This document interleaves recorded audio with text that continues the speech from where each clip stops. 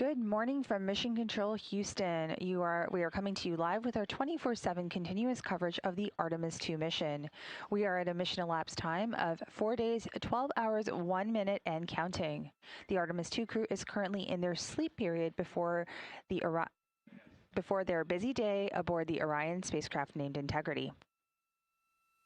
Currently in mission control here in the Artemis flight control room, the Orbit 3 team of flight controllers continues to support and plan for the day ahead, which is Flight Day 6, our lunar flyby day. Today in the room, the flight director that you see on your screen wearing the blue jacket is Brandon Lloyd. And next to Brandon Lloyd is our capsule communicator, or CAPCOM, our ground IV to the crew, as Amy Dill.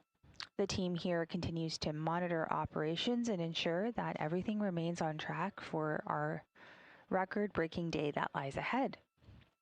Now, on our big board that you see in the front of the room, we have a couple of different features. And the first thing that we have is a map that you see in the center.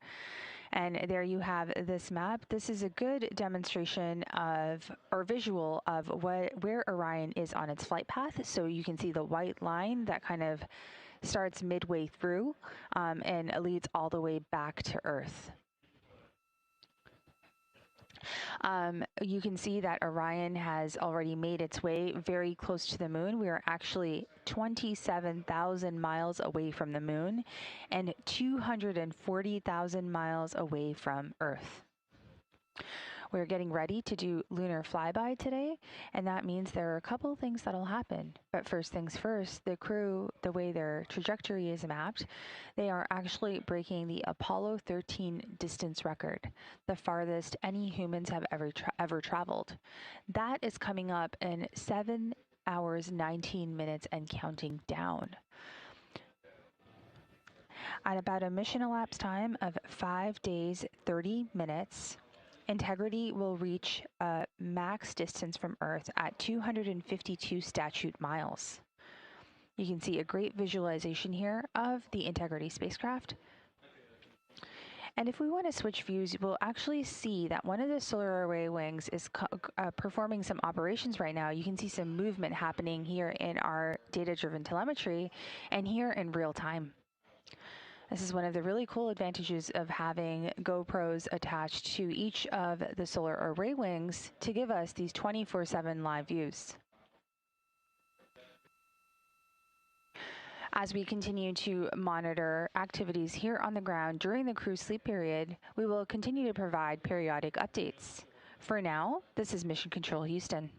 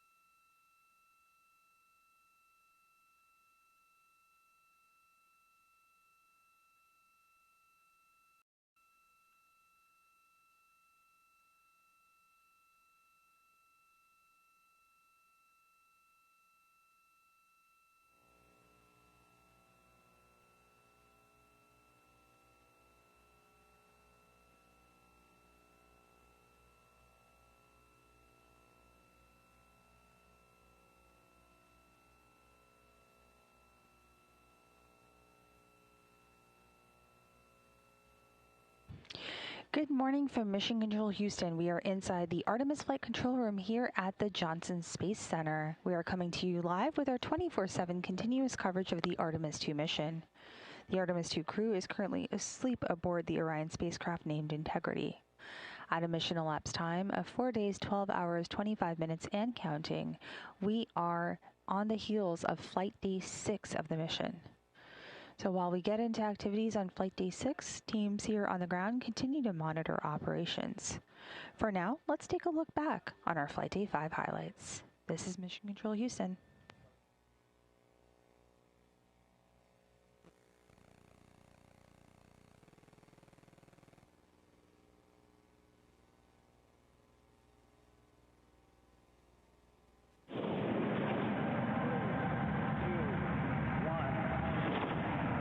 Hello, Reed, Victor, Christina, and Jeremy. This is Apollo 16 astronaut Charlie Duke. John Young and I landed on the moon in 1972 in the lunar module we named Orion. I'm glad to see a different kind of Orion helping return humans to the moon as America charts the course to the lunar surface. Below you on the moon is a photo of my family. I pray it reminds you that we in America and all of the world are cheering you on. Thanks to you and the whole team on the ground for building on our Apollo legacy with Artemis. Godspeed and safe travels home.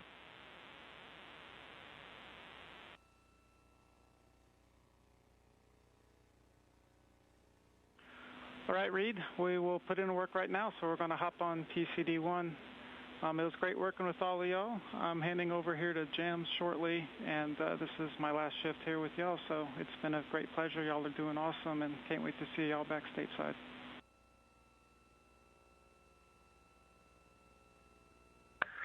Thanks, Mike. Absolutely excellent. If you want to do one final count check, we can switch over to any OE that you want. We can do as many as you want. And then one parting word, if you could please contact Frank Rubio and have him tell my kids to start emailing the other crew members here so that I can at least talk to them. That would be a huge, huge help. Thank you.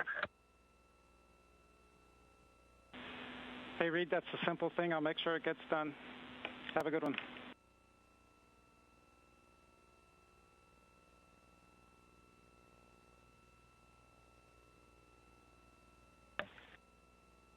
Mike, Integrity, comm check. Christine, I got you loud and clear. How about me? Yeah, buddy, we have you the same. It's been great working with you. Thank you for all the help and support. For sure. Y'all have been amazing. I've loved every minute of it.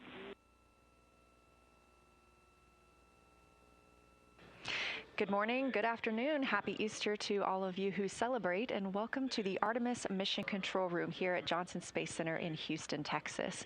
We are starting Flight Day 5. The astronauts just woke up at 11:05 a.m. Central Time. Currently, the teams are handing over from the Orbit 3 team to the Orbit 1 team led by Jeff Radigan here in Mission Control. It's going to be a busy day for the crew with their Ox suit demo in which they will be donning their spacesuits rapidly as if they were in an emergency. Currently, Orion is over 63,000 miles away from the moon, 215,000 miles away from our home planet Earth. We are MET, mission elapsed time, 3 days, 18 hours, and 28 minutes.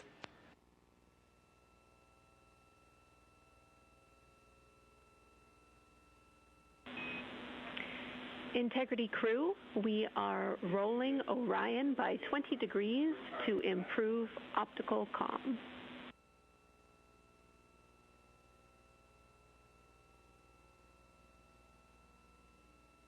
Those communications you just heard called to the crew were from Capcom Jenny Gibbons. She is a Canadian Space Agency astronaut and backup Artemis II astronaut. She'll be the voice you hear speaking with the crew from the ground today. That information was about the optical communications system, letting the crew know that they are going to maneuver the spacecraft to get better pointing for that optical communications. This OPCOM system allows the team to transmit science data, procedures, flight plans, communications, and more as a link between Orion and Mission Control. These are laser communications, so they use infrared light rather than traditional radio waves, and that allows more data to be sent. You are welcome to come on board.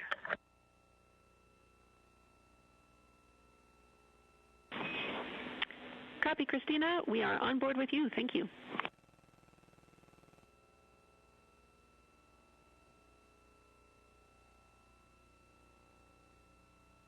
You're looking at a live view inside the Orion spacecraft, now just 61,919 miles away from the moon, the destination of this flight and where they will arrive for the flyby tomorrow.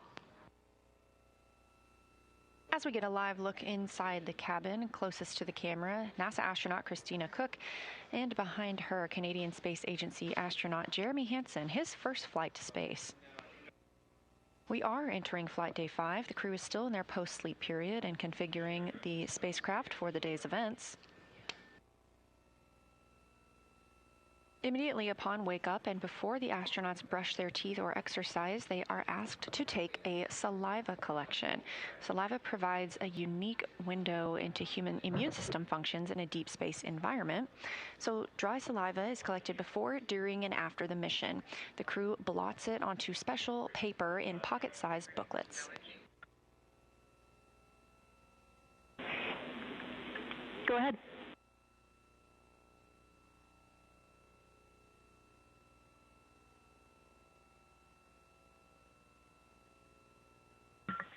Yeah, low priority. Can you please tell me a good stow location for the 2 lens caps? I looked up lens cap in the packing plan and wasn't able to find anything. Thanks for the help. Low priority. Copy, Christina. Ivy is looking at it. As we've seen throughout the mission, the crew will call down when they need to find something or when they need to store something. Everything aboard the spacecraft is tracked so it can be easily accessible or easily stowed and found later.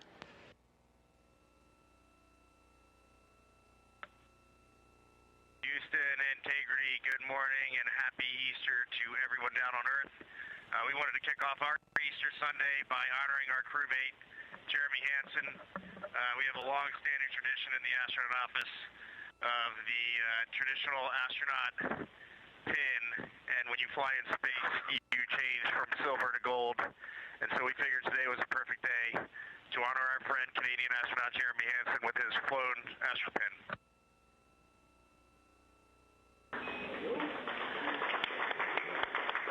Wow, that sounds like it took a lot of people to make this little representation that we have in the office, this tradition, come to reality for me, so a lot of gratitude for all those people. It's a pretty special experience. Thanks for doing this, guys. Congratulations.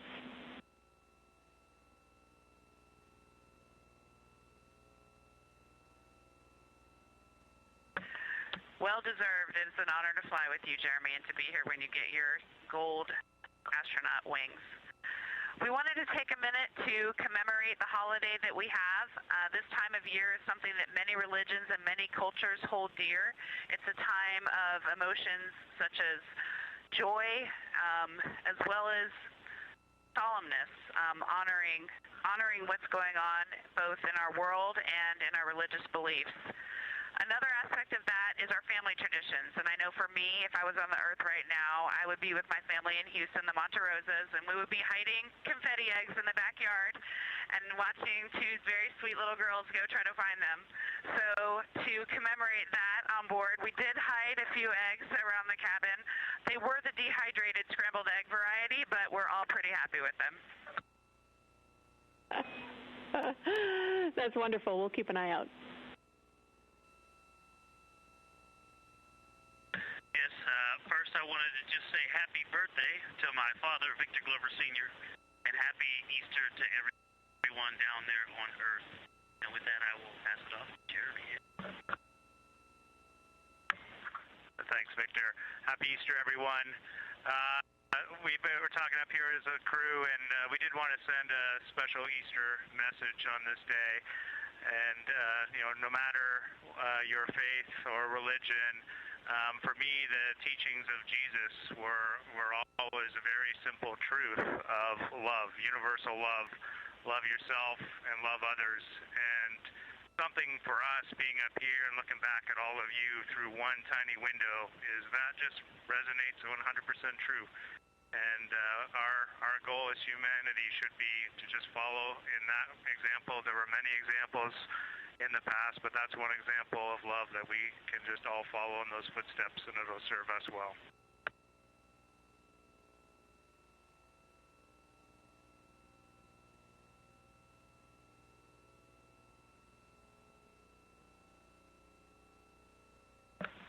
And with that, Houston, we are eager and ready to start our exciting day of suit ops with you all. And we don't have any specific comments yet, but ready to hear what you've got for us. Thank you, Integrity. A lot of gratitude for that message down here, and it's wonderful to see Jeremy get that pin. So thank you for sharing with us.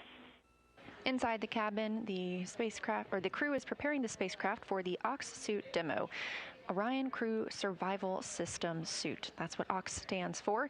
Today they will be donning their suits or getting into those suits. 2 will be doing so rapidly and 2 will be doing so at a normal pace. These suits are what the crew members wear during launch and re-entry. It's also what would protect them in the event of a depressurization in the spacecraft. These Orion Crew Survival System suits could keep the crew member wearing it in a breathable atmosphere for up to 6 days if Orion were to depressurize. Now, this is obviously the first time that humans have ever flown aboard Orion, so the first time we've gotten the opportunity to test out these suits. So after they put on the suits, they will pressurize them, and then they will install their seats. They uninstalled their seats following arrival in their high Earth orbit. And with these suits being pressurized, that seat install would be a little more difficult. Jenny, we are ready for the position to latch the leg assemblies onto the seat backs for 1 and 2. For both seats 1 and 2, you're looking for the seat pan position. You will be putting the pit pins in position 3 and 7 for both seats.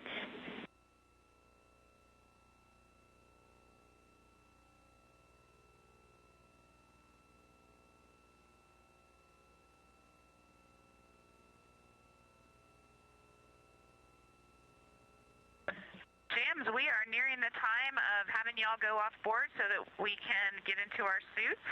Just wanted to check in with you on timing or anything else you've noted that you want to share before we get into that.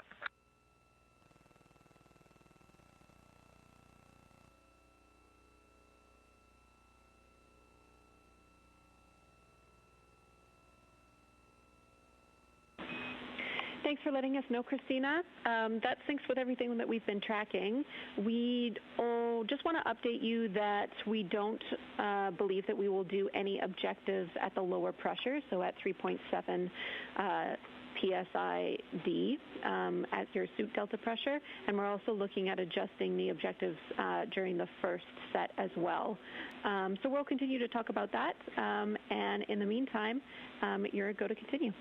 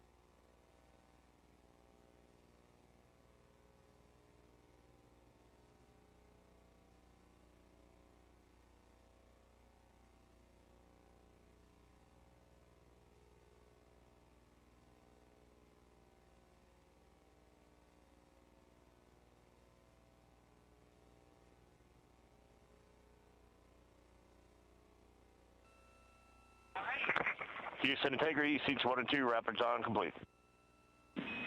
Copy, rapid dawn complete, seats 1 and 2. Thank you.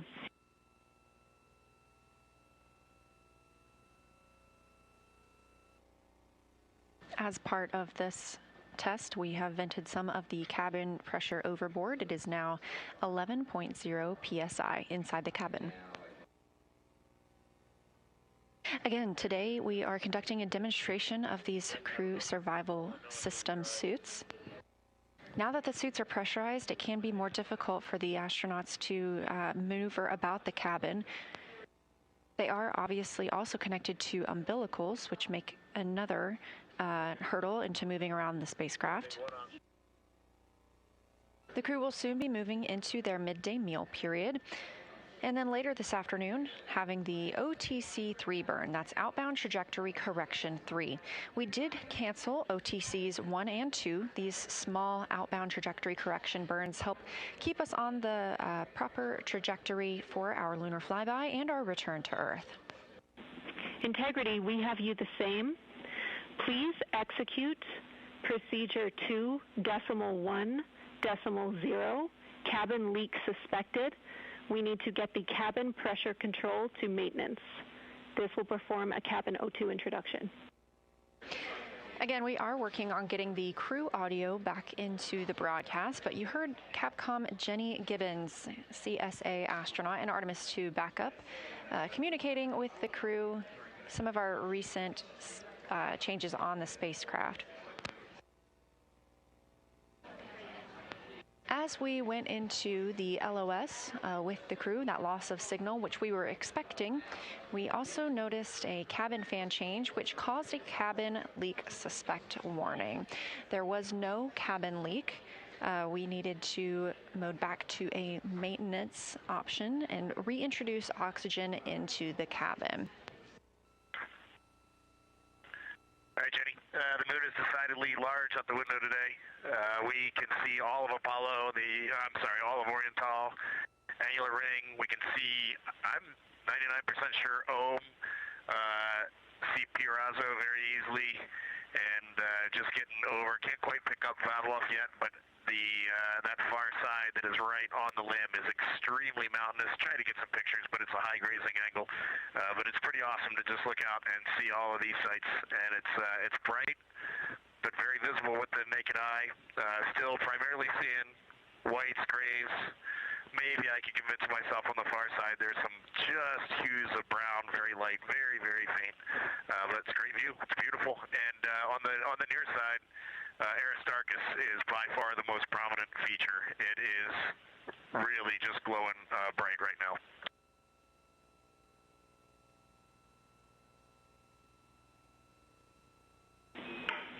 That's beautiful, Reed. Thanks for bringing us all up there with you.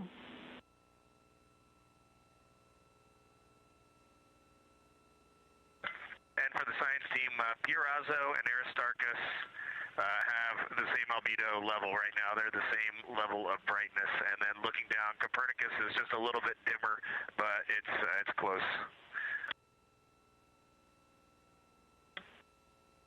And Houston Integrity, just one other observation. Looking at the Terminator, it's almost a full moon from this perspective, but we got the Terminator on the western edge of the moon, about 1 Oriental diameter from Oriental, and just with our plain eyes, you can really start to see topography. There is elevation on the moon, not just variation in color, and that already makes the moon look wildly different. Houston Integrity confirming your go-no-go for this burn. Integrity Houston, MCC has pulled go for the burn.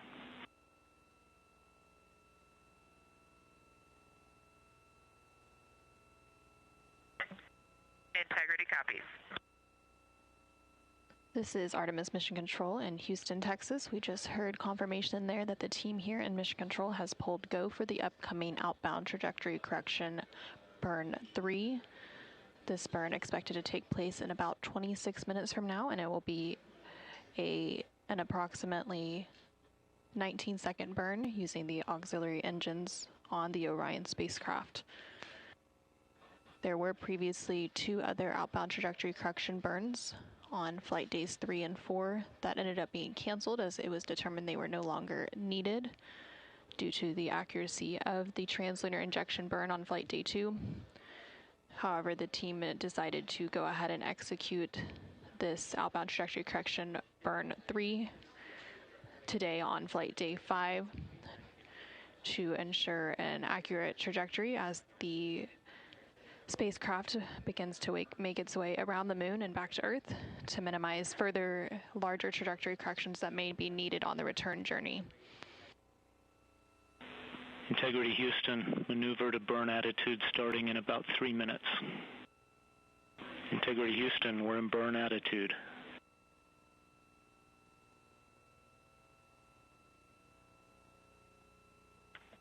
We see the same.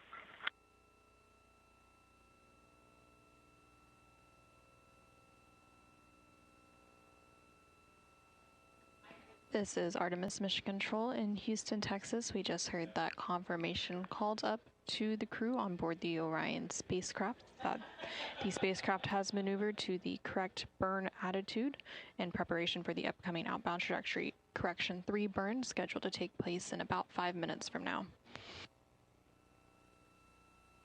This is Artemis Mission Control in Houston, Texas.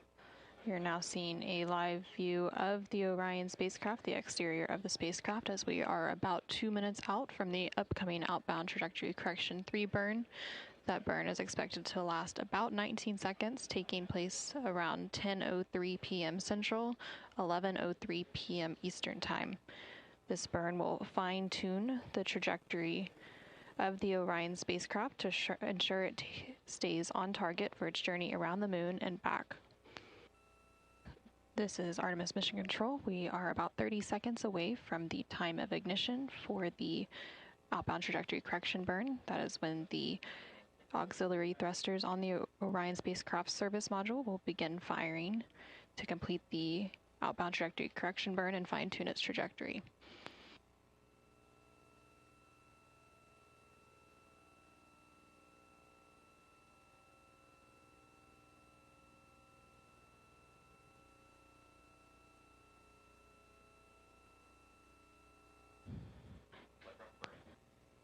And we have confirmation that that outbound trajectory correction burn is now underway.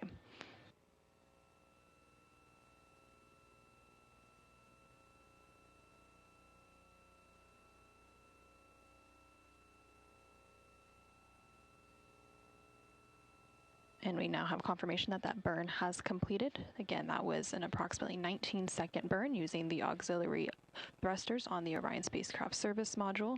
That burn completed at 10:03 p.m. Central Time, 11:03 p.m. Eastern Time to further fine-tune the Orion spacecraft's trajectory as it continues to make its way around the moon, and it was a good burn. Integrity Houston, good burn. We are assessing the details.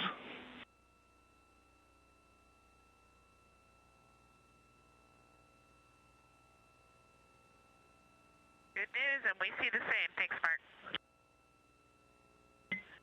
Great to finally do a burn. I know. A nice, beautiful little burn, too. Hey, be advised we are maneuvering for opportunistic science, and you would need to configure your D5 and Z9 cameras for that, like yesterday.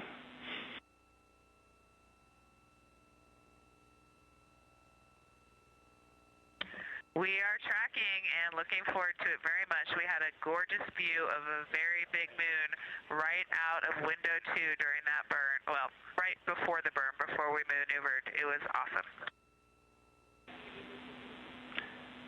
And looks like we'll be back at window 2 for this as well. This is Artemis Mission Control. About 7 minutes ago, the Orion spacecraft executed the outbound trajectory correction 3 burn to fine-tune the trajectory of the Orion spacecraft as it continues to make its way around the moon, with that lunar flyby planned for tomorrow on flight day 6. Now that that outbound trajectory correction burn is complete, teams will be maneuvering the Orion spacecraft into an attitude to be able to capture some opportunistic imaging of the moon.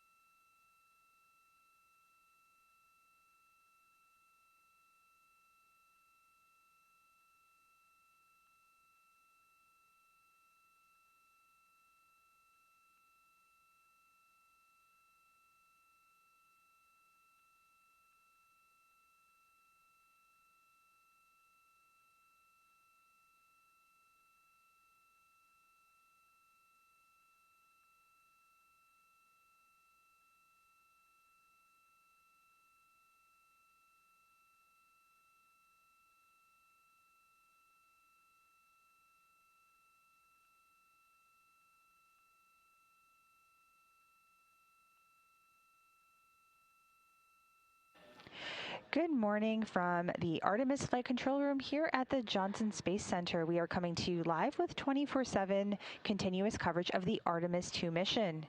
The Artemis II crew is in their sleep period right now aboard Orion, named Integrity. The crew will be waking up in just under 2 hours and 49 minutes and counting. We are currently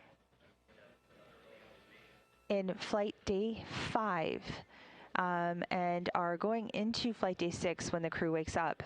Flight day 6 is, of course, our lunar flyby day, and you can see now the Orion spacecraft with live views from our solar array wings. You can see the moon getting closer and closer out in the distance, and the spacecraft getting there. So right now we are 241,000 miles and counting away from Earth and 24,000 miles away from the moon. We will pass our Apollo distance record in about 5 hours, 57 minutes and counting down. For now, let's take a look back at Flight Day 5's highlights.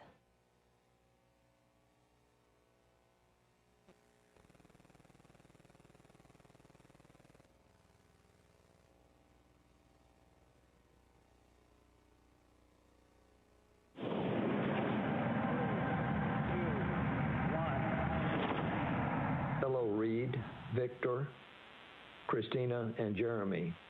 This is Apollo 16 astronaut Charlie Duke. John Young and I landed on the moon in 1972 in the lunar module we named Orion. I'm glad to see a different kind of Orion helping return humans to the moon as America charts the course to the lunar surface. Below you on the moon is a photo of my family. I pray it reminds you that we in America and all of the world are cheering you on.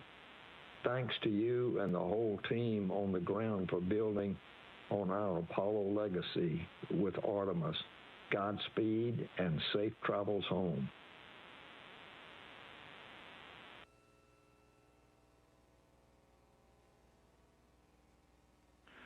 All right, Reed, we will put in work right now, so we're going to hop on PCD-1. It was great working with all of y'all. I'm handing over here to Jams shortly, and this is my last shift here with y'all, so it's been a great pleasure. Y'all are doing awesome, and can't wait to see y'all back stateside.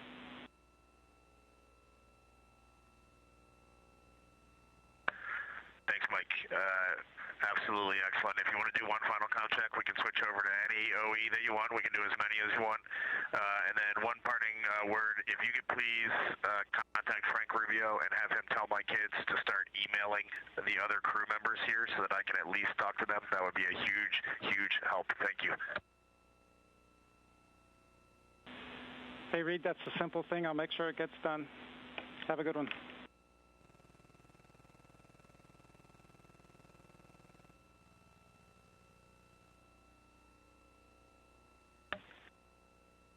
Mike, Integrity, comp check. Christine, I got you loud and clear. How about me?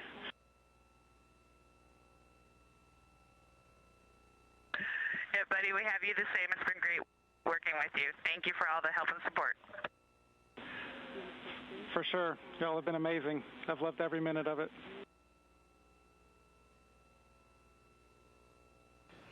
Good morning, good afternoon, happy Easter to all of you who celebrate, and welcome to the Artemis Mission Control Room here at Johnson Space Center in Houston, Texas. We are starting Flight Day 5. The astronauts just woke up at 11:05 a.m. Central Time.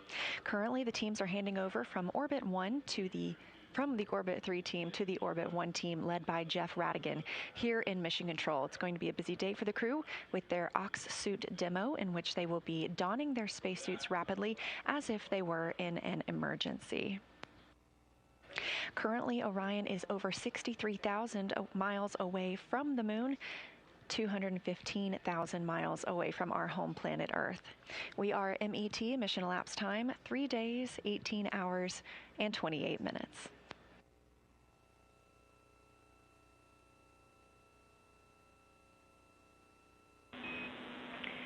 Integrity crew, we are rolling Orion by 20 degrees to improve optical comm.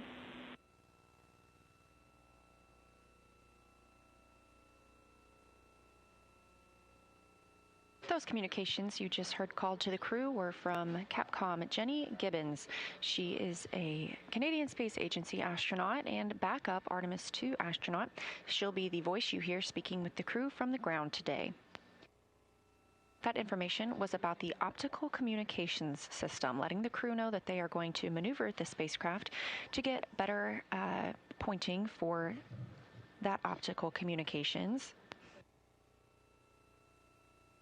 This OPCOM system allows the team to transmit science data, procedures, flight plans, communications, and more as a link between Orion and Mission Control. These are laser communications, so they use infrared light rather than traditional radio waves, and that allows more data to be sent. You are welcome to come on board.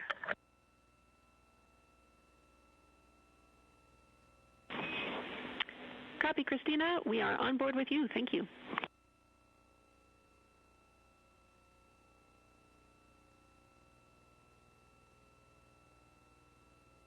You're looking at a live view inside the Orion spacecraft, now just 61,919 miles away from the moon, the destination of this flight and where they will arrive for the flyby tomorrow.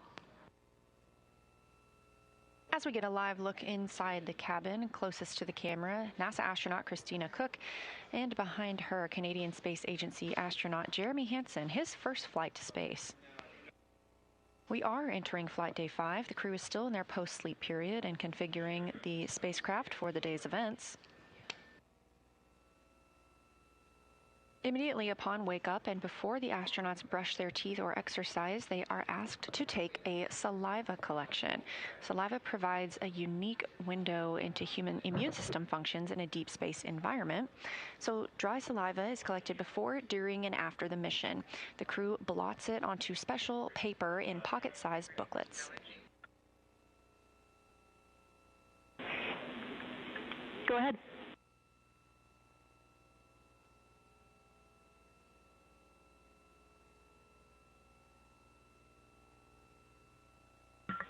Yeah, low priority. Can you please tell me a good stow location for the 2 lens caps?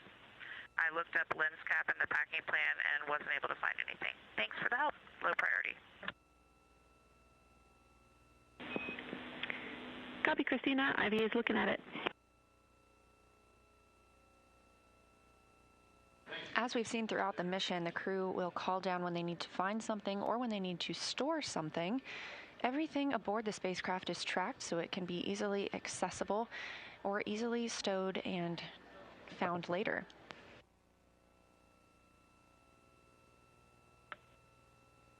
Houston, Integrity, good morning and happy Easter to everyone down on Earth. We wanted to kick off our Easter Sunday by honoring our crewmate, Jeremy Hansen. We have a long-standing tradition in the astronaut office of the traditional astronaut pin, and when you fly in space, you change from silver to gold, and so we figured today was a perfect day to honor our friend Canadian astronaut Jeremy Hansen with his flown astro pin.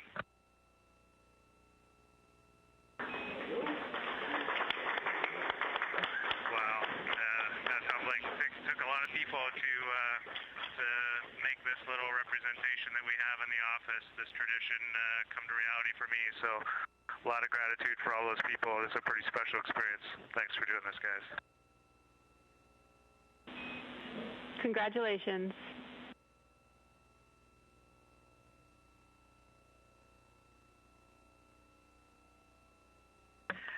Well deserved. It's an honor to fly with you, Jeremy, and to be here when you get your gold astronaut wings. We wanted to take a minute to commemorate the holiday that we have. This time of year is something that many religions and many cultures hold dear.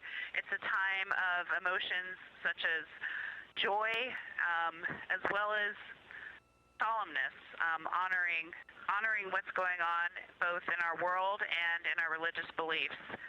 Another aspect of that is our family traditions, and I know for me, if I was on the Earth right now, I would be with my family in Houston, the Monte Rosas, and we would be hiding confetti eggs in the backyard and watching 2 very sweet little girls go try to find them. So to commemorate that on board, we did hide a few eggs around the cabin. They were the dehydrated scrambled egg variety, but we're all pretty happy with them. That's wonderful. We'll keep an eye out. Yes, first I wanted to just say happy birthday to my father, Victor Glover Sr., and happy Easter to everyone down there on Earth. And with that, I will pass it off to Jeremy. Thanks, Victor. Happy Easter, everyone. We're talking up here as a crew, and we did want to send a special Easter message on this day. And, no matter your faith or religion, for me, the teachings of Jesus were always a very simple truth of love, universal love. Love yourself and love others. And something for us being up here and looking back at all of you through one tiny window is that just resonates 100% true. And our goal as humanity should be to just follow in that example. There were many examples in the past, but that's one example of love that we can just all follow in those footsteps, and it'll serve us well.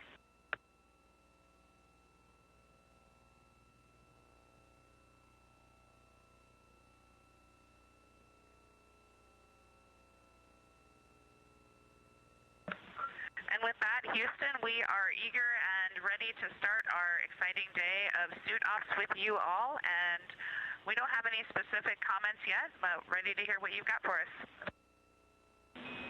Thank you, Integrity. A lot of gratitude for that message down here, and it's wonderful to see Jeremy get that pin. So thank you for sharing with us. Inside the cabin, the spacecraft, or the crew is preparing the spacecraft for the OX suit demo. Orion Crew Survival System Suit. That's what OX stands for. Today they will be donning their suits or getting into those suits. 2 will be doing so rapidly and 2 will be doing so at a normal pace. These suits are what the crew members wear during launch and re-entry. It's also what would protect them in the event of a depressurization in the spacecraft. These Orion Crew Survival System suits could keep the crew member wearing it in a breathable atmosphere for up to 6 days if Orion were to depressurize. Now, this is obviously the first time that humans have ever flown aboard Orion, so the first time we've gotten the opportunity to test out these suits. So after they put on the suits, they will pressurize them, and then they will install their seats. They uninstalled their seats following arrival in their high Earth orbit. And with these suits being pressurized, that seat install would be a little more difficult. Jenny, we are ready for the position to latch the leg assemblies onto the seat backs for 1 and 2. For both seats 1 and 2, you're looking for the seat pan position. You will be putting the pit pins in position 3 and 7 for both seats.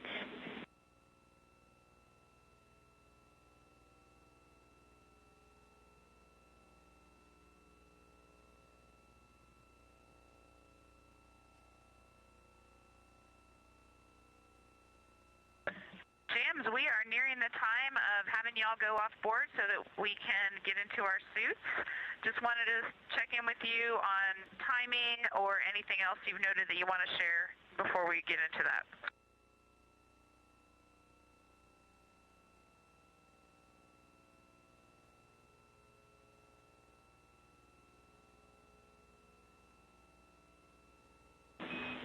Thanks for letting us know, Christina. That syncs with everything that we've been tracking. We just want to update you that we don't believe that we will do any objectives at the lower pressure, so at 3.7 PSID at your suit delta pressure, and we're also looking at adjusting the objectives during the first set as well. So we'll continue to talk about that, and in the meantime, you're go to continue.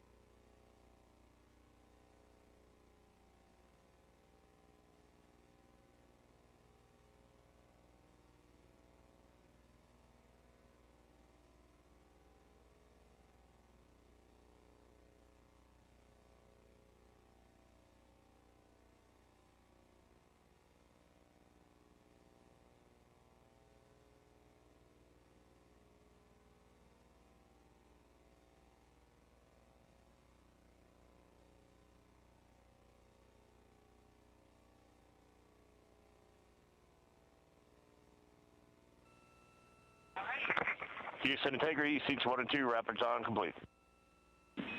Copy. Rapid dawn complete, seats 1 and 2. Thank you.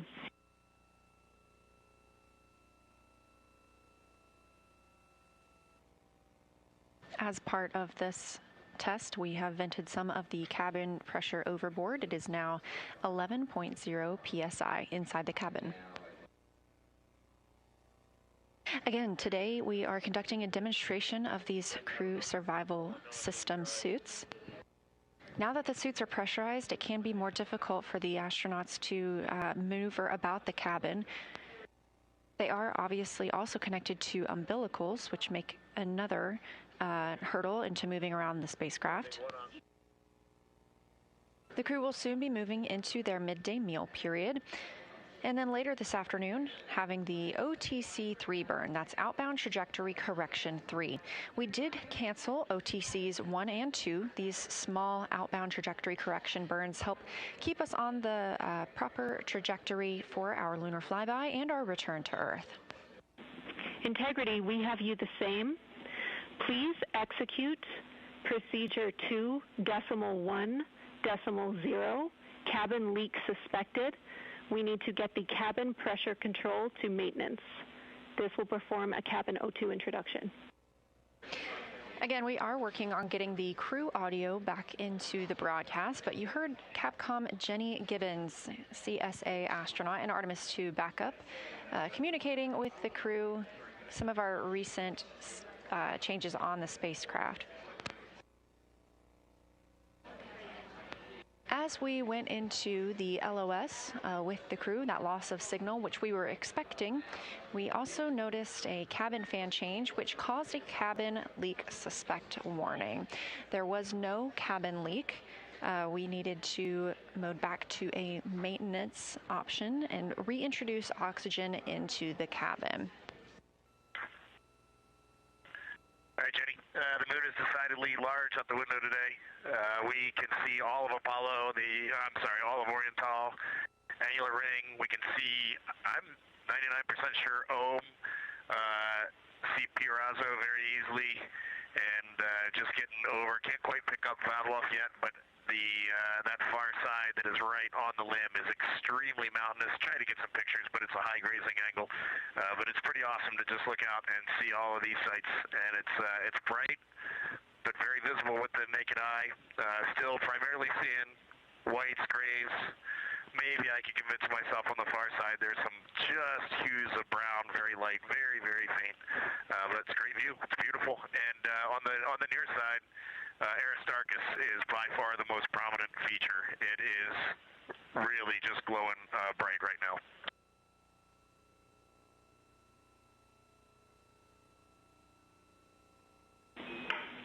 That's beautiful, Reed. Thanks for bringing us all up there with you.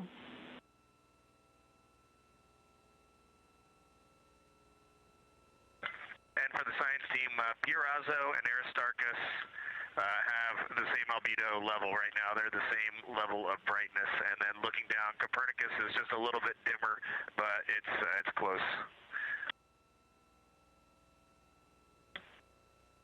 And Houston Integrity, just one other observation. Looking at the Terminator, it's almost a full moon from this perspective, but we got the Terminator on the western edge of the moon, about 1 Oriental diameter from Oriental, and just with our plain eyes, you can really start to see topography. There is elevation on the moon, not just variation in color, and that already makes the moon look wildly different.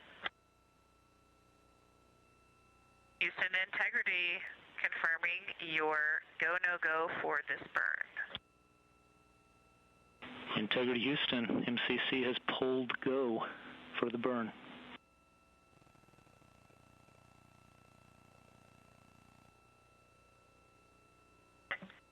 Integrity copies. This is Artemis Mission Control in Houston, Texas. We just heard confirmation there that the team here in Mission Control has pulled go for the upcoming outbound trajectory correction burn 3. This burn expected to take place in about 26 minutes from now, and it will be an approximately 19-second burn using the auxiliary engines on the Orion spacecraft. There were previously 2 other outbound trajectory correction burns on flight days 3 and 4 that ended up being canceled as it was determined they were no longer needed due to the accuracy of the translunar injection burn on flight day 2. However, the team decided to go ahead and execute this outbound trajectory correction burn 3 today on flight day 5 to ensure an accurate trajectory as the spacecraft begins to make its way around the moon and back to Earth to minimize further larger trajectory corrections that may be needed on the return journey. Integrity Houston, maneuver to burn attitude starting in about 3 minutes. Integrity Houston, we're in burn attitude.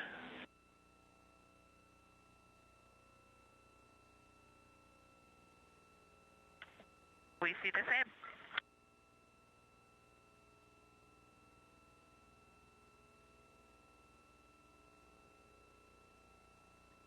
This is Artemis Mission Control in Houston, Texas. We just heard that confirmation called up to the crew on board the Orion spacecraft that the spacecraft has maneuvered to the correct burn attitude in preparation for the upcoming outbound trajectory correction 3 burn scheduled to take place in about 5 minutes from now. This is Artemis Mission Control in Houston, Texas. You're now seeing a live view of the Orion spacecraft, the exterior of the spacecraft, as we are about 2 minutes out from the upcoming outbound trajectory correction 3 burn. That burn is expected to last about 19 seconds, taking place around 10:03 p.m. Central, 11:03 p.m. Eastern Time. This burn will fine-tune the trajectory of the Orion spacecraft to ensure it stays on target for its journey around the moon and back. This is Artemis Mission Control. We are about 30 seconds away from the time of ignition for the outbound trajectory correction burn. That is when the auxiliary thrusters on the Orion spacecraft service module will begin firing to complete the outbound trajectory correction burn and fine-tune its trajectory.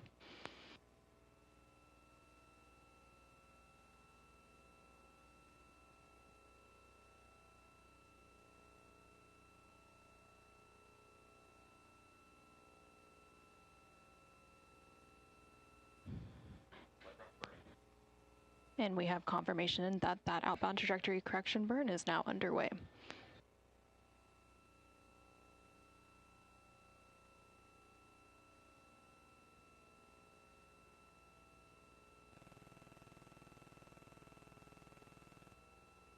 And we now have confirmation that that burn has completed. Again, that was an approximately 19-second burn using the auxiliary thrusters on the Orion spacecraft service module.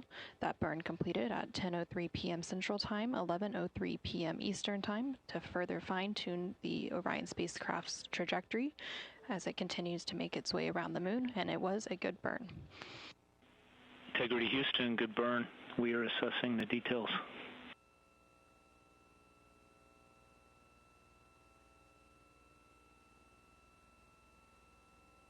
Good news, and we see the same. Thanks, Mark. Great to finally do a burn. I know. A nice, beautiful little burn, too. Be advised we are maneuvering for opportunistic science, and you would need to configure your D5 and Z9 cameras for that, like yesterday.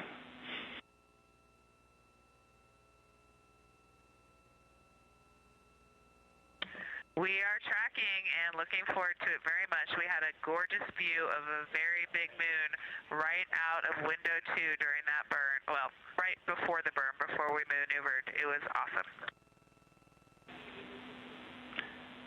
And looks like we'll be back at window 2 for this as well. This is Artemis Mission Control. About 7 minutes ago, the Orion spacecraft executed the outbound trajectory correction 3 burn to fine-tune the trajectory of the Orion spacecraft as it continues to make its way around the moon, with that lunar flyby planned for tomorrow on flight day 6.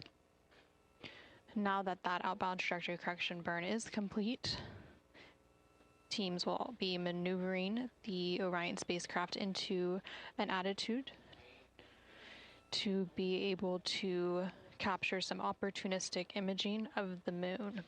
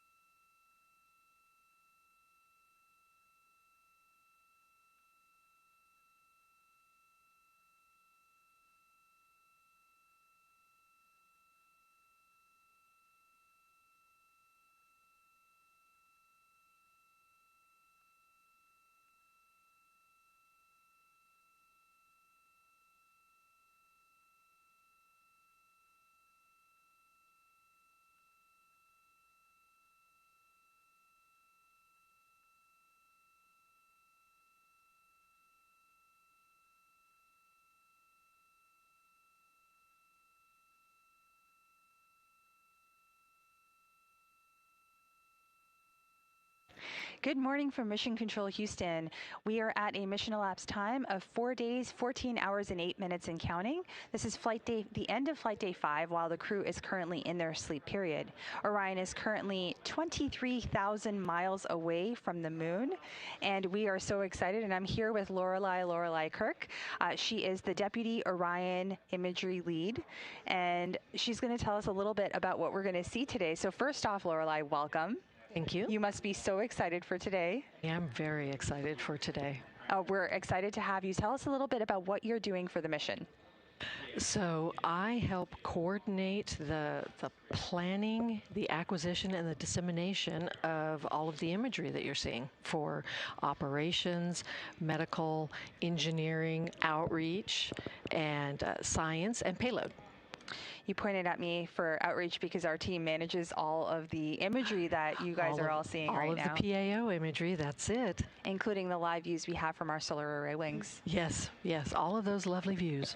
That's excellent. So you just came from the Orion MIR. What is the MIR and what console position do you sit at? So the MIR is the Mission Evaluation Room. It's sort of the back room to the MCC. That's where all the engineers sit. That we are actually what the front room goes and asks questions for if something happens. So I sit at the imagery console, and we are constantly monitoring both what flight is saying here and then also what the manager of the MIR is saying. And we talk to all the disciplines to make sure that they're getting what they need. Excellent. And we have several cameras inside and outside of Orion. So I'd like to start with you talking about the live views we're seeing right now on our screen here, up here on the big board. Tell us a little bit about those cameras that are on the outside of Orion. Yeah, so this is actually from a SAW camera, solar array wing. We have cameras on each of the SAW cameras, so there's 4 there, and you're currently, viewing the back side of the service module, and then you have the moon there. That is very bright because these cameras are actually set to look at the vehicle, not at the moon or the Earth or stars. They're there so that we can see the external portion of the vehicles for inspections or any issues we might come up with.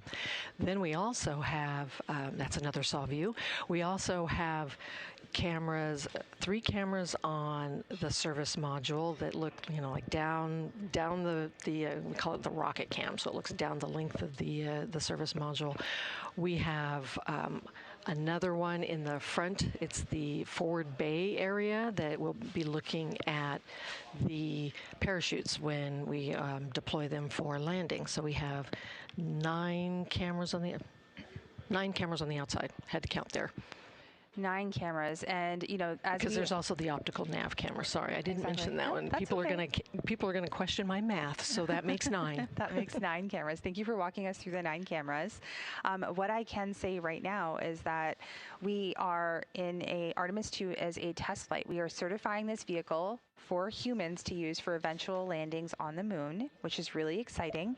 And all of the cameras are pointed right now at the vehicle, so we can make sure that the vehicle is healthy and remains healthy while the crew is sleeping aboard it. We're monitoring stuff here on the ground, right? Yes, it's one of those things where they sleep, we watch. Yeah, they sleep, we watch. That's a great way of putting it. And we are also looking at the sun, the stars, the planets, the moon, whenever we are going to be doing our flyby operations a little bit later on too, right? That's correct. So we'll maneuver those solar arrays, is that right? Yes, we'll maneuver 1 or 2 of them to look at the moon. We have to have some of them still in sun track because we need those solar array wings to collect our energy.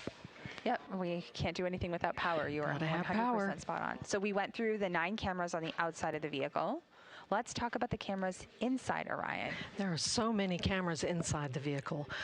So let's see. We'll start with the ones that are mounted. We have one that looks at the display units that we saw on day of launch. We have 2 that look out the windows. So one of those will be viewing the moon when we're doing the flyby. So exciting. We have the docking camera, of course. Right. Then we have 2 medical ones that are attached to watch the astronauts during launch and during landing. Then we have just an enormous number of handheld cameras. So the crew has a little GoPro that they like to use for video. They have 2 Nikon D5s. That's where we get the amazing images of the moon. We got a beautiful picture of the Earth the other day. So those are 2 D5s. They have a Nikon Z9 camera. That's the one that we're going to be using in the future. So for Artemis 1 and then when we're on the moon. So we're kind of testing it for this mission. So we're going to compare the D5 and the Z9 to see how it looks taking pictures of the moon. Then we have 5 different Nat Geo cameras for their documentary.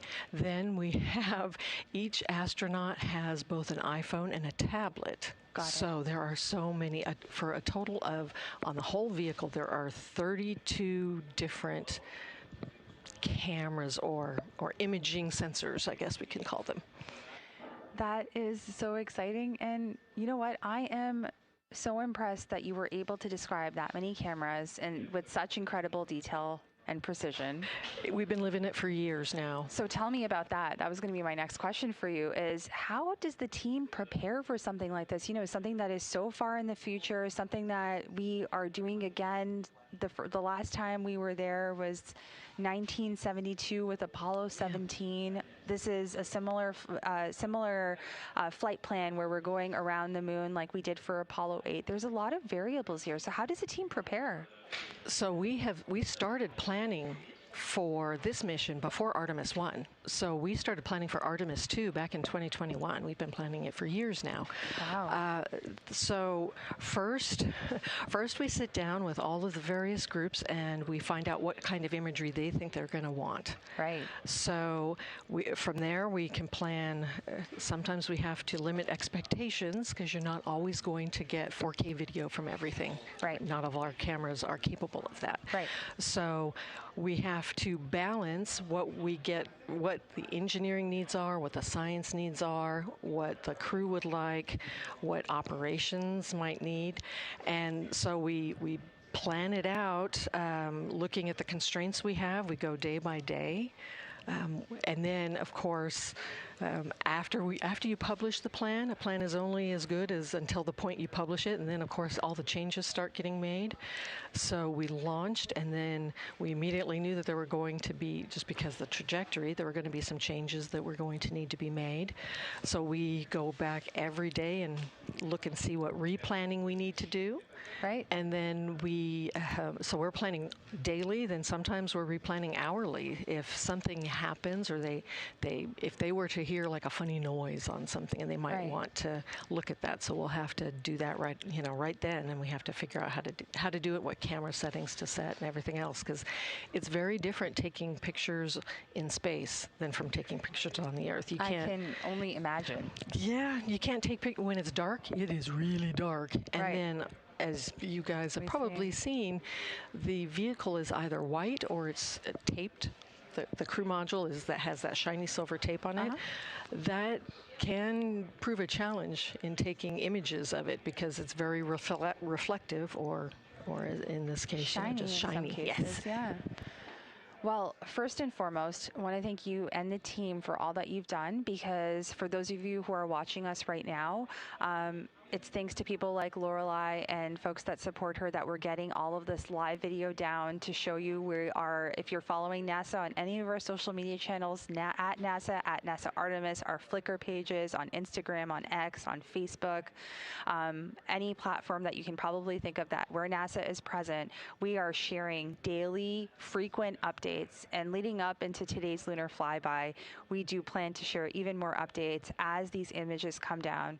And of course, it should be noted that this is a test flight. So some things, they may not perform as we're anticipating, and that's okay as long as the crew is safe and we are getting information out to everybody watching in real time as quickly as the team can work. So we have a lot to do today, and it continues to be busy all the way through crew extraction. How are you feeling? I am so excited, and I'm a little apprehensive because everyone's going to be, relying on the cameras. Watching. But moon missions have a special place in my heart. My father worked on the Saturn V rocket for Apollo missions, so I've always been excited by the moon, and this is just, I wish he was still alive to be able to see this, because this is just everything. I'm sure he is looking down on you, super proud. Thank you to you and your family for your contributions to NASA's exploration efforts. Congratulations. We'll continue to watch, but for now we have Lorelei Kirk, who is here with us from the Orion Imagery team. She's the deputy lead for Imagery. We'll continue to provide you with live 24/7 coverage of the mission. And as mentioned, we are at a mission elapsed time of 4 days, 14 hours, 19 minutes, and we are about 22,000 miles away from the moon. For now, this is Mission Control Houston.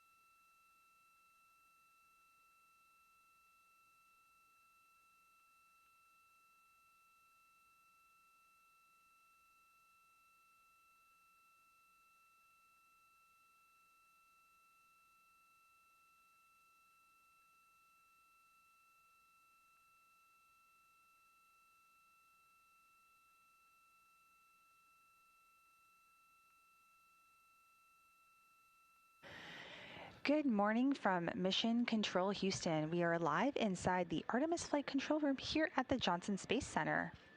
We are coming to you live with 24/7 continuous coverage of the Artemis II mission. We are at a mission elapsed time of 4 days, 14 hours, 26 minutes, and counting. The Orbit 3 team of flight controllers is currently on shift planning the much anticipated day ahead. Speaking of the day ahead, we are about 4 hours, 57 minutes and counting to pass the Apollo 13 distance record. That distance record marks the furthest humans have ever traveled into deep space. In addition to that, we are counting down 10 hours, 1 minute and counting from our lunar flyby, which you will catch when Flight Day 6 kicks off right here with my colleagues Leah Cheshire Mustachio and Anna Schneider. Orion is currently 243,000 miles away from Earth and just 22,000 miles away from the moon. You see that bright moon in the distance on the vehicle. For now, let's take a look back at Flight Day 5. Here are your mission highlights. For now, this is Mission Control Houston.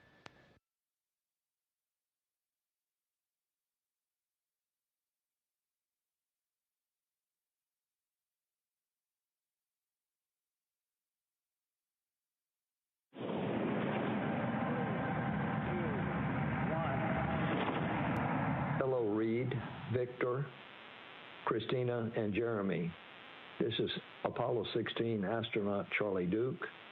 John Young and I landed on the moon in 1972 in the lunar module we named Orion. I'm glad to see a different kind of Orion helping return humans to the moon as America charts the course to the lunar surface.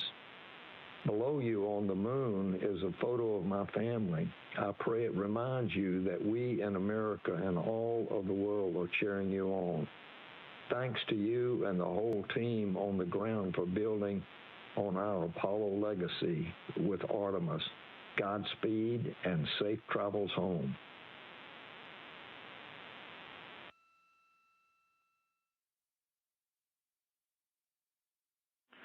All right, Reed, we will put in work right now, so we're going to hop on PCD-1. It was great working with all of y'all. I'm handing over here to Jams shortly, and this is my last shift here with y'all, so it's been a great pleasure. Y'all are doing awesome, and can't wait to see y'all back stateside.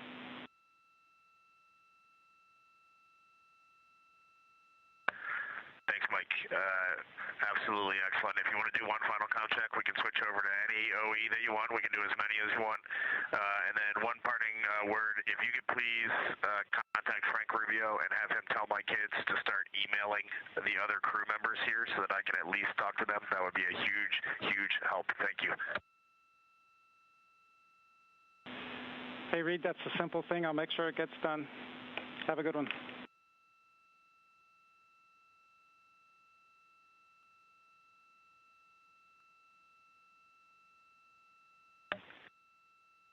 Mike, integrity, comm check.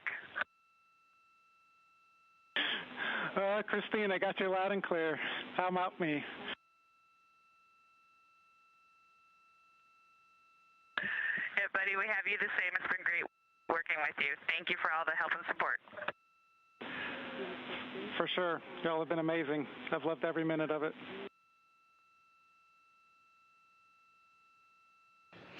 Good morning, good afternoon, happy Easter to all of you who celebrate, and welcome to the Artemis Mission Control Room here at Johnson Space Center in Houston, Texas.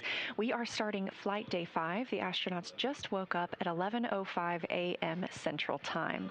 Currently, the teams are handing over from Orbit 1 from the Orbit 3 team to the Orbit 1 team led by Jeff Radigan here in Mission Control. It's going to be a busy day for the crew with their Ox suit demo in which they will be donning their spacesuits rapidly as if they were in an emergency.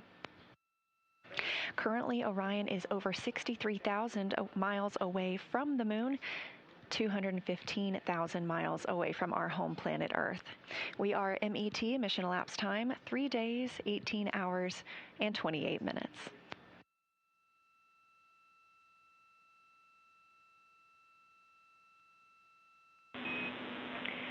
Integrity crew, we are rolling Orion by 20 degrees to improve optical comm.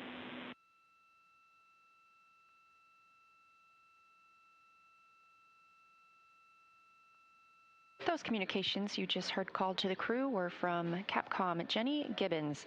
She is a Canadian Space Agency astronaut and backup Artemis II astronaut. She'll be the voice you hear speaking with the crew from the ground today. That information was about the optical communications system, letting the crew know that they are going to maneuver the spacecraft to get better pointing for that optical communications.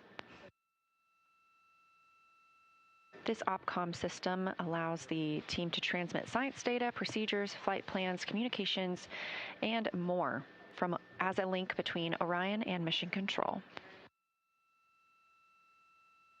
These are laser communications, so they use infrared light rather than traditional radio waves, and that allows more data to be sent. You are welcome to come on board.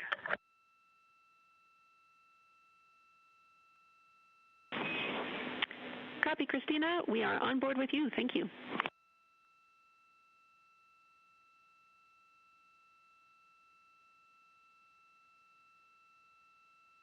You're looking at a live view inside the Orion spacecraft, now just 61,919 miles away from the moon, the destination of this flight and where they will arrive for the flyby tomorrow. As we get a live look inside the cabin closest to the camera, NASA astronaut Christina Cook, and behind her, Canadian Space Agency astronaut Jeremy Hansen, his first flight to space.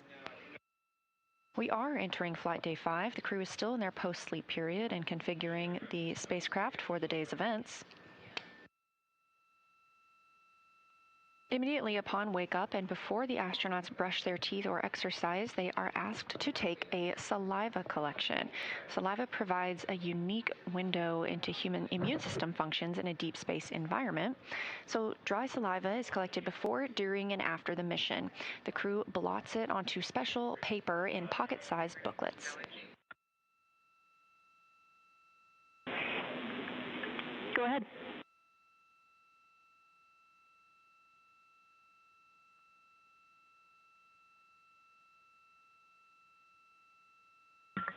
Yeah, low priority. Can you please tell me a good stow location for the 2 lens caps?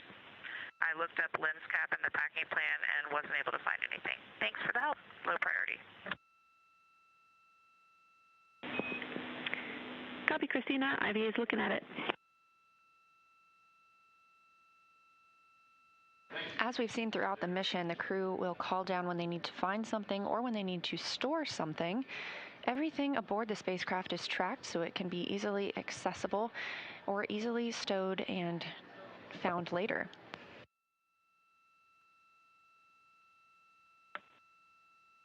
Houston, Integrity, good morning and happy Easter to everyone down on Earth. We wanted to kick off our Easter Sunday by honoring our crewmate, Jeremy Hansen.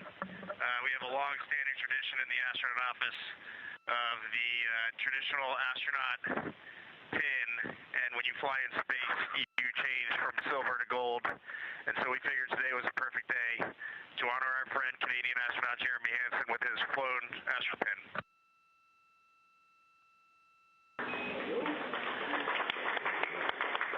Wow, that sounds like it took a lot of people to make this little representation that we have in the office, this tradition come to reality for me, so a lot of gratitude for all those people. It's a pretty special experience. Thanks for doing this, guys.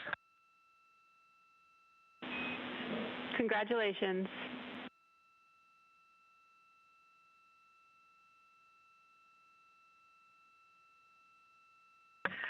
Well deserved. It's an honor to fly with you, Jeremy, and to be here when you get your gold astronaut wings. We wanted to take a minute to commemorate the holiday that we have. This time of year is something that many religions and many cultures hold dear. It's a time of emotions such as joy, as well as solemnness, honoring what's going on both in our world and in our religious beliefs. Another aspect of that is our family traditions, and I know for me, if I was on the Earth right now, I would be with my family in Houston, the Monte Rosas, and we would be hiding confetti eggs in the backyard and watching 2 very sweet little girls go try to find them. So to commemorate that on board, we did hide a few eggs around the cabin. They were the dehydrated scrambled egg variety, but we're all pretty happy with them. That's wonderful. We'll keep an eye out. Yes, first I wanted to just say happy birthday to my father, Victor Glover Sr., and happy Easter to everyone down there on Earth. And with that, I will pass it off to Jeremy. Thanks, Victor. Happy Easter, everyone. We're talking up here as a crew, and we did want to send a special Easter message on this day. And, no matter your faith or religion, for me, the teachings of Jesus were always a very simple truth of love, universal love. Love yourself and love others. And something for us being up here and looking back at all of you through one tiny window is that just resonates 100% true. And our goal as humanity should be to just follow in that example. There were many examples in the past, but that's one example of love that we can just all follow in those footsteps, and it'll serve us well.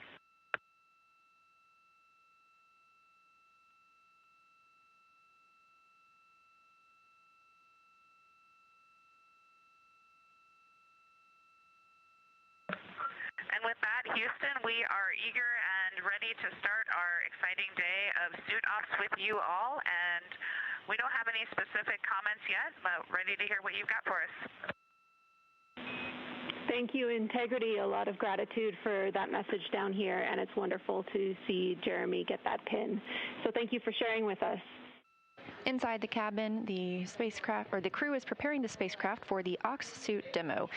Orion Crew Survival System Suit. That's what OX stands for. Today they will be donning their suits or getting into those suits. 2 will be doing so rapidly and 2 will be doing so at a normal pace. These suits are what the crew members wear during launch and re-entry. It's also what would protect them in the event of a depressurization in the spacecraft. These Orion Crew Survival System suits could keep the crew member wearing it in a breathable atmosphere for up to 6 days if Orion were to depressurize. Now, this is obviously the first time that humans have ever flown aboard Orion, so the first time we've gotten the opportunity to test out these suits. So after they put on the suits, they will pressurize them, and then they will install their seats. They uninstalled their seats following arrival in their high Earth orbit. And with these suits being pressurized, that seat install would be a little more difficult. Jenny, we are ready for the position to latch the leg assemblies onto the seat backs for 1 and 2. For both seats 1 and 2, you're looking for the seat pan position. You will be putting the pit pins in position 3 and 7 for both seats.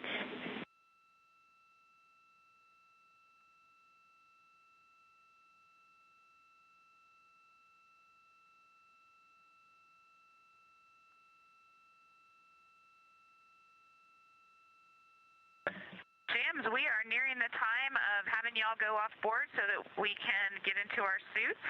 Just wanted to check in with you on timing or anything else you've noted that you want to share before we get into that.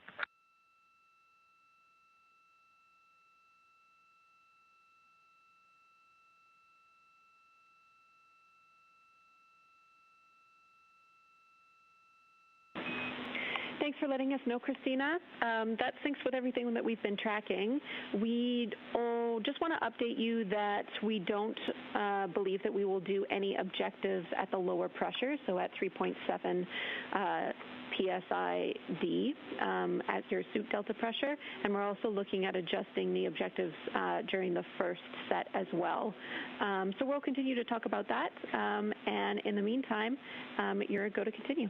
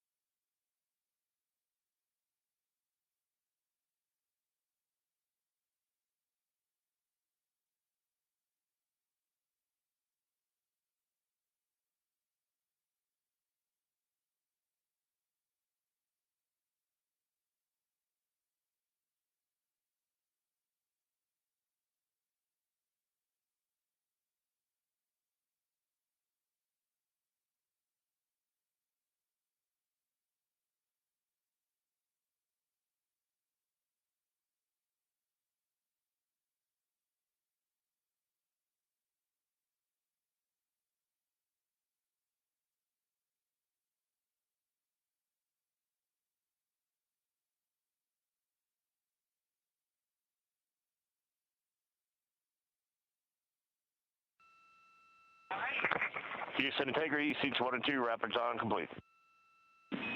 Copy. Rapid dawn complete, seats 1 and 2. Thank you.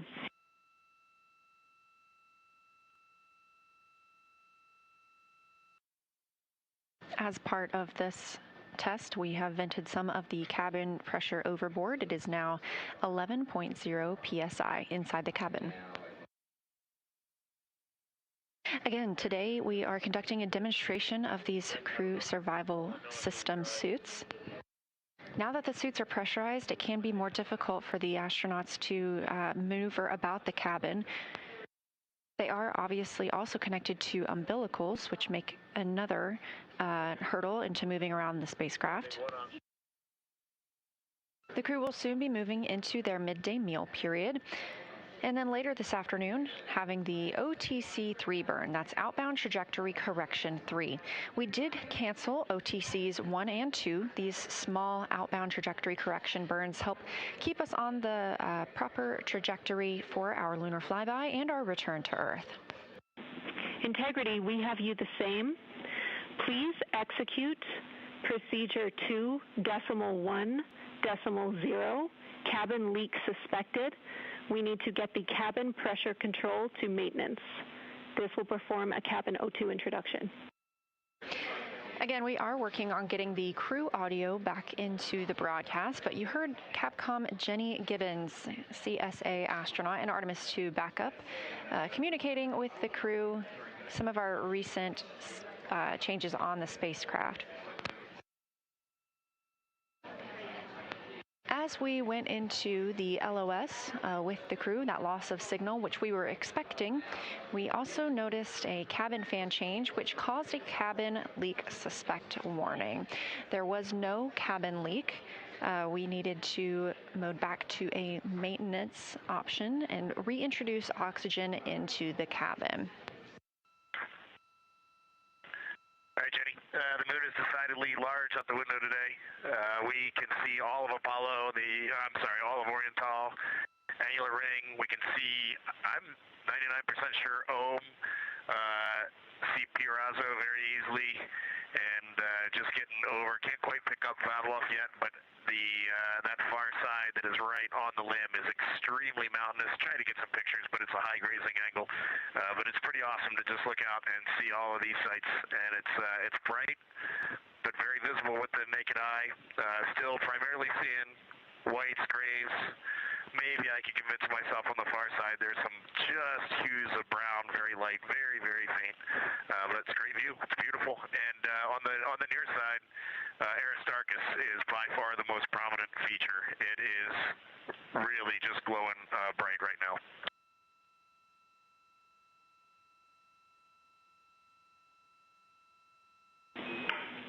That's beautiful, Reed. Thanks for bringing us all up there with you.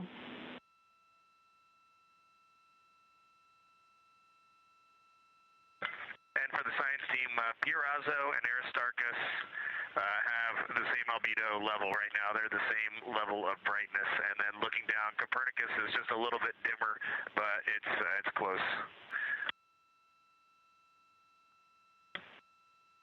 And Houston, Integrity, just one other observation. Looking at the Terminator, it's almost a full moon from this perspective, but we got the Terminator on the western edge of the moon. About 1 Oriental diameter from Oriental, and just with our plain eyes, you can really start to see topography. There is elevation on the moon, not just variation in color, and that already makes the moon look wildly different. Houston, Integrity confirming your go-no-go for this burn. Integrity Houston, MCC has pulled go for the burn.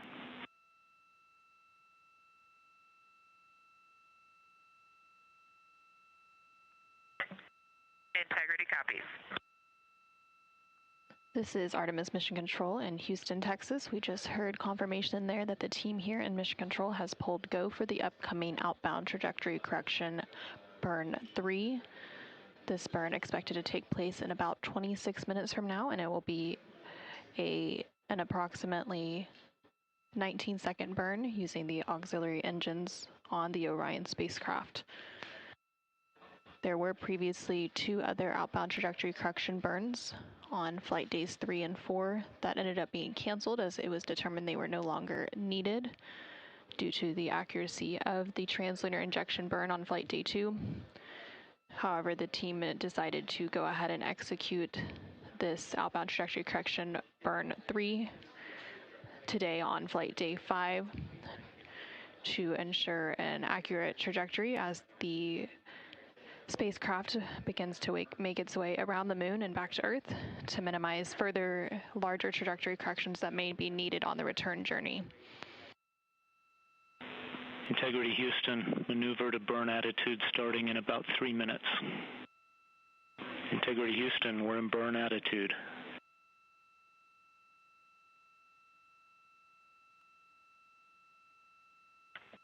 We see the same.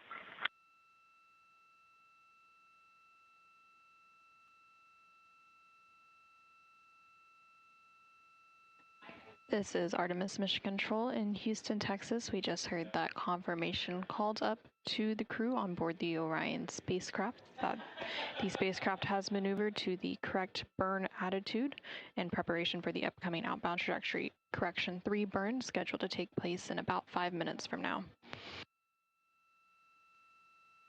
This is Artemis Mission Control in Houston, Texas.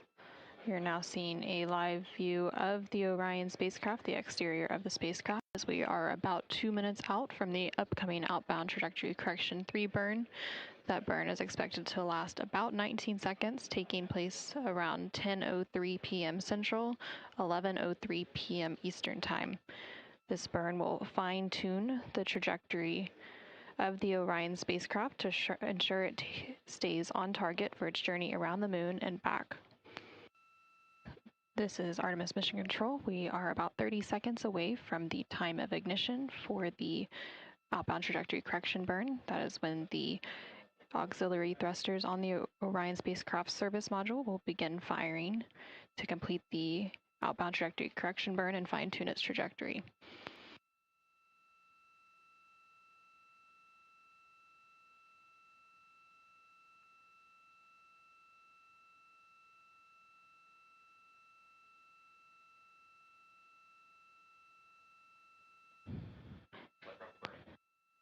And we have confirmation that that outbound trajectory correction burn is now underway.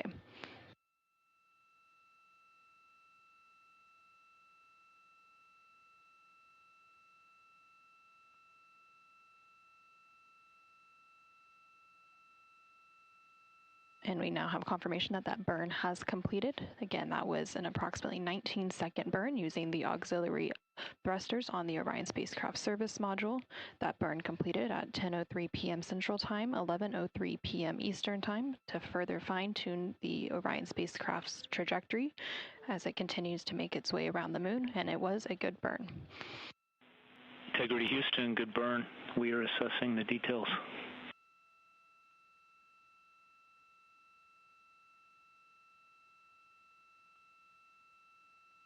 Good news, and we see the same. Thanks, Mark.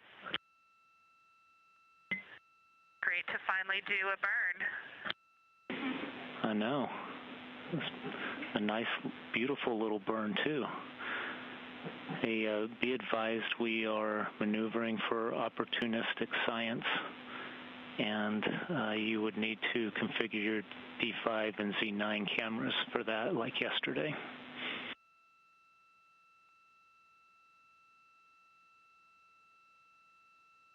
We are tracking and looking forward to it very much. We had a gorgeous view of a very big moon right out of window 2 during that burn. Well, right before the burn, before we maneuvered. It was awesome. And looks like we'll be back at window 2 for this as well. This is Artemis Mission Control. About 7 minutes ago, the Orion spacecraft executed the outbound trajectory correction 3 burn to fine-tune the trajectory of the Orion spacecraft as it continues to make its way around the moon, with that lunar flyby planned for tomorrow on flight day 6. Now that that outbound trajectory correction burn is complete, teams will be maneuvering the Orion spacecraft into an attitude to be able to capture some opportunistic imaging of the moon.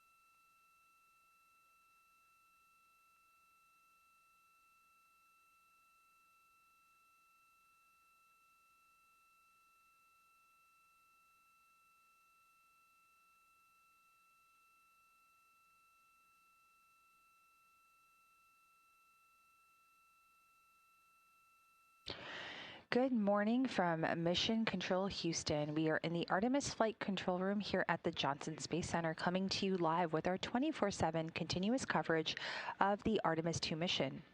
I'm Nilofer Ramji with NASA Communications, and the team of Orbit 3 flight controllers are currently in the room planning the day ahead as the crew prepares to wake up in the next hour and 18 minutes counting down. We are at a mission elapsed time of 4 days, 14 hours, and 56 minutes and counting.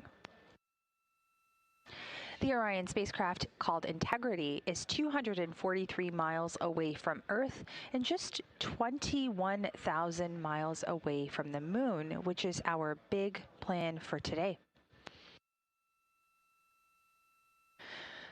The crew aboard Orion, as well as those currently in mission control, as well as the multiple backrooms supporting the mission, are incredibly excited for the various milestones that the crew will be experiencing today. That first milestone begins with the Apollo distance record. The Apollo distance record signifies the furthest humans have ever traveled away from Earth. That distance record is coming up in about 4 hours, 26 minutes and counting. In addition to that, we will also conduct a lunar flyby, and that lunar flyby period is going to be happening in about 9.5 hours and counting. The lunar observations for this mission are from a higher vantage point that are a little bit farther than Apollo's lunar orbits. On average, astronauts can observe both poles and large-scale geologic features in a single view. So depending on the illumination conditions, Artemis II astronauts will become the first humans to directly observe a certain far side of the Moon regions with unaided eyes. The human eyes are trained and remain one of the most powerful scientific tools NASA can send to space. During Artemis II, astronauts have been able to quickly survey wide areas and adjust their focus in real time, describe relationships between features, capabilities that cameras and instruments alone cannot replicate. The crew observed the same regions that we're going to see a little bit later today multiple times under changing lighting conditions during a single flyby, so they're getting perspectives that would take robotic missions years to accumulate. The audio descriptions that you'll hear later today, the situational reports, or what we call Sitreps, and crew annotations will provide essential context that enhances the scientific value of imagery. There are about 30 targets included. They're tied to past robotic missions, current science priorities, and future exploration sites, including regions near the lunar South Pole considered for future Artemis missions, and observing how surface features such as lighting evolves that allows scientists to better understand color, albedo, texture, morphology, and other key information for interpreting orbital and surface data.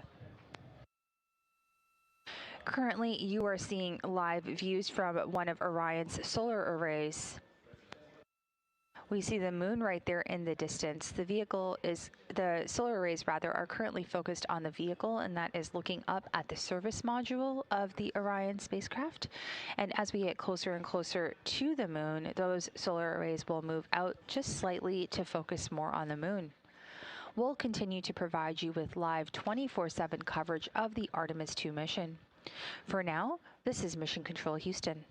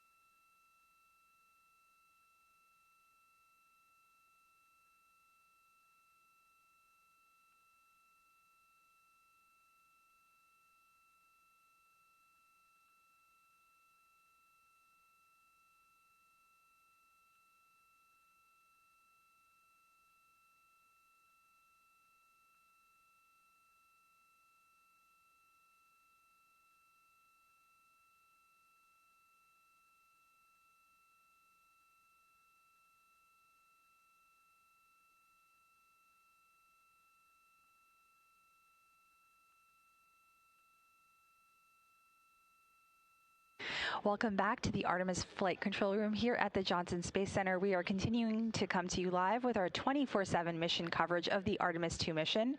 The crew is waking up in just under an hour from now, and we are going to be beginning flight day 6. This is the lunar flyby day. I'm clearly incredibly excited for that day, and I know that we had Trevor here yesterday with us. He's back, our science officer on console here. Trevor, tell us about the lunar targeting plan for today. Yeah, I didn't think it could get any exciting, but we are super stoked right now to get into the lunar flyby, and that's all going to be driven by this lunar targeting plan, or LTP, I might refer to it as. And so Kelsey showed this at the briefing yesterday, if folks were watching, but we have a good screenshot here. And so this is what the crew is going to be using to step through those observational targets that we have for them. So you see those listed in the upper left. There's some examples there. There's a total of 30 of those operational targets that they'll be stepping through as they go around the moon. And then some of those targets will also be during the eclipse time. It's all spread out over 5 different shifts where the crew will be at different places inside the cabin. So some will be up at the window 2 and 3, the center windows, and then some crew will be supporting as they are making those observations. And then they switch out throughout those observational shifts between those 5 that I mentioned. Excellent. That is very helpful to understand. I have one follow-up question to the lunar targeting plan. We have what we called LOS and AOS, and we see this a lot with the space station. We have the loss of signal and the acquisition of signal. If I remember correctly, we won't hear from the crew as they go through the far side for about 40 minutes. Is that right? Yeah, that's approximately right. So once Earth starts to set, we get into that LOS time, and so they'll be making observations still and recording those on their personal computing devices, or PCDs, and then we'll see Earth rise, which will super exciting time when Earth's going to start peeking back out, and we expect to get signal back at that time. And as long as our signal is cooperating and everything should be good, the world will see Earth rise with us, we hope. This is the iconic image that was taken in Apollo 8, where we see the horizon of the moon and Earth coming up. I'm excited. Give me goosebumps. You talked a little bit about the eclipse as well. The astronauts will experience an eclipse from orbit. So how is that different from an eclipse that we would experience here on Earth? It's a little bit different just based on the sizes of the objects. And so when we experience a eclipse here on Earth, the sun is about the same size whenever it's eclipsed by the moon. And so by that, I mean, we see like the whole solar corona that kind of peeks out, that ring that we see, if folks have been able to experience that here on Earth. The Integrity crew is going to be much closer to the moon at that time. So they're going to see the sun as a small disk disappear behind the moon for about that 50 minutes period, and then pop back out 50 minutes later. And so they have more of a time to enjoy the sun setting and the sun rising. But the unique part of that is, they'll be able to observe the moon during that time with the sun out of view. And so we have some unique targets that we're also looking forward to them capturing during that time. That's fantastic. And as you're speaking, I'm realizing it is April 2026, and in April 2024 was when we in North America here experienced that total eclipse that took place, where we had to wear specific protective eyewear, and we saw that corona that you described. Will the crew have to wear anything protective as they're experiencing the eclipse? Will they have to roll up their windows? How does that work?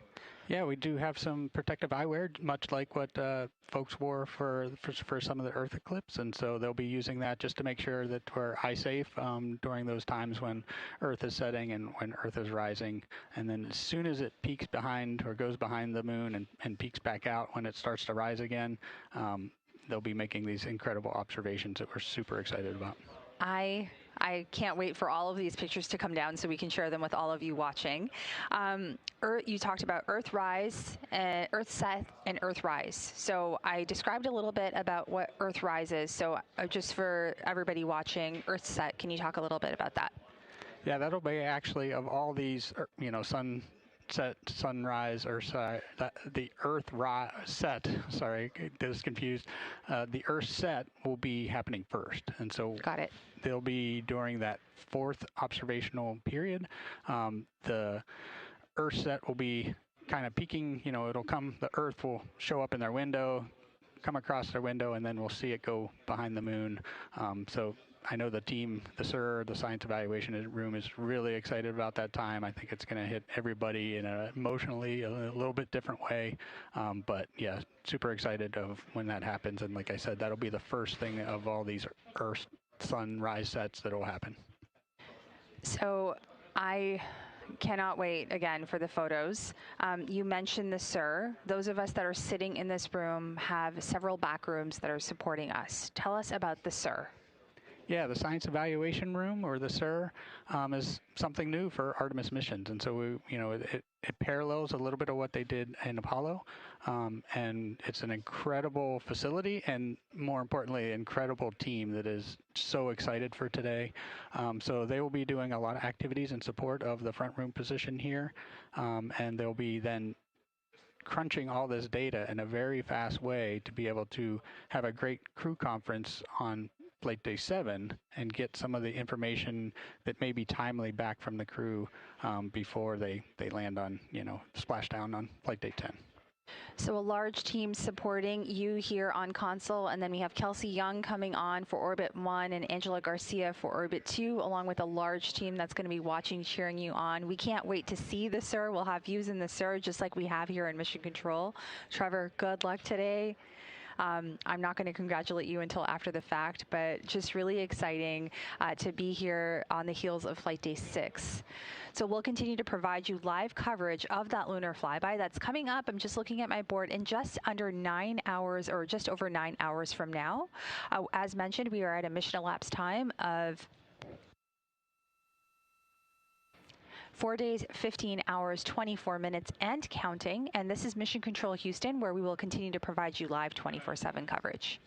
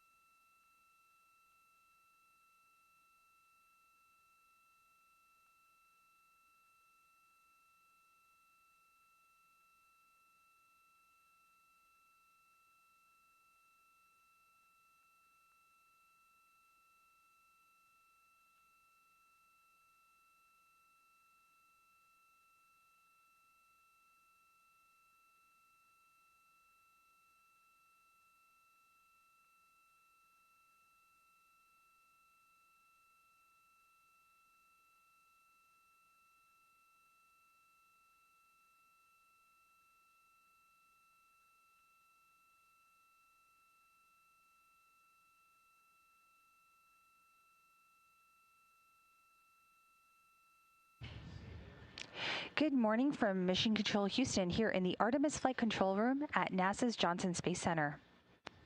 We are coming to you live with our 24/7 continuous coverage of the Artemis II mission.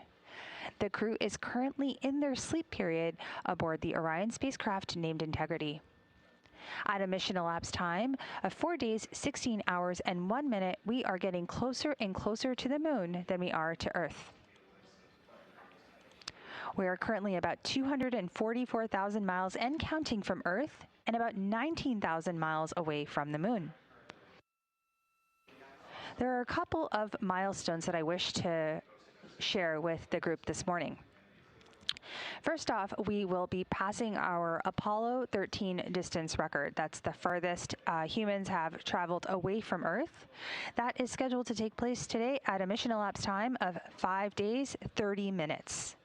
Integrity will reach a max distance from Earth of 252,021 statute miles. This will surpass the Apollo 13 distance record by 3,366 statute miles. Integrity's currently on a trajectory that will carry it to the closest approach to the moon of 4,070 statute miles. That's the closest the vehicle will get to the moon. In addition to that, the spacecraft will be traveling at a speed of 60,863 miles relative to Earth, but that's just a little bit different because we are actually in the lunar sphere of influence and the vehicle is being pulled by the moon's gravitational pull. So that velocity is actually reduced since Orion is in that sphere of influence. This means that Orion will be traveling only at 3,139 miles an hour relative to the moon. Once we complete the lunar flyby today, we will depart the lunar sphere of influence, which will take place tomorrow, and we will be captured by Earth's gravitational pull. Essentially, what that means is that as that pull gets stronger and stronger during our return to Earth, this will speed up the vehicle to make us swing around the moon and head back home and splash down off the coast of the Pacific. We'll continue to provide live updates for you here from Mission Control. The crew is scheduled to wake up from their sleep period in about 11 minutes and counting. For now, this is Mission Control Houston.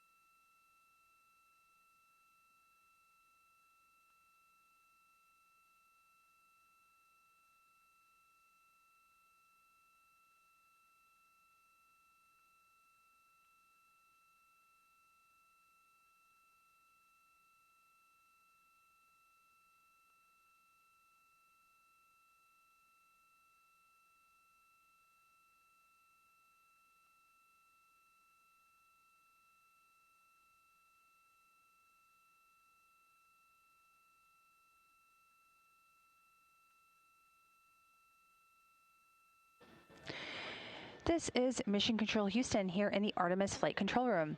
At a mission elapsed time of 4 days, 16 hours, and 7 minutes, I wanted to provide a quick update on the different milestones and times today that we will experience the lunar flyby.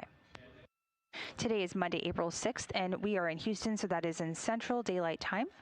At 12:56 p.m., Integrity will pass the Apollo 13 distance record by humans of 248,655 statute miles from Earth.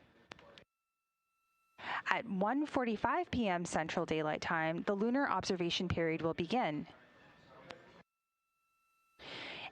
The crew will complete some lunar observations before we enter the loss of signal period, which is scheduled for 5:44 p.m. Central Time. This is when Integrity begins its transit behind the moon. At 6:02 p.m., Integrity makes its closest approach to the moon at a distance of 4,070 miles. And at 6:07 p.m., Integrity reaches the farthest distance from Earth at a distance of 252,760 miles. That's about 4,105 miles farther than Apollo 13. At 6:25 p.m., we get the acquisition of signal, which essentially means that Integrity will emerge from behind the moon and begin its journey back to Earth. At 7:35 p.m., the solar eclipse period will begin. And at 8:20 p.m., the lunar observation period will end. Finally, at 8:32 p.m., the solar eclipse period will end.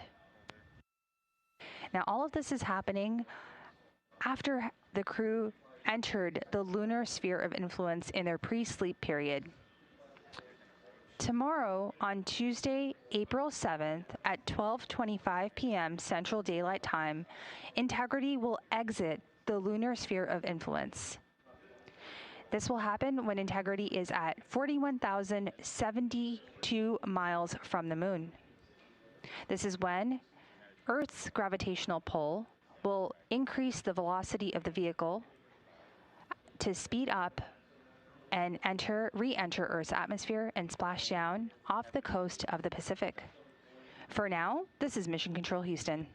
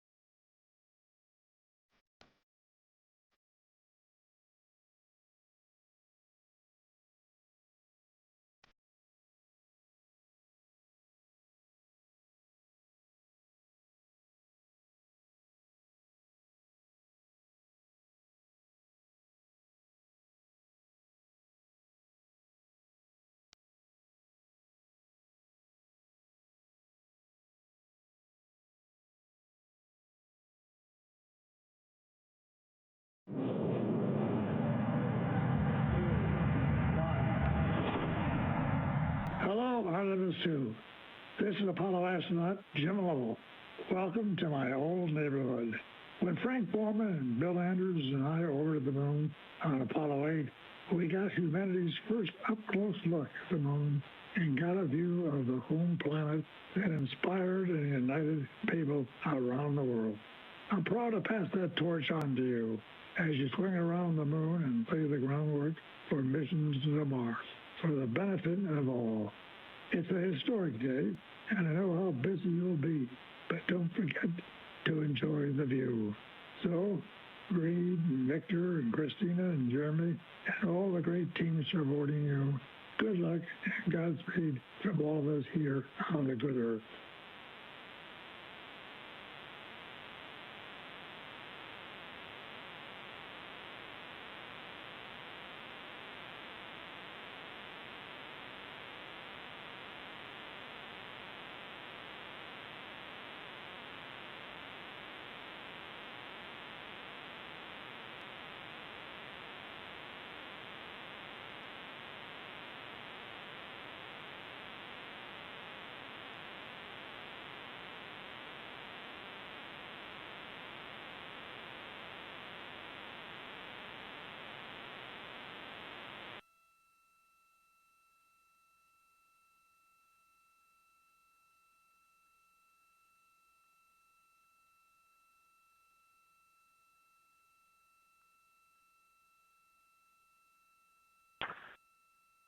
Good morning, Houston.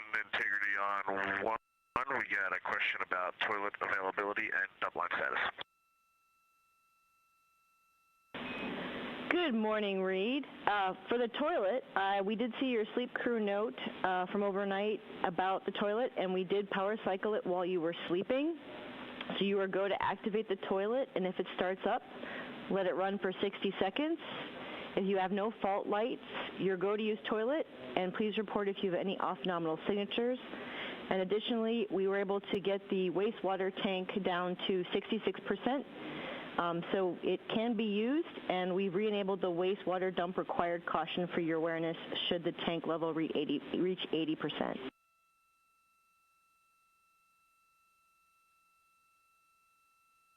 Okay, we'll start it up, let it run for 60, and then see, and then just confirm secondary dump lines are all warmed up. Affirm, secondary lines are all warmed up and you're go to dump.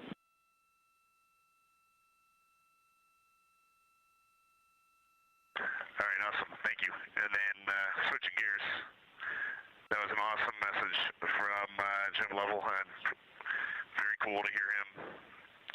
Welcome us to the neighborhood. It's going to be a great day. Thank you. Concur, Reed. Yeah, I know it gave me chills. Definitely one of my heroes. We do have one other item for you for your awareness about an S-band string swap we'd like to do soon.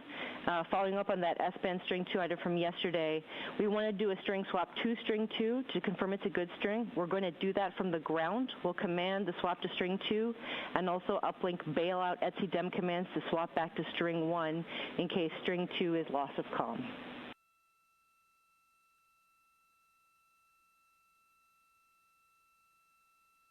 Okay, any crew action there? Is it all ground commanding? If so, go ahead and knock it out whenever it's waiting for you.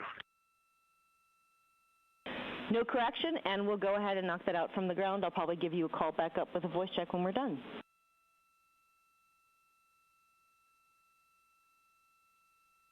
Outstanding, thanks.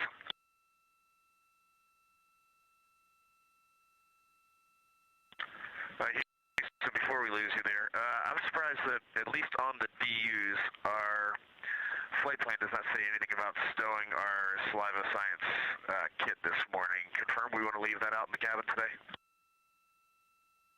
Checking.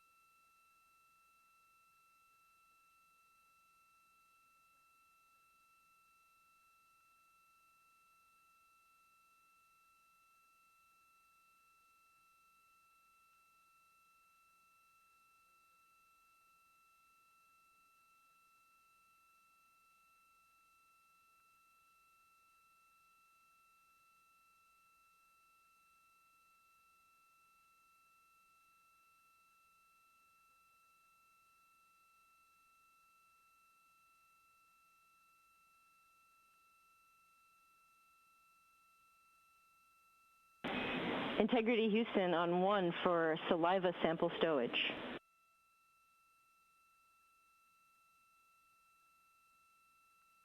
Go. Okay, Reed, the first set of saliva samples can be stowed per the stowage note. That's part of Victor's timelined activity at 1825. The second set of samples will be temp stowed out in the cabin.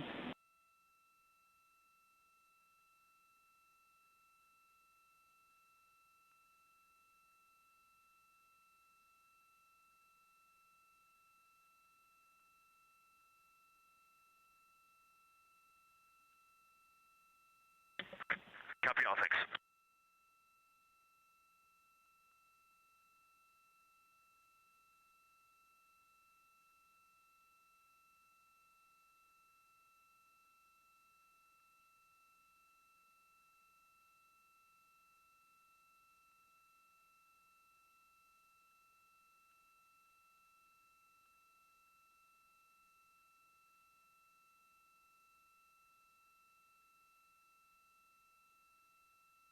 This is Mission Control Houston in the Artemis Flight Control Room here at the Johnson Space Center. That was Artemis II Commander Reed Wiseman having a conversation with our capsule communicator, or Capcom, Amy Dill, about their pre-sleep activities. Just minutes ago, the wake-up call for the Artemis II crew aboard the Integrity spacecraft marked the start of Flight Day 6 activities. We are at a mission elapsed time of 4 days, 16 hours, and 26 minutes and counting. The song you heard for Flight Day 6 was Good Morning by Mandisa featuring Toby Mac, as well as a message from Apollo 8 and 13 astronaut Jim Lovell.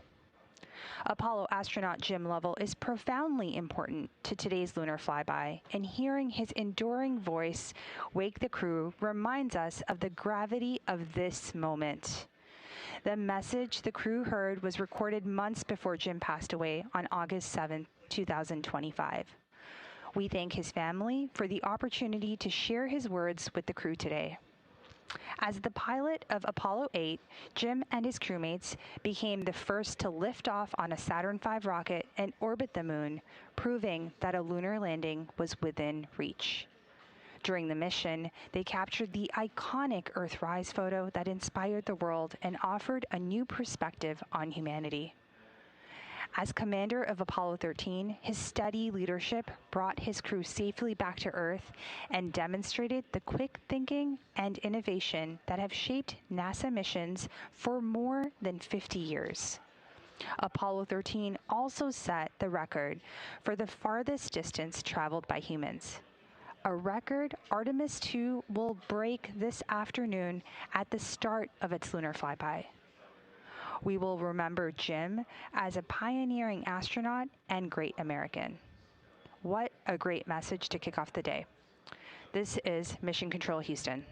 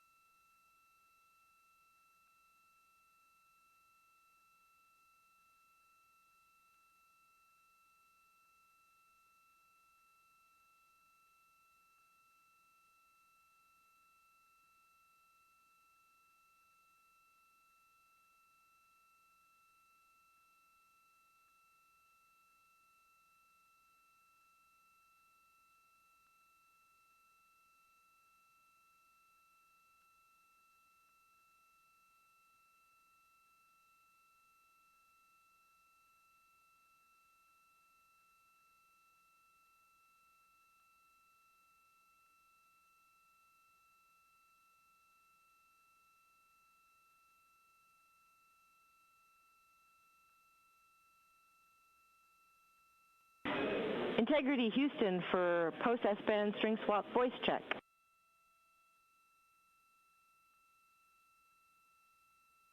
Got you loud and clear on S-band 2. Yep, string 2 is looking good, so we're going to remove those bailout commands. Loud and clear on 1, looking good. Yep, concur on Orion to Earth 1. Okay, that's awesome. Everything looks good on board. I got so far as to take a single window shutter off, and the moon looks amazing. Aristarchus is the brightest thing that I see on the entire surface, and if I can pull myself away, I'm going to get to work in the post-sleep. Sounds great, Reed. Thanks for that description. And we also wanted to let you know that you are go to perform the dock cam remove activity, no rush.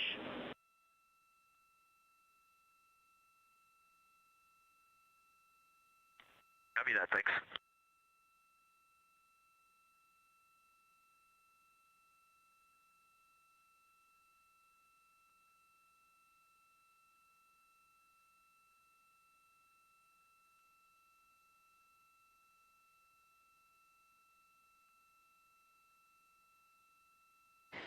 This is Mission Control. At a mission elapsed time of 4 days, 16 hours, 34 minutes, the crew has woken up, and we are about 245,000 miles and counting away from Earth and about 18,000 miles away from the moon. You can see these live views coming through right now, and the bright celestial object in front of us is the moon. Counting down to our lunar flyby, we are 7 hours, 53 minutes from the flyby conclusion. We are also 2 hours, 48 minutes and counting from our Apollo distance record.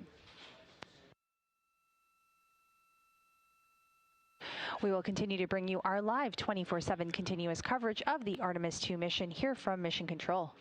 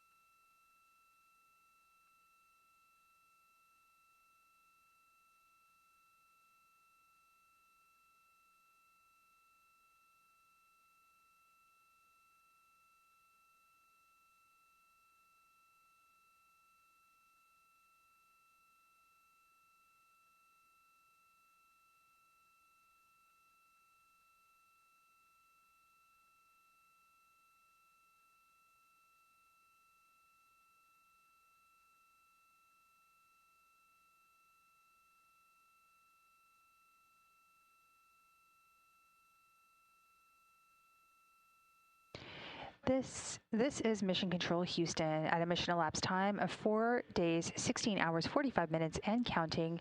The Artemis II crew was just woken up. We are about 245,000 miles away from Earth and just over 17,000 miles away from the Moon.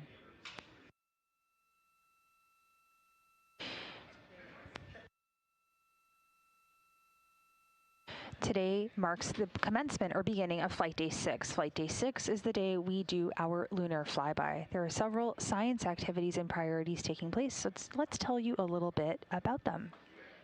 The Artemis II Lunar Science Program is guided by 10 prioritized science objectives informed by community-driven science documents and tailored to this mission's profile. The targets that they've selected for this mission maximize that high priority lunar science we just discussed, with a particular emphasis on far side regions and features relevant to future exploration. The lunar science team developed a 360-degree target list covering the entire moon, allowing the mission to remain flexible regardless of launch date or illumination conditions. That lunar targeting plan that you've heard about this morning, if you've been following along, has 30 targets based off of our launch and trajectory for this launch window. The targets include features tied to past robotic missions, current science priorities, and future exploration sites, including regions near the lunar South Pole that are being considered for future Artemis missions, and observing how surface features change as lighting evolves, allowing scientists to better understand color, albedo, texture, and morphology. These are key pieces of information for interpreting orbital and surface data. Now, the crew is going to be doing lunar observation where they will see the entire lunar disk. So from this higher vantage point, a little bit further away from the Apollo's lunar orbits, on average, astronauts can observe both poles and large-scale geologic features in a single view.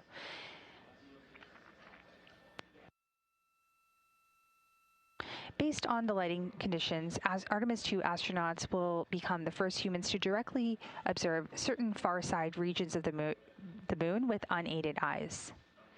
Human eyes and trained judgment remain among the most powerful scientific tools NASA can send to space. During this Artemis II mission, the crew has been able to quickly survey wide areas, adjust their focus in real time, and describe relationships between features, capabilities that cameras and instruments alone cannot replicate.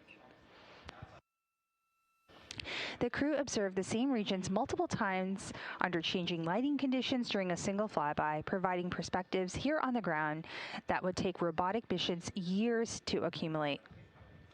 Audio descriptions and situational reports, you'll hear them called Sitreps, as well as crew annotations, will provide essential context that enhances the value of scientific imagery.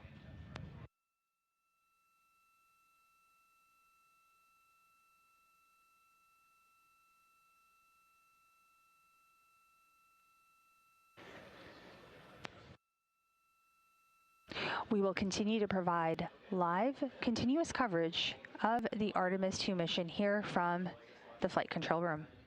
For now, this is Mission Control Houston.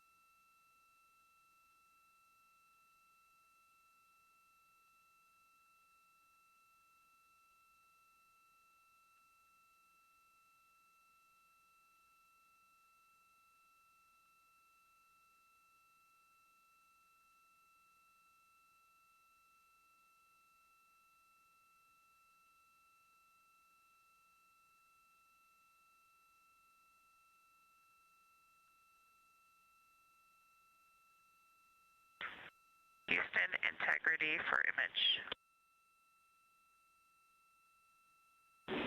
Good morning, Christina.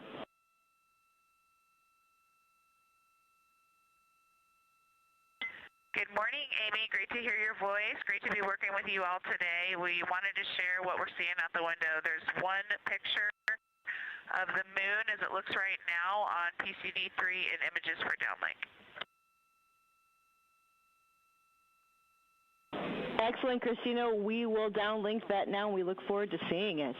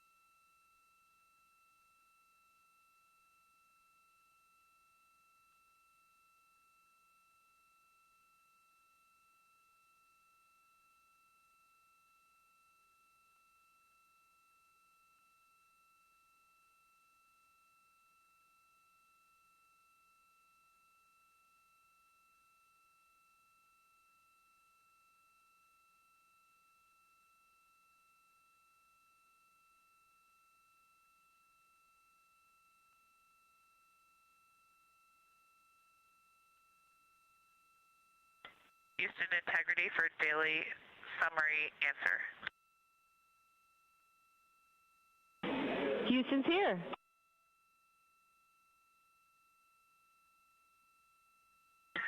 Yes, ma'am. For the question about the quid, caution warning ID 1421 is showing suppressed, and we did not do that on board.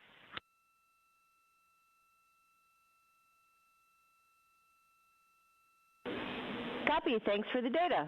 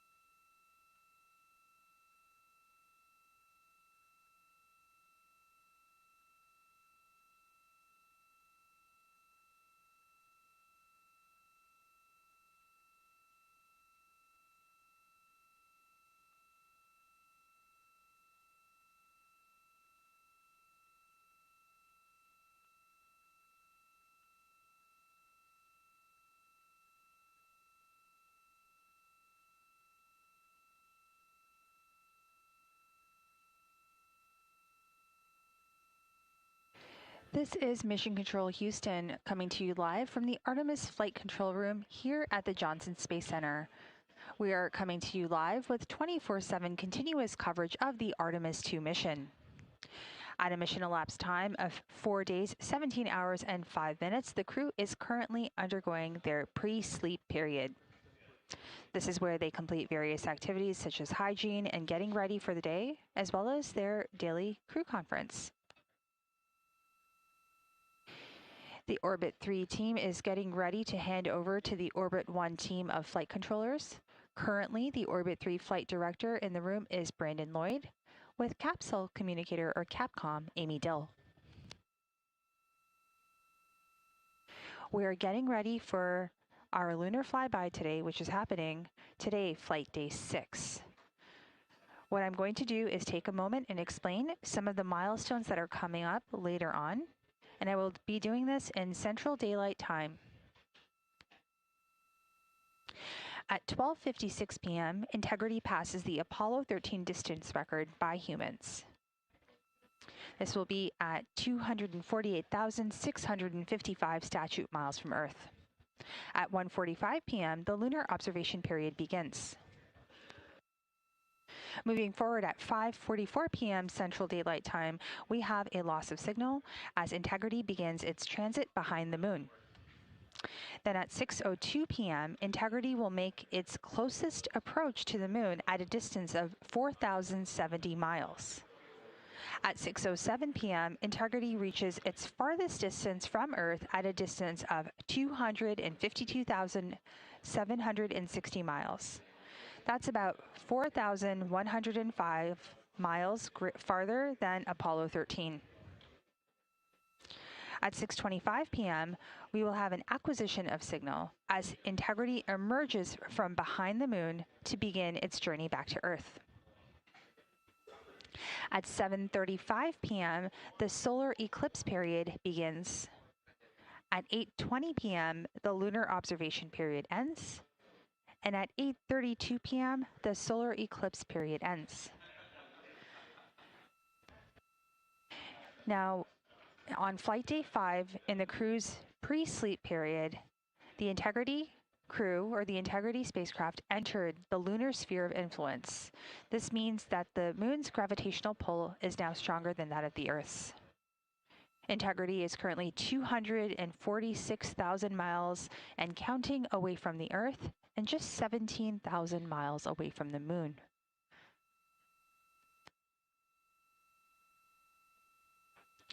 Once the lunar flyby concludes, tomorrow, Tuesday, April 7th, at 12:25 p.m. Central Time, Integrity will exit the lunar sphere of influence and will be about 41,072 miles away from the moon.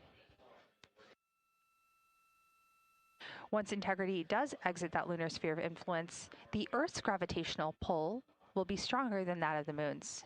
This means that pull will help speed up the spacecraft as it begins to splash down off the coast of the Pacific. For now, this is Mission Control Houston.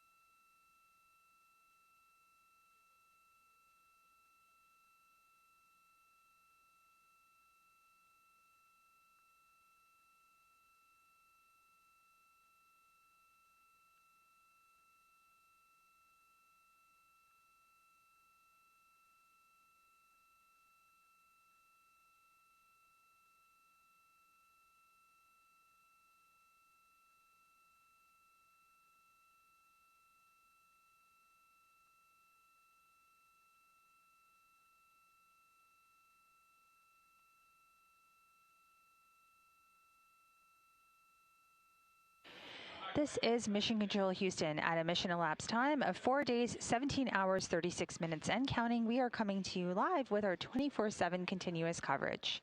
The Artemis II crew is currently in their pre-sleep period aboard the Orion spacecraft named Integrity. We are currently 246,000 miles away from Earth and just over 16,000 miles away from the Moon. We'll continue to follow operations along here in Mission Control. The Orbit 3 team has completed their handover and is handing things over to the Orbit 1 team. I'm Nilofer Ramji, and I'm handing things over to our Orbit 1 commentator, Leah Cheshire Mustachio, who will take us through the next several hours as we kick off Flight Day 6 and fly around the Moon with the Artemis II crew. For now, this is Mission Control Houston.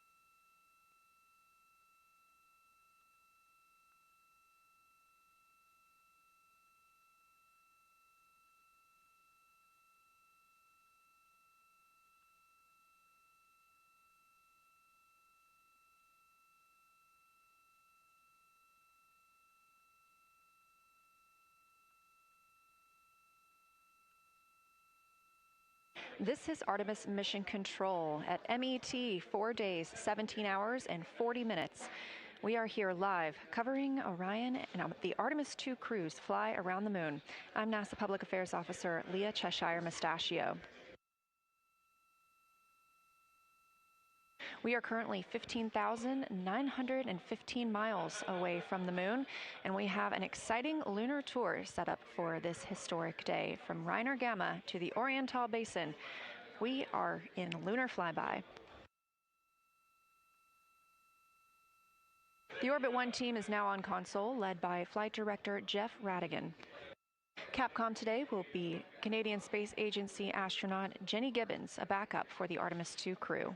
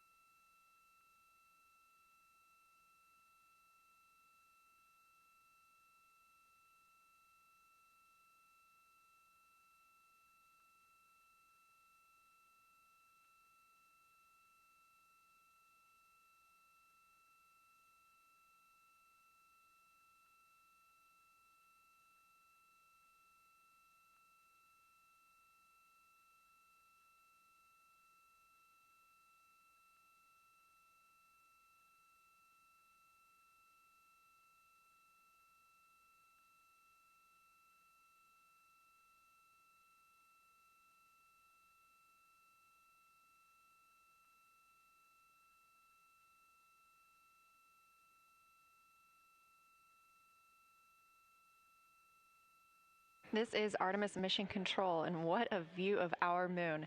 This captured from one of the cameras on Orion's solar array as we continue to get closer and closer to our lunar neighbor. The crew are in their post-sleep period, able to conduct any necessary hygiene. They're able to configure the cabin, which will be especially important for today's lunar flyby operations. They'll also have another timelined block to configure the cabin for their lunar flyby operations in just a little while. Post-sleep is also the time during which the crew has a chance to eat breakfast. And on the menu today is breakfast sausage, couscous with nuts, strawberries, tortillas, a maple top muffin, oatmeal with apples and cinnamon,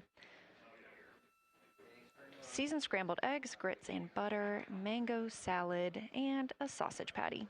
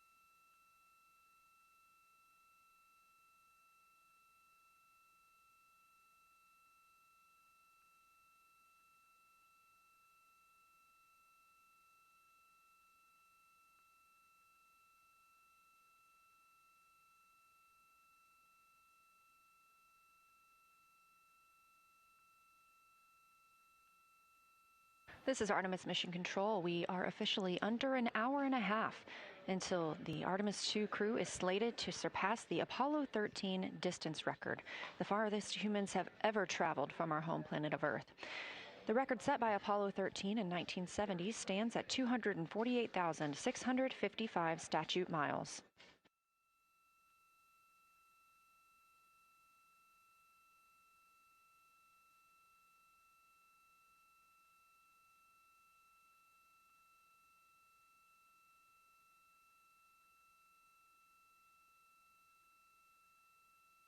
After the crew completes their post-sleep period, that's scheduled to come up here in about 20 minutes, they will conduct the DPC. That's the Daily Planning Conference. Flight Director Jeff Radigan took inputs from the teams down here in Mission Control Houston, the Orbit 1 flight control team, on anything that we need relayed up to the crew today about the spacecraft systems or the crew's timeline.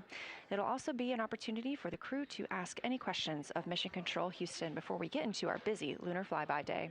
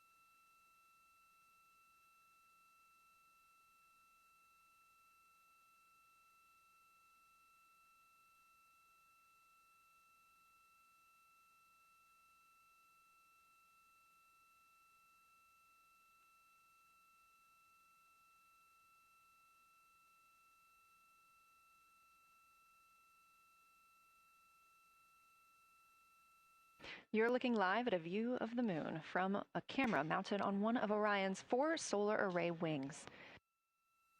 It's no secret that today is our closest approach to the moon throughout the Artemis II mission and our lunar flyby. I'll give you a little preview of what you can expect today ahead of the crew's daily planning conference. The crew has about 6 hours allotted to make observations about the moon, and their activities have been timelined. There are 5 blocks of time during which the crew will be observing the moon through Orion's windows. At any time, we have 2 crew members working at the windows in a pair. One will be taking photos and the other one will be making annotations, and they're both going to be making audio recordings of what they are seeing. Halfway through that block, those 2 crew members at the windows will swap roles and positions. Meanwhile, the other 2 crew members not at the windows will be serving in the background as support. One will be conducting science situation reports and call down a few times each hour to discuss what they're observing. The other support crew member will take pictures of the astronauts at the windows and serve as camera support, including swapping out new SD cards as needed. Between those observation blocks, there's a 15-minute time frame during which the 2 support members switch places with the crew making observations at the windows, so everyone gets a chance to see the moon today.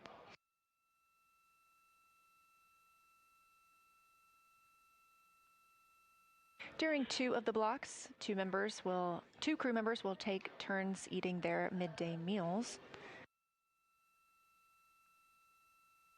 We're also looking forward to seeing an eclipse today. This crew will be the first to see an eclipse from the far side of the moon.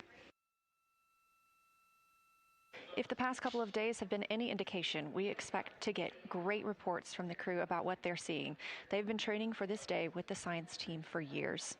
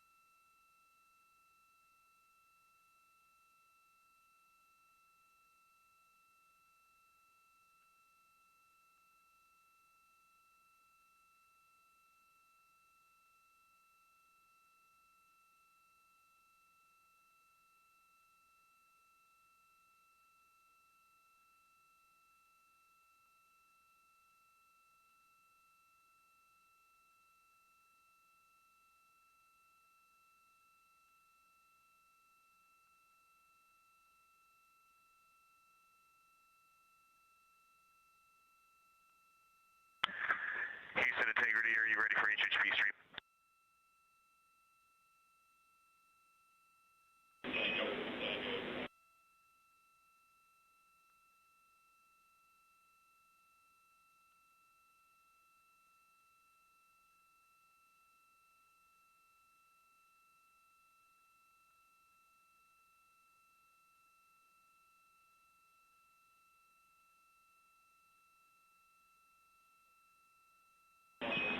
Integrity, we're talking.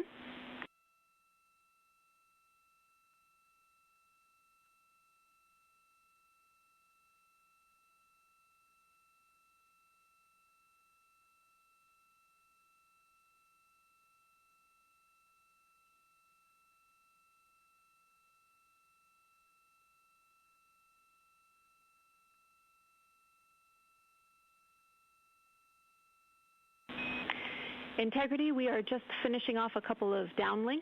It'll be a couple minutes, and we'll be ready to be on board with you soon.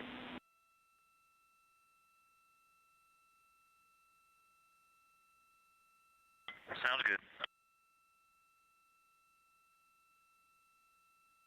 That's Capcom and CSA, Canadian Space Agency astronaut Jenny Gibbons, Artemis II backup crew member, replying to NASA astronaut Reed Wiseman. You heard him mention a specific video, and we will not only have video outside the spacecraft today, but we also anticipate seeing the crew inside the spacecraft as they are taking photos. This is a visualization of the Orion spacecraft. You can track this anytime for yourself at nasa.gov/trackartemis, now just 14,766 miles from the moon.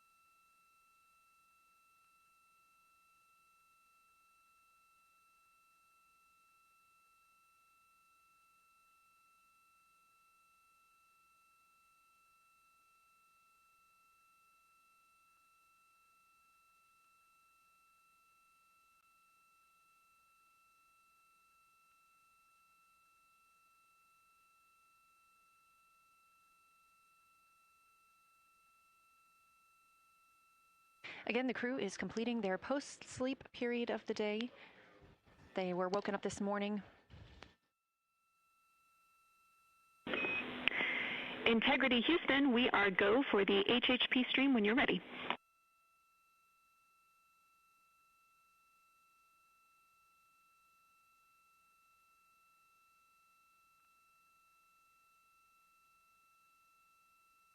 The crew was woken up this morning by the song Good Morning by Mandisa and Toby Mack. They then heard a message from Apollo astronaut Jim Lovell, recorded prior to his passing, welcoming them to his old neighborhood. We're standing by for the daily planning conference, and we look forward to seeing the crew soon. Integrity, we are on board with you.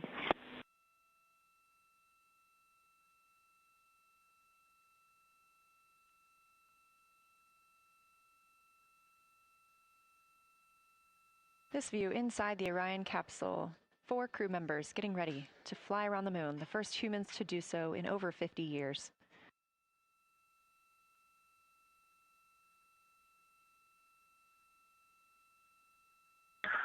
Good morning, Houston, from inside Integrity, 215,049 miles away from Earth and 12,712 miles from the moon. Let's actually savor the calm delay that we have. We're ready for the morning DPC. Beautiful. We are savoring it down here. Good morning, Integrity, and good morning, Moon. Our room is buzzing with moon joy today, and I imagine yours is too. I have a few items related to flyby and then a few items for things further afield. Here we go. I will roll through them all. First off, we are looking forward to having science follow up with your observations as required on Orion to Earth throughout the flyby. Today, you will pass the Apollo 13 record distance at the end of the pre-lunar flyby conference. We are planning to call you with milestone words at that point at the end of the conference, not later in the allocated PAO time on Optimus. That will be your opportunity to share your thoughts to celebrate the occasion. As of now, we have one more liquid toilet use left until we hit our nominal limits, and then we will talk about what to do about it more soon. On that note, we're always looking for feedback, so Christina, if you had a chance to review that CCU use message that we mentioned in the mission summary, we'll take it. And finally, we want you to know that after yesterday, the entry folks are talking about allotting additional time for entry prep, including cabin config. It's not related to today's operations, obviously, but it is going on, so you can plan for more on that tomorrow as we focus on the flyby today. That's all I have for you for now. What do you have for me?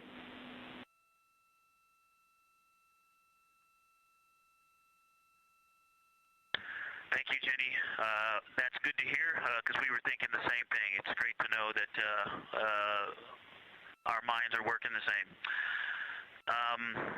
We are ready to go. We are looking forward to working with and for the science team, and we are just excited to be so close to finally accomplishing what we've been training for so many years. And also, we want to say thank you for that really special message from Jim Lovell. We have a pretty neat emblem up here. We have a patch that was flown on the Apollo 8 mission. And that patch is here on the Artemis II mission as well. And that was sent to us by the Lovell family, by Jim Lovell's son. And so that was a really special way to start the day. And he said to welcome us to the neighborhood, and it's great to be in this neighborhood. And we look forward to sharing this neighborhood with you all. We can't wait. We see the patch, and it's looking beautiful. Thank you. When this showed up in our office from his family, we were completely honored. And the Earthrise, which this crew is responsible for taking that photo, has been instrumental both to our crew as our ethos and values, but also just personally to myself. I had the photo up in my room as a kid, and it was part of what inspired me to keep working hard to achieve things I dreamed about. Also, we took a deep dive into the cockpit recordings around the time that picture was taken, and it turns out there was a lot of hubbub, kind of I wouldn't say fighting over cameras, but definitely everyone wanted to capture the shot, so we're happy to carry on that legacy because we often are all glued to windows and looking for cameras too. And I'll just close. I know it looks like a piece of paper in the camera there, but that is actually the original Apollo 8 patch printed on silk that they had done before they launched, and they flew that with them on their journey around the moon, and then the family handed it over to us, as Ike said, and it's just a real honor to have that on board with us. Let's go have a great day. We are all on board with what you told us, and to have a great day. Thank you, Integrity.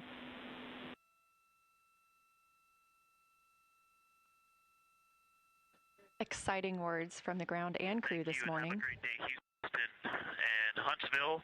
For Avatar, all lights lit except for 15 and 16.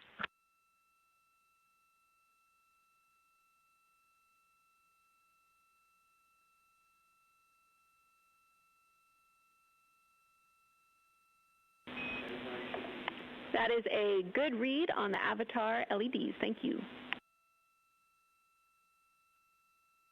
Incredible start to the day for the Artemis II astronauts and the team here in Artemis Mission Control in Houston.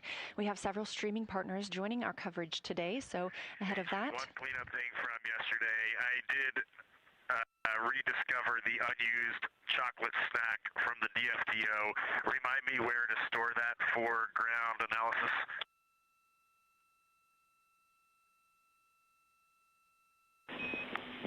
Hooray for a found snack. You can stow that in locker A1. Thank you, Reed. With our streaming partners joining us today, we will be going to a slate ahead of our broadcast start in just a few minutes. So just for those next few minutes, you can watch our live coverage on our YouTube stream, our second stream, but we'll be right back here at the top of the hour to kick off Flyby Day.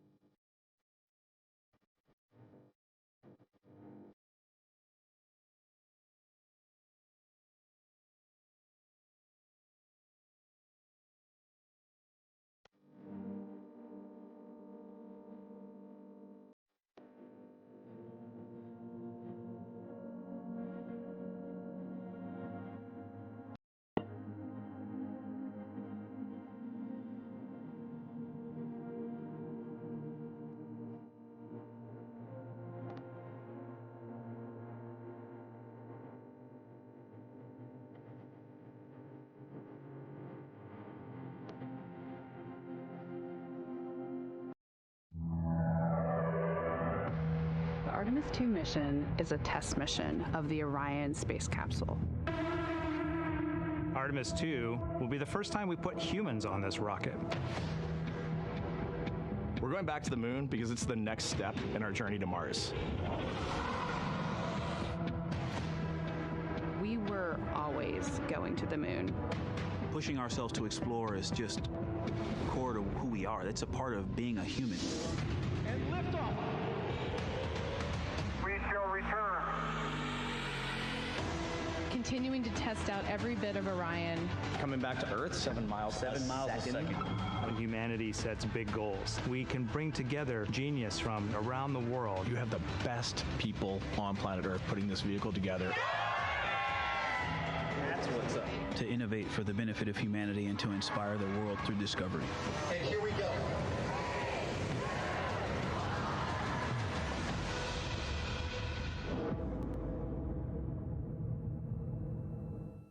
Welcome to Artemis Mission Control here at Johnson Space Center in Houston, Texas. I'm Leah Cheshire Mustachio. Right now, the Artemis II crew and Mission Control are preparing to support today's lunar flyby, the first time we've sent humans around the moon in over 50 years. Integrity, you can use the OEs and your HHP camera for the milestone words at the Apollo 13 record distance. You'll notice that we pause every time we hear communications to and from the crew. They are the stars for today. This afternoon, the crew will have their closest approach of the moon and will surpass the record. That record just mentioned of the furthest humans have ever flown, set by the Apollo 13 astronauts in 1970.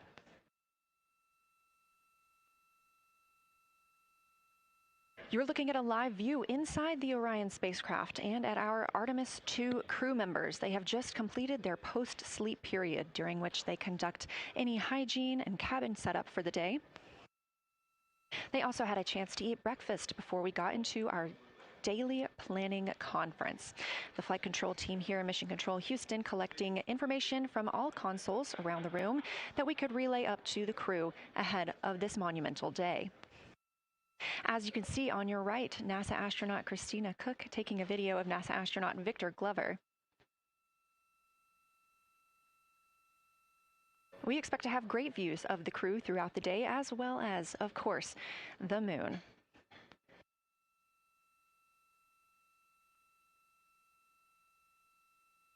We expect to surpass that Apollo distance record in 55 minutes and 50 seconds. We are now looking live at a camera mounted on one of the spacecraft's solar arrays, pointed to our lunar neighbor. We are currently just 14,200 miles away from the moon and 247,672 miles away from planet Earth.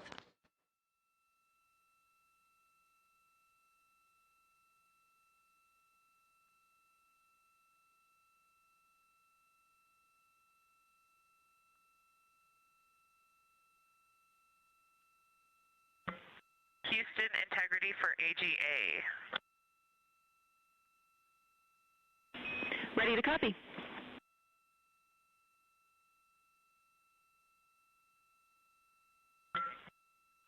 Carbon dioxide 2.3, oxygen, which has the alarm, 26.3, 73.1 degrees, 10.3 psi. And one follow-on question. We understand milestone words will be directly following the conference. Will that take the place of the PAO event, or will the PAO event still take place per the timeline?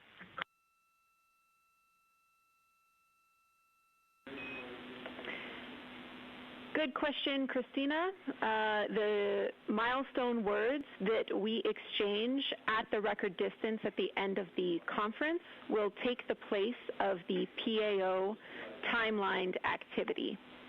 So that'll be our moment to talk about this occasion, and after that there will be no more expected PAO words, and you can get straight into your flyby. Copy all AGA.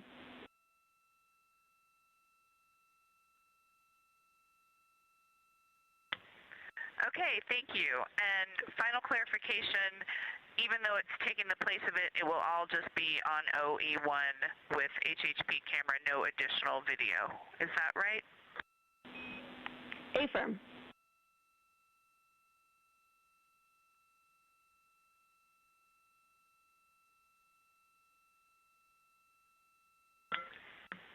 Okay, thank you. Yep, some of us had already heard that. Sorry about the second question. We appreciate it. Talk to you soon. No problem.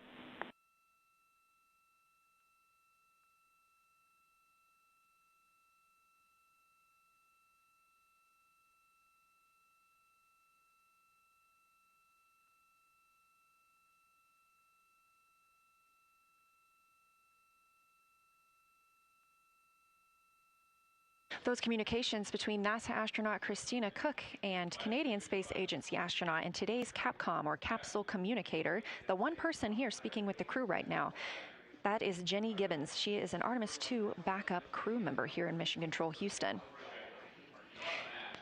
We are now 4 days, 18 hours, and 30 minutes into the flight of Orion for Artemis II. The Artemis II crew inside Orion lifted off atop the Space Launch System rocket on Wednesday, April 1st from NASA's Kennedy Space Center in Florida. Those 4 crew members are the first to live and work inside the Orion spacecraft, which they have named Integrity, and have been busy conducting meticulously timelined events. It was a beautiful ascent from Kennedy Space Center. One of those early events was the proximity operations demonstration, during which NASA astronaut Victor Glover, the Artemis II pilot, manually flew Orion after having just detached from the interim cryogenic propulsion stage as if they intended to dock. This was practice for future Artemis missions, during which astronauts in Orion will dock with the lunar lander that will take them to the surface of the moon. About 24 hours after launch, 25 hours actually, Orion then conducted TLI, the translunar injection burn. This 5-minute, 50-second burn committed Orion to departing high Earth orbit and set us up for today's flyby. That translunar injection burn also served as the spacecraft's deorbit burn. It slingshots Orion around the moon and sends the crew on a free return trajectory, with splashdown approximately 7:07 p.m. Central on Friday, April 10th. Last night on Flight Day 5, the crew entered the lunar sphere of influence, the point at which the pull of the moon's gravity will become stronger than the pull of Earth's. We've also been getting some great views inside the cabin of the crew members living daily life, from working out to eating, taking photos, and making memories together. But they've also been taking some beautiful views of our home planet and of the moon, and we expect many, many more of those following today's activities.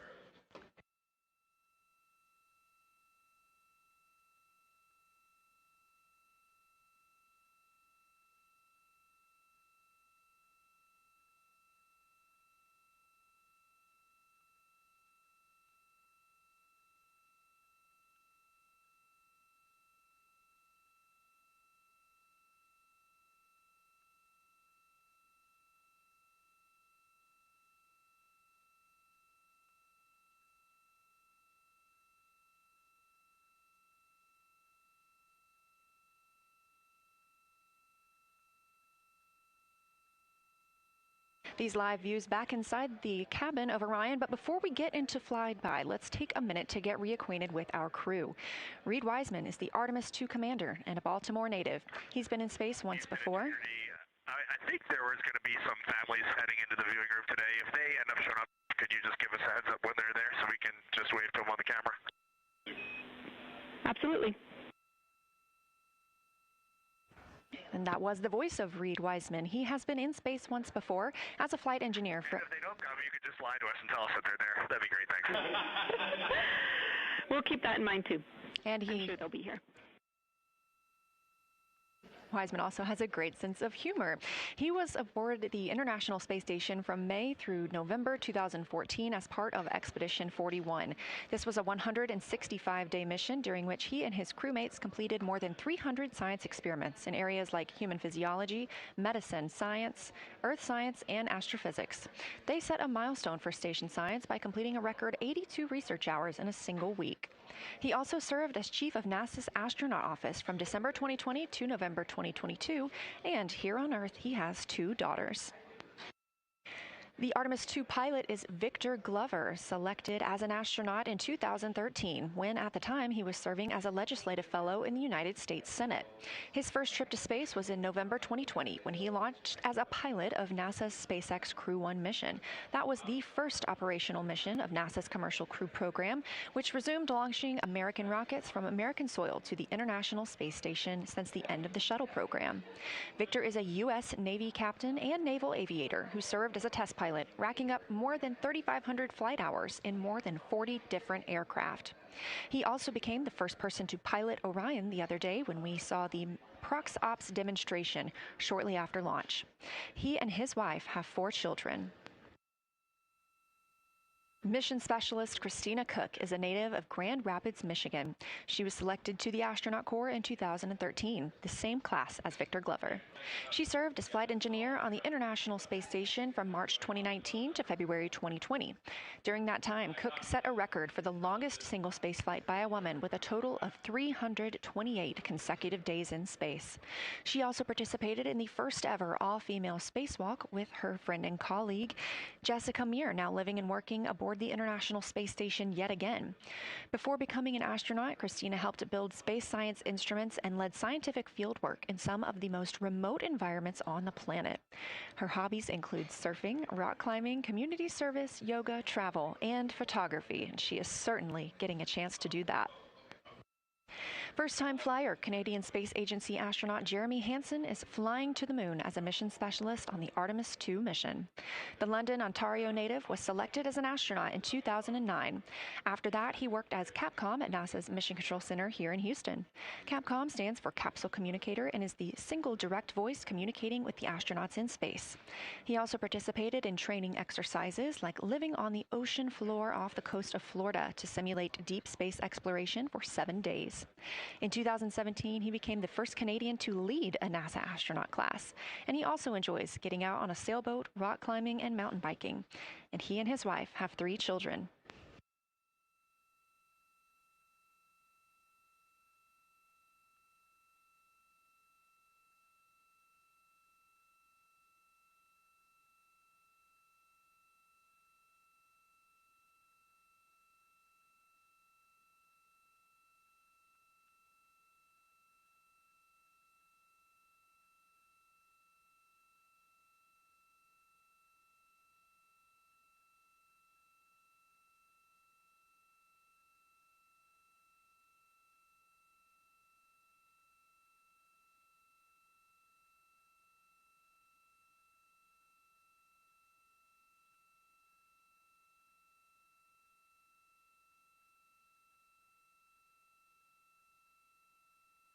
As you can see, the crew members have dimmed the cabin lights inside Orion.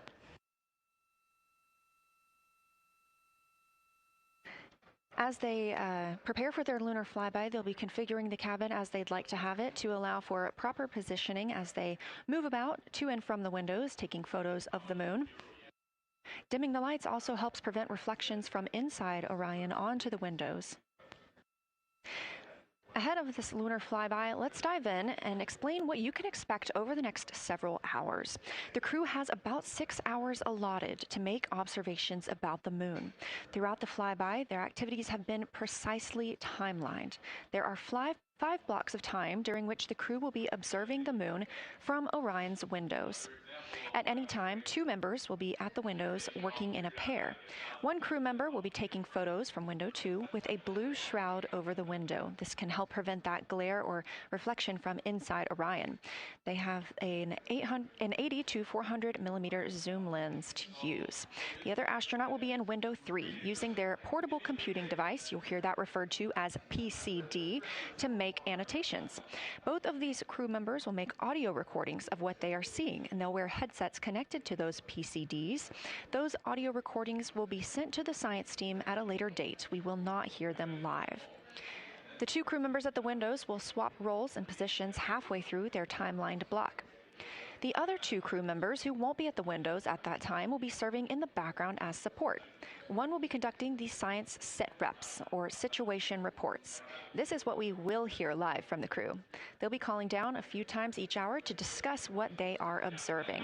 Those situation reports include how the crew is positioned, any missed targets, or anything unexpected they saw, lunar target descriptions, any hardware issues, and of course, their emotions and reactions as they fly by the moon.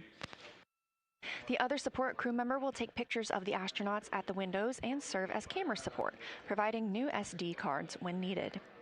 There's a 15-minute time frame between each observation block during which the 2 support members switch places with the crew making observations.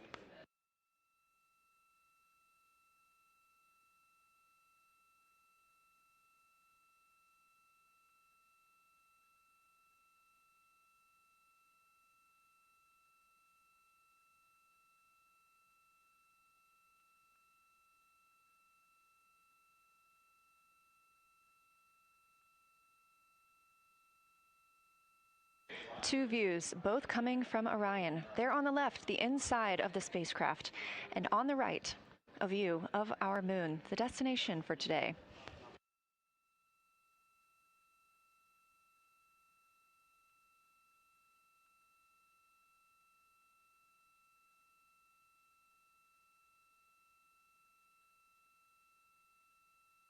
During the lunar flyby today, Orion will provide astronauts with a full disk view of the lunar surface. They'll have a higher vantage point, much farther than Apollo's lunar orbits on average. And these astronauts can observe both holes and large-scale geologic features in a single view. And due to our April 1st launch date and current illumination conditions, the Artemis II astronauts have become the first humans to directly observe certain far-side regions of the moon with unaided eyes.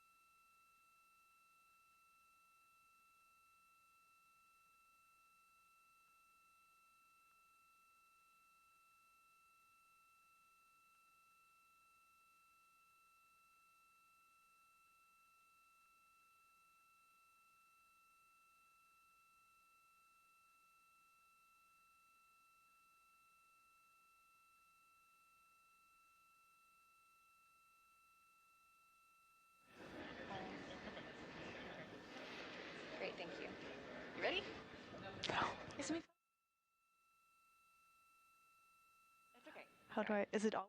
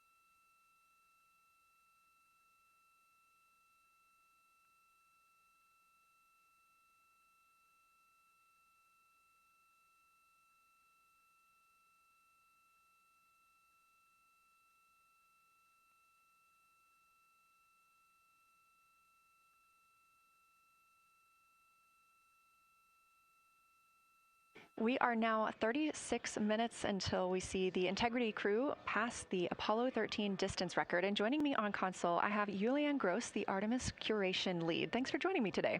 Thanks for having me. I'm very excited to be here. We're very excited to have you. So can you tell me about your role as Artemis curation lead and what that entails? Yeah, so for the overall Artemis campaign, I'm the Artemis lunar sample curation lead. That means I'm helping NASA to return the next set of lunar samples from the lunar surface. And for Artemis II specifically, I'm one of the science theme leads, and specifically I'm responsible or the voice for impacts, poles, and landing sites. Fascinating. So what helped us select the targets that the crew is going to be photographing today? So we had a plan coming in where we basically made a list of all the available targets during the April launch window, because before you launch, we wouldn't exactly be sure which targets would be visible. And so once we launched, we then were able to cut down on that list and prioritize our targets. And the 5 theme leads came together and really discussed and talked through which the long lens configured for lunar flyby. Which targets we could then see and prioritize. And so that made it into our plan. We worked then with timeline to make sure that all the targets are visible. Some targets are time dependent, like Earthset or Earthrise, and some targets will rotate out of view when Integrity starts going around the moon. And so we put these in early so that the crew has a chance to describe those to us. Fascinating. I cannot wait to hear what they have to say. So we just heard them say that their long lens is configured. That's very exciting. And for us, when we look at the moon from Earth, what features are we seeing that the crew will also fly by today? Yeah, so I really hope that people on Earth who are in nighttime will look up into the moon tonight. The features that the crew will see that we can also currently see is Aristarchus Plateau. Grimaldi is another feature. They're going to be sort of on our limb. And then Oceanus Procellarum, that really dark, large area on the near side that we can see. The crew is going to see that in the beginning. The more they fly around, the less of that they will see. So those are targets we will hear them describe early on in the flyby. Fascinating. Well, and the crew has been training for years for this day. And so we're going to hear them make a lot of calls about what they are seeing on the moon. And they're going to use a lot of interesting terms that I myself need some brushing up on. So could you walk us through a few of the things that we'll hear them use to describe the moon, like albedo, exosphere, ejecta, just some of those major terms we expect to hear from the crew? Yeah, of course. Albedo is basically a term of a reflectiveness of the surface. And so high albedo usually for the moon means bright areas, and low albedo means like darker areas. And so when you look into the night sky, you can see the high albedo areas are the white parts and the low albedo ones are the darker areas. Ejecta is when you have an impact and it ejects or throws out material that then ends up on the surface, and you can see that as sort of rays or ray systems. So you might hear them describe, I can see Ohm, for example, with its rays. It has an asymmetric rays coming out, and so we're excited to hear them describe that. You might hopefully hear stuff about color or color hues, and so if they can see any changes in those color hues from like white to gray to maybe brownish, we're excited to hear about that. Exosphere is the almost no existing atmosphere of the moon. It's barely there. But there is dust on the lunar surface that can get lofted up through electrostatic forces. And when the sun goes behind the moon, it can scatter forward on those dust particles and sort of like create a little glow on the horizon. And so we're really excited to see if the crew can actually see that. This is so exciting. Thank you so much for walking through all of that with us. Julian Gross, Artemis Curation Lead, we really appreciate you joining us here today, and good luck to your team. Thank you. I'm really excited to be here. We are now MET 4 days, 18 hours, and 49 minutes into the flight of Orion. This view of the moon from the Orion spacecraft as we get closer and closer.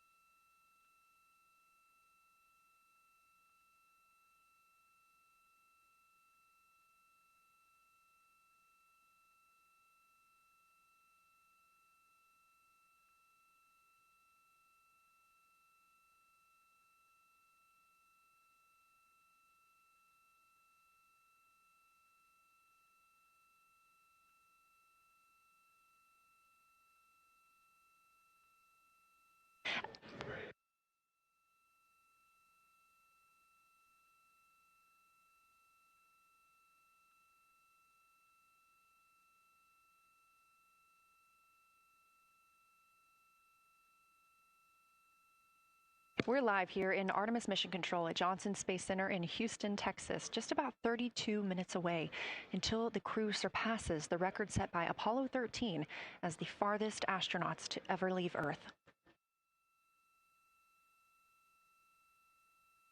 This view coming from a camera mounted on the tip of one of Orion's 4 solar arrays. Each array has a camera on its tip, and so we anticipate getting views throughout the lunar flyby. Of course, except during the point of loss of signal when the spacecraft flies behind the moon.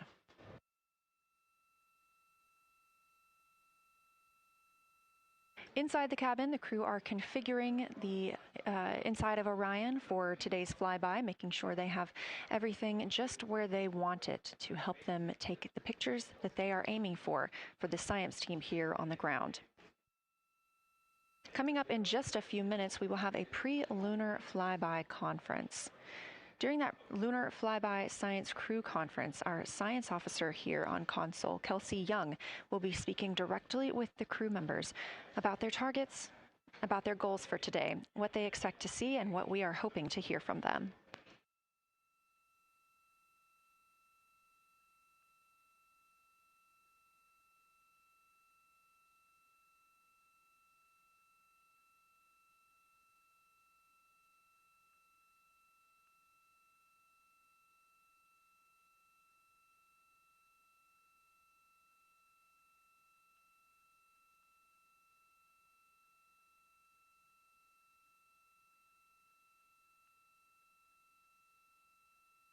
We have a lot of milestones coming up today, so make sure you don't miss them. The first coming up again at 1:56 p.m. Eastern Time, the crew will pass the distance from Earth record set by Apollo 13 in 1970.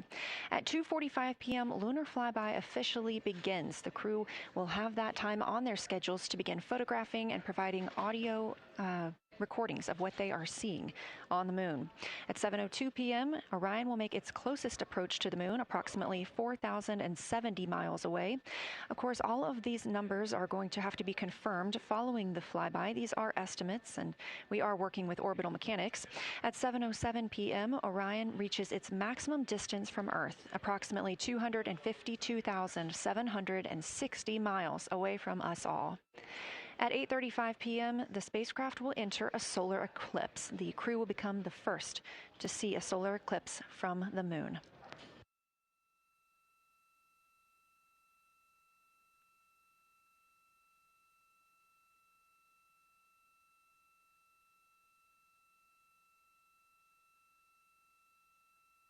Ahead of the official beginning of flyby today, Kelsey Young, Artemis Science Flight Operations Lead, will be conducting a pre-lunar flyby crew conference. She will give information on camera setup, remind the crew of their intended targets, answer questions from the astronauts, and more. Young will help the crew set their targeting timeline, which counts down the time they have to image each target and what they'll be capturing next. She'll also remind them that the ground team will be calling for science Sitreps, also known as situation reports. Those are essentially call-downs to report what they've been observing. They'll continue to do this even through their LOS, their loss of signal, as those communications will come down later on after they reconnect with us on Earth.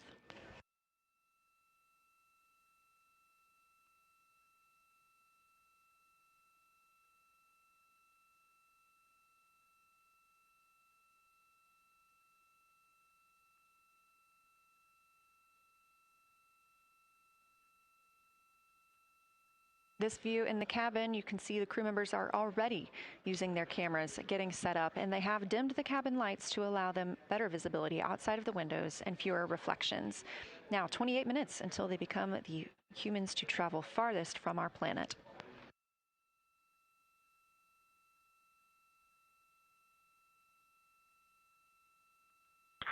Houston Integrity, we are ready for the conference on your call.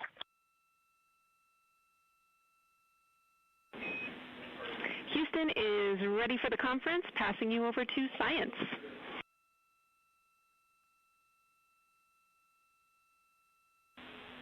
Good morning, crew. This is Science. We couldn't be more excited for a full day of lunar and planetary observations today, the first one in over 54 years. How do you hear me?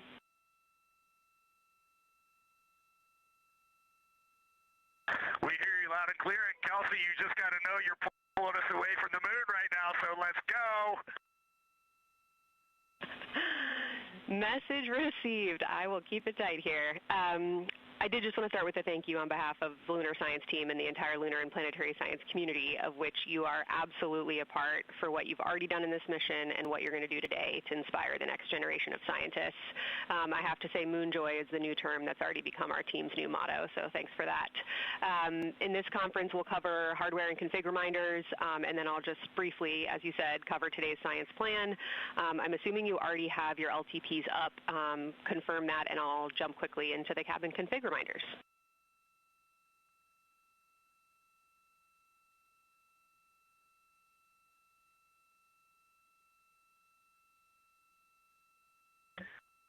Okay, we have the LTP up just to give you a Sitrep on board. You've got Reed and Christina on one PCD, and Ike has his own, and Jeremy has his own.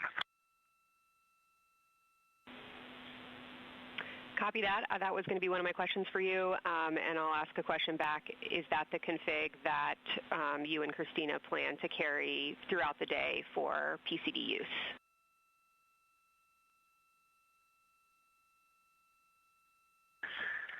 Negative, Kelsey. Our plan for PCD use is we have run the power cables to Windows 2 and 3, and we are going to leave one PCD, the yellow PCD will be in window 2, and the green PCD will be in window 3, and we will do that the whole day, and then the red PCD will be a rover. Understood. Super helpful. Recommend when you guys switch in and out of PCDs to add your initials to your OneNote annotations, just so we can keep track of whose is who. And then given that you have 3 PCDs instead of 4, for the data transfer at the end of the day, recommend making a new subdirectory entitled For Science for your own photos, or with your initials, that we can keep track of which pictures came from which flashcards.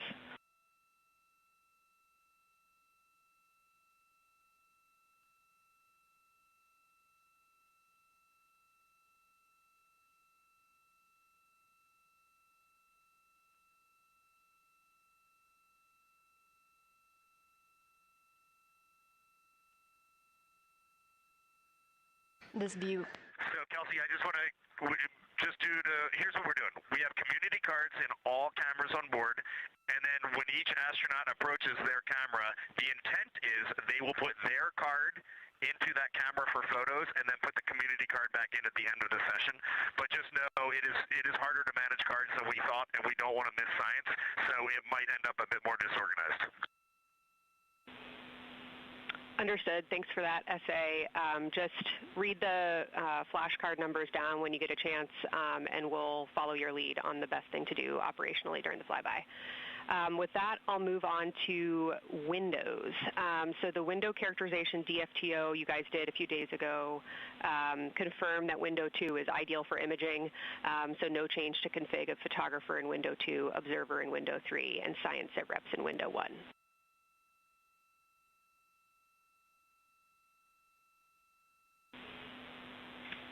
Coming up on a handover. Be back. Hang on, Kelsey. The way we have it configured, tell us if this is going to be wrong. Window 2 is the long lens with a shroud. As you heard, Science Officer called to the crew. We are now in a handover time period. We will regain communications with the crew very shortly. These are tracked, and we are currently on the Deep Space Network. This is the first time humans have used the Deep Space Network in over 50 years, given that we currently use the tracking data relay satellite systems in the for the International Space Station.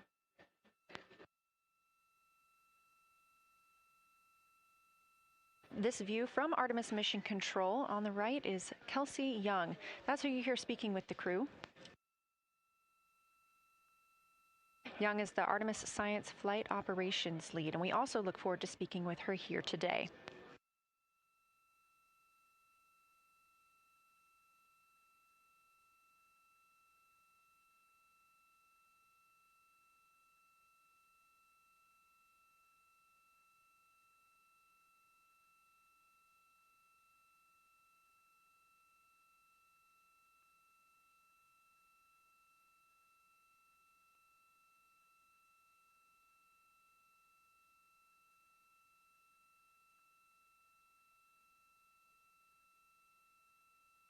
Again, we are just about 22 minutes until we reach the Apollo record. We are in a handover of satellites with the crew aboard Orion. The T-shirt shroud for the Z9 and solar, and then window 3 will be for visual observations, and window 4 is for floater. And thanks,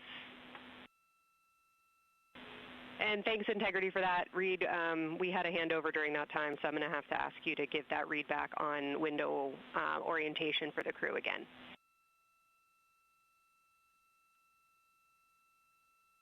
Okay, we are happy to change it, but the way we have it configured right now is window 1 has a T-shirt shroud for the Z9 for solar.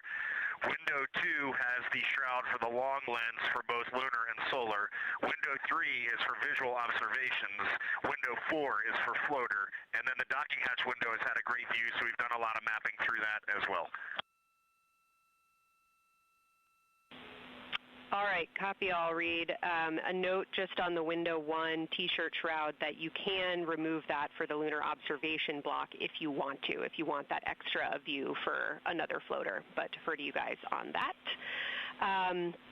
You are go to use the full 400 millimeter zoom on the long lens, but where possible, try to keep the end of the lens flush with the window to prevent imaging through the multiple window panes at an angle. And if you have to take an image at an angle, recommend you limit the max focal length to 200 millimeters or simply acquire the images at multiple focal lengths. Last imaging update as a result of the DFTO is that if you can take the images out of the left side of window 2 where possible, that is the best half the window. Understand that might not be possible with the shroud. Any other imaging questions from you?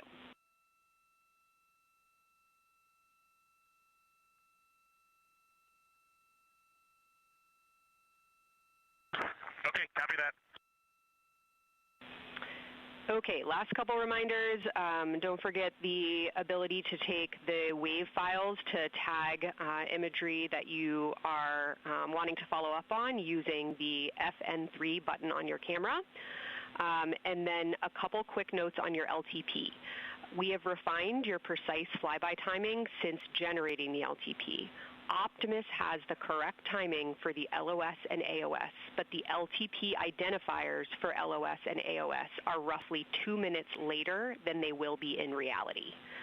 Final LTP timing update is that the green line on your LTP should start automatically 45 minutes before the flyby. If it doesn't appear, let me know and I'll have troubleshooting steps for you.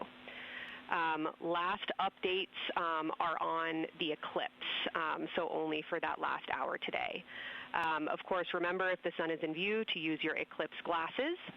And reminder that we will have a few activities for you prior to the eclipse to reconfigure all 3 cameras for corona and deep sky observations. These activities, some of which will occur during the forward link LOS, so we wanted to flag it for you now. Any questions before I cover the last 2 reminders?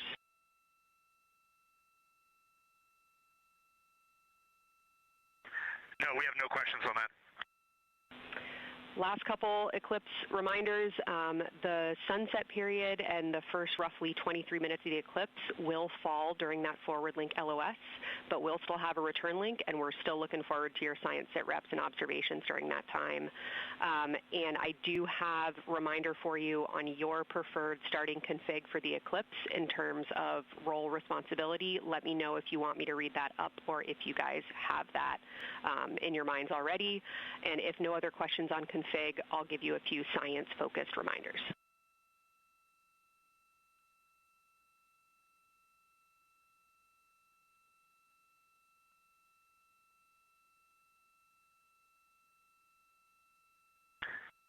Give us a quick high level, but we see it in Optimus, and I think we got it squared away. But give us your quick Kelsey high level.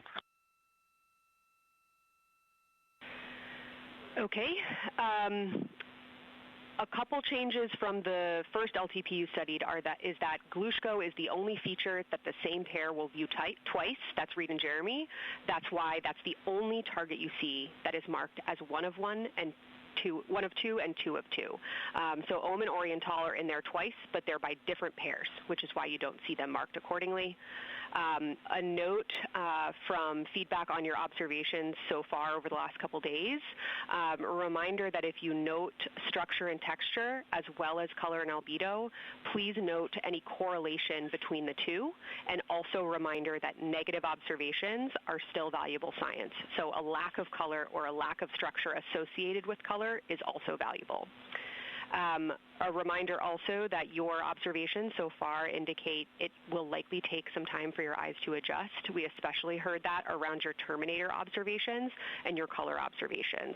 So reminder to know that your eye adaptation is going to kind of come in throughout your shift, and let us know when you start to see that nuance.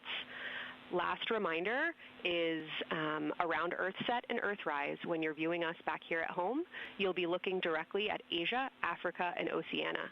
So I'm sure people watching from those places here on Earth will want to give you all a wave as you take their picture. Any other questions for me?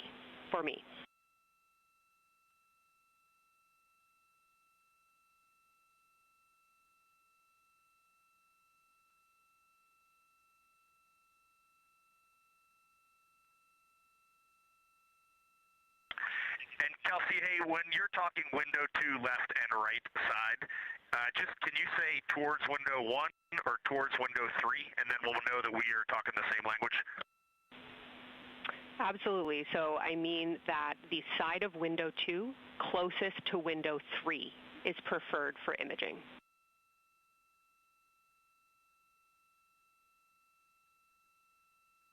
Okay, the side of window 2 closest to window 3 is preferred for recording. Stand by, we'll talk to the crew.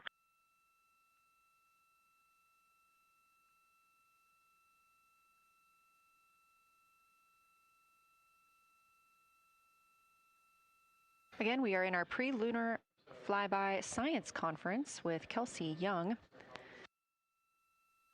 Kelsey Young is the Artemis Science Flight Operations Lead, speaking with the crew aboard Orion. They've been training for this moment for years, and this is their last opportunity to get some further pointers and information. Kelsey, for the T-shirt shroud, what window does the science team think will have the best view? Is it window 1 or window 4? The only time we're strongly recommending use of the window shroud. The T-shirt window shroud for the eclipse viewing. Which window is primary for Z9? Window 1.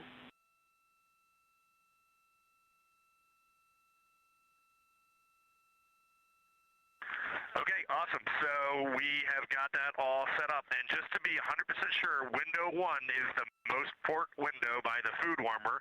Window 2 is right in front of seat 1. Window 3 is right in front of seat 2. And window 4 is on the starboard side by the side hatch. Do you agree with all that? We agree on the ground. Good readback.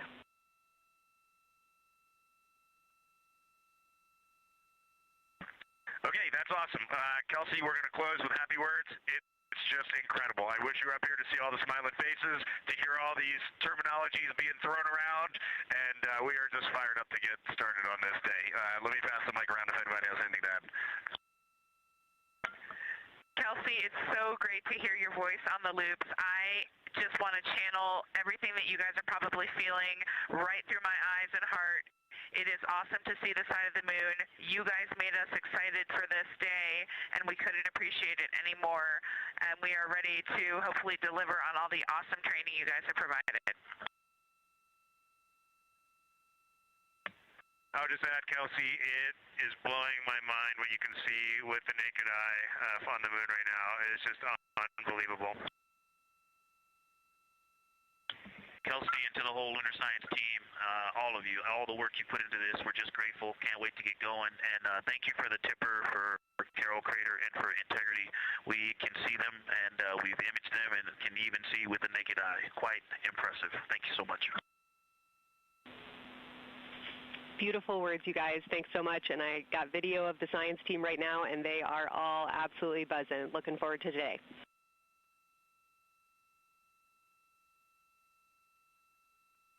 Okay, we're heading into the timeline. Cheers, guys.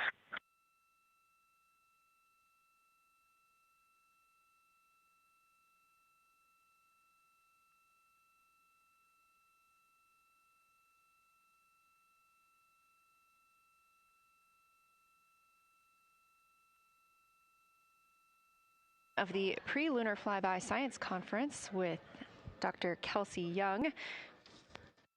Young has served as the Artemis Science Flight Operations Lead, getting the crew ready. And we're live in Artemis Mission Control in Houston, but we are not the only room monitoring today's flyby. As you heard Young mention, in this same building and just down the hall, a multidisciplinary lunar science team supports the Artemis II crew in real time, including experts in lunar geology, impact cratering, volcanism, polar science, imaging, and visualization. There are two integrated facilities, and the first is the SIR, which is what you have right here. That's the Science Evaluation Room. They are embedded within Mission Control to provide science input during live operations like what we see today. Additionally, and not pictured, we have the Science Mission Operations Room, a back room that processes data, evaluates imagery, and supports rapid analysis. Our science officer on console in Mission Control Houston serves as the primary interface between the science team and the flight controllers, ensuring science priorities are represented during mission execution. Again, today, that's Dr. Kelsey Young, who will be speaking with the crew during the time they're behind the moon. We will be speaking with her once the crew is behind the moon and out of communication with Earth.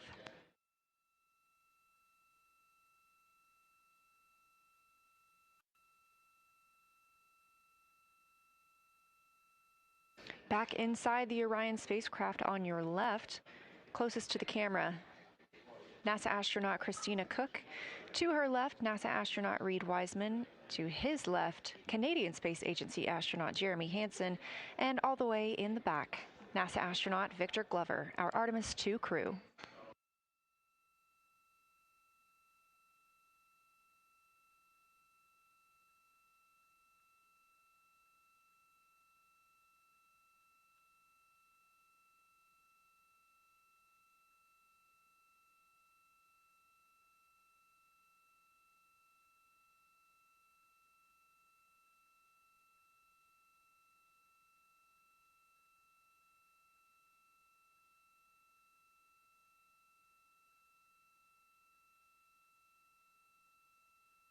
We are now approaching 8 minutes until the crew surpasses the Apollo 13 record. Currently 12,599 miles away from the moon, 248,507 miles away from Earth.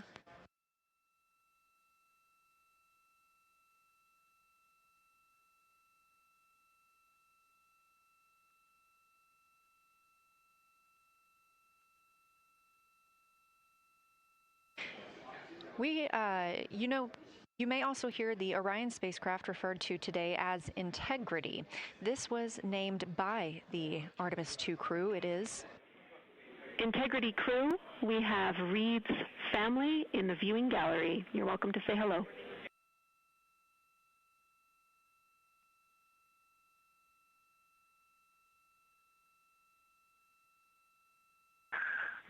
Well, whether you're being serious or you're kidding around, that is awesome to hear. Thanks, Jenny.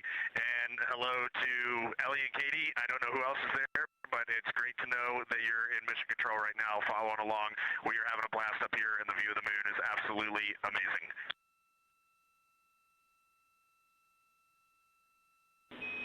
I'm seeing a lot of hearts come out of the viewing gallery and even more smiles. Thanks, Reid.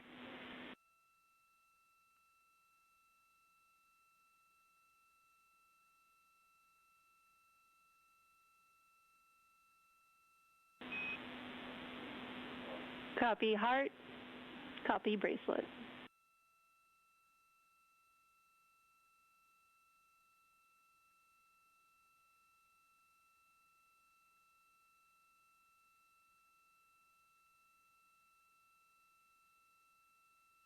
that call from Capcom Jenny Gibbons, Canadian Space Agency astronaut and Artemis II backup crew member, letting Reid Wiseman know that he has family here to support him today in the Artemis Mission Control viewing room.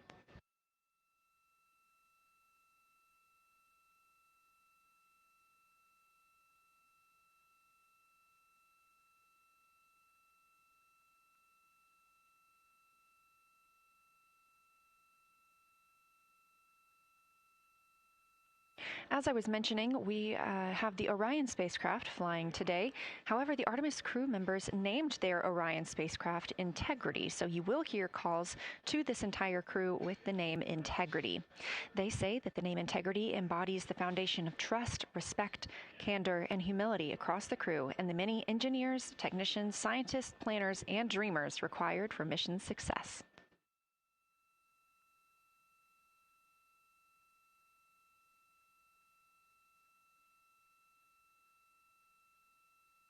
This view live from the outside of Orion as we continue.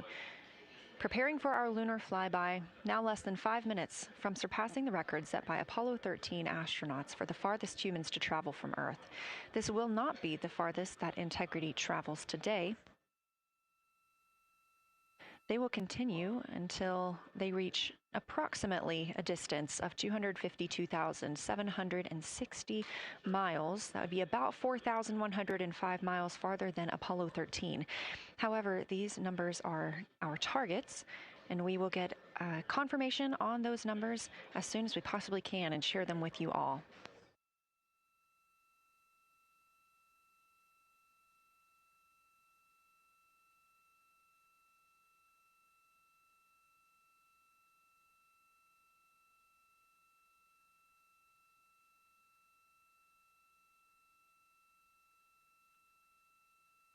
We talked a little bit about what to expect from the crew, whether that's taking photos or making audio recordings. To get a little more detailed, Reed Wiseman and Jeremy Hansen will be up first to capture imagery and record audio on the portable computing devices. You hear those referred to as PCDs, while Victor and Christina serve as the support members. The crew will switch windows and roles halfway through their shift, and 1 hour and 5 minutes later, Victor Glover and Christina Cook will be the next crew members at windows 2 and 3 to take photos and make annotations, while Reed and Jeremy take on those support roles. There are 5 viewing blocks, and the crew will swap out with each one. During 2 of the blocks, the 2 support members will also be able to enjoy their midday meal.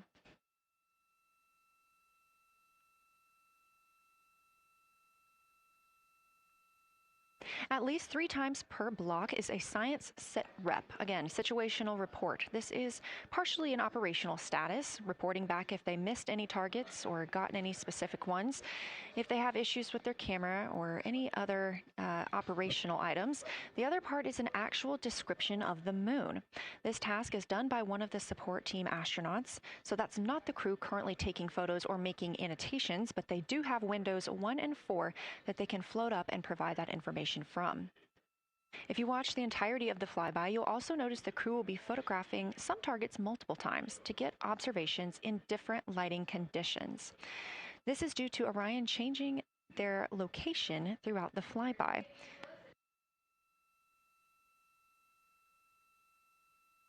What this crew will be able to capture in a couple of hours of the same targets in different lighting would take orbiters years to do because of solar and spacecraft positioning. This crew has studied the moon extensively, and they're also familiar with what the science team calls the Big 15. These are 15 features that they've memorized, so at any time, they'll be able to see 5 of those and help orient themselves and where they are around the moon.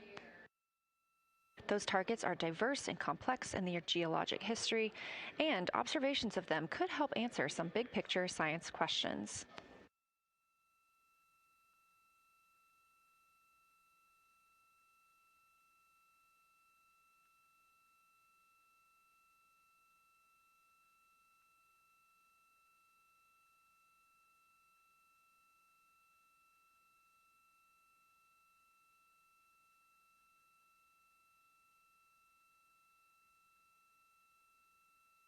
If you've been following the mission, you can see that the configuration of the cabin is a little bit different than what it looked like on launch day.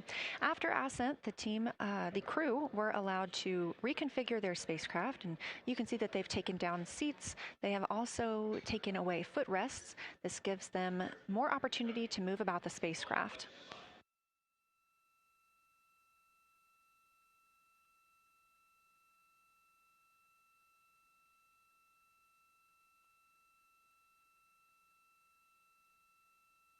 Orion itself has 330 cubic feet of habitable volume. That's about the size of 2 minivans and is 60% more cubic volume than the Apollo spacecraft. We are standing by for the Integrity crew aboard Orion to surpass the Apollo 13 record.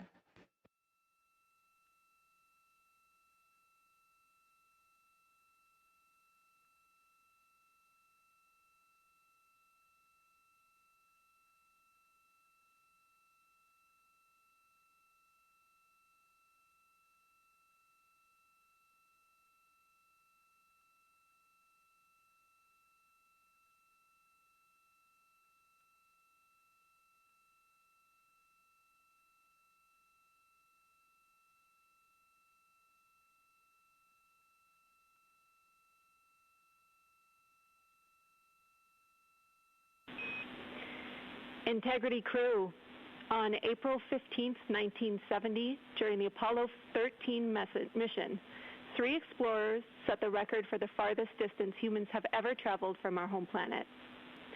At that time, over 55 years ago, Lovell, Swigert, and Hayes flew 248,655 statute miles away from Earth. Today, for all humanity, you're pushing beyond that frontier. Integrity, over to you. Yeah,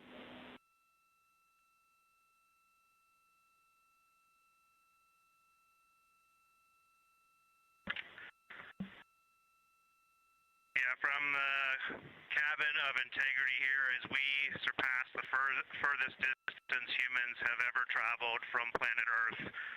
We do so in honoring the extraordinary efforts and feats of our predecessors in human space exploration. We will continue our journey even further into space before Mother Earth succeeds in pulling us back to everything that we hold dear. But we most importantly choose this moment to challenge this generation and the next to make sure this record is not long-lived.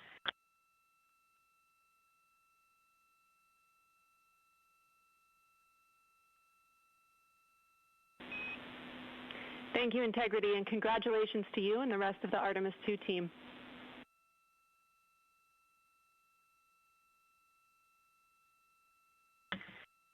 Thank you, Houston. We have a couple more things we'd like to take this moment for.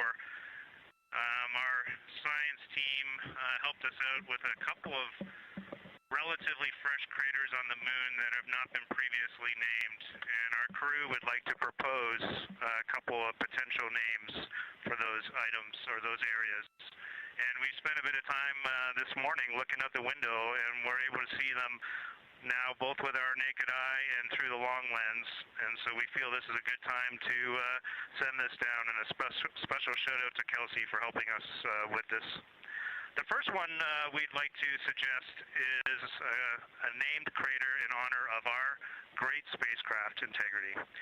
And so if you were to look at Oriental on the far side and then draw a line straight up to Ohm on the far side, relatively in the middle is an unnamed crater, and we would like to suggest it be called Integrity in the future. And the second one, and especially meaningful for this crew, is a number of years ago we started this journey in our close-knit astronaut family, and we lost a loved one. And there's a feature in a really neat place on the moon, and it is on the near side, far side boundary. In fact, it's just on the near side of that boundary, and so at certain times of the moon's transit around Earth, we will be able to see this from Earth. And so we lost a loved one. Her name was Carol, the spouse of Reed, the mother of Katie and Ellie. And if you want to find this one, you look at Glushko, and it's just to the northwest of that, at the same latitude as Ohm, and it's a bright spot on the moon. And we would like to call it Carol, and you spell that C-A-R-R-O-L-L.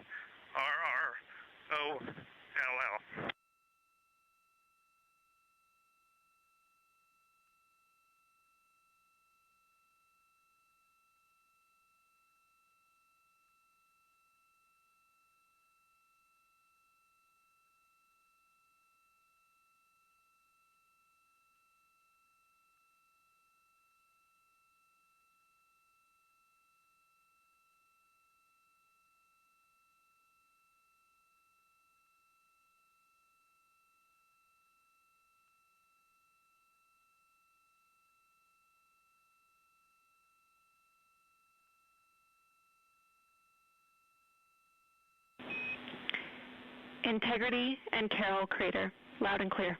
Thank you.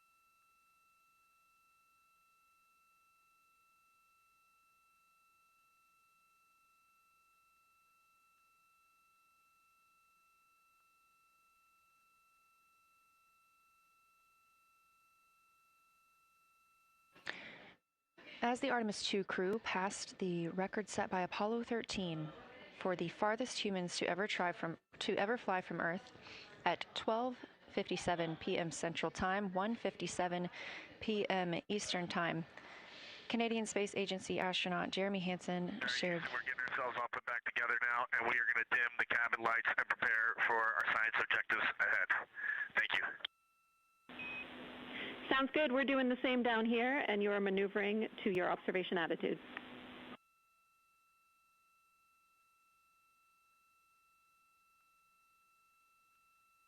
As we pass that Apollo 13 record of the furthest humans to ever fly from Earth at 12:57 p.m. Central Time, 1:57 p.m. Eastern Time, the Artemis II crew shared some poignant words, specifically Canadian Space Agency astronaut Jeremy Hansen. The crew also called down 2 craters not yet named that they would like to name. One, Integrity, in honor of their spacecraft, which they have named. That's near the Ohm crater. Another near Glushko, which is a bright spot, named Carroll, in memory of Reed Wiseman's wife.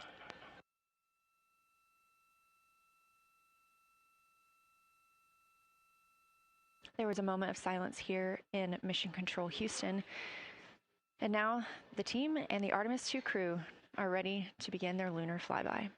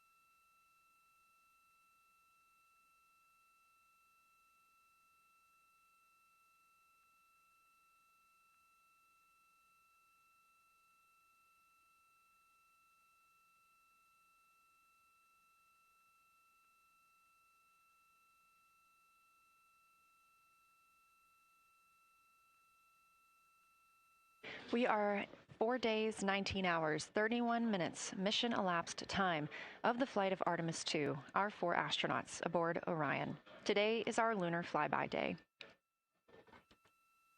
The spacecraft is currently about 12,000 miles away from the moon, and you can keep up with the distance from Orion to the moon and Earth by visiting nasa.gov/track-Artemis. Or you can just stay with us here because we're going to be telling you throughout the day. They are currently 248,834 miles away from planet Earth.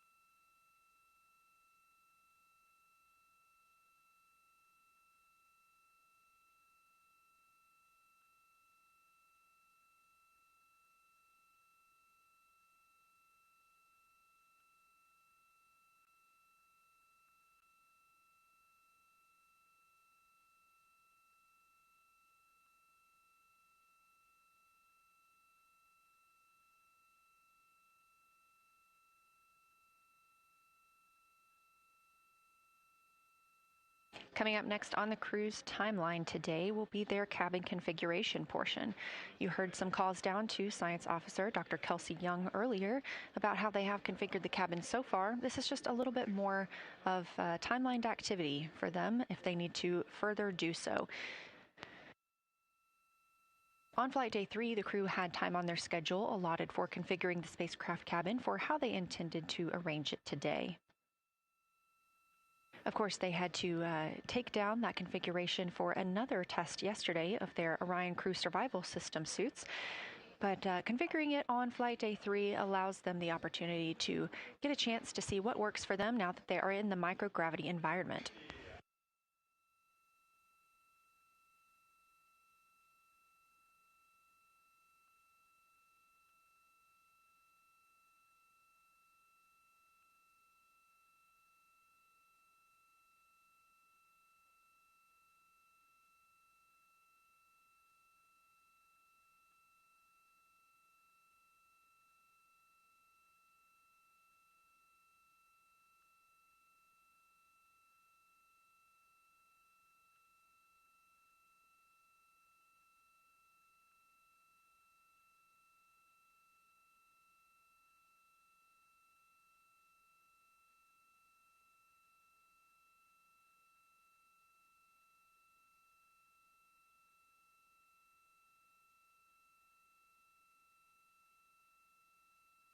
Again, the crew is about to begin their cabin configuration portion of their timeline, though they have been working that already, as well as potentially during their post-sleep period this morning. The official lunar flyby observations are slated to begin in just about 40 minutes. That's when we'll have the crew at the windows photographing the moon, as well as making calls down about what they are seeing.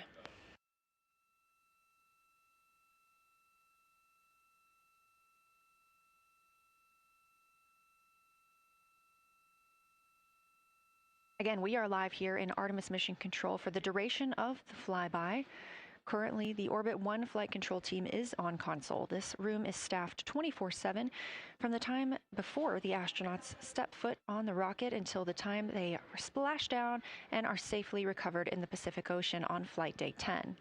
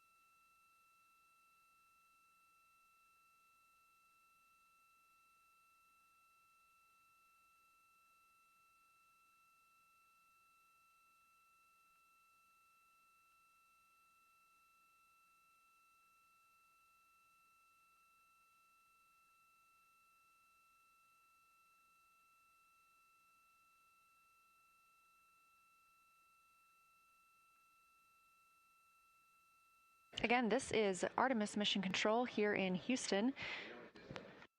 We are now 11,777 miles away from the moon. We did pass the Apollo 13 record of farthest humans away from Earth at 12:57 p.m. Central Time, 1:57 p.m. Eastern Time.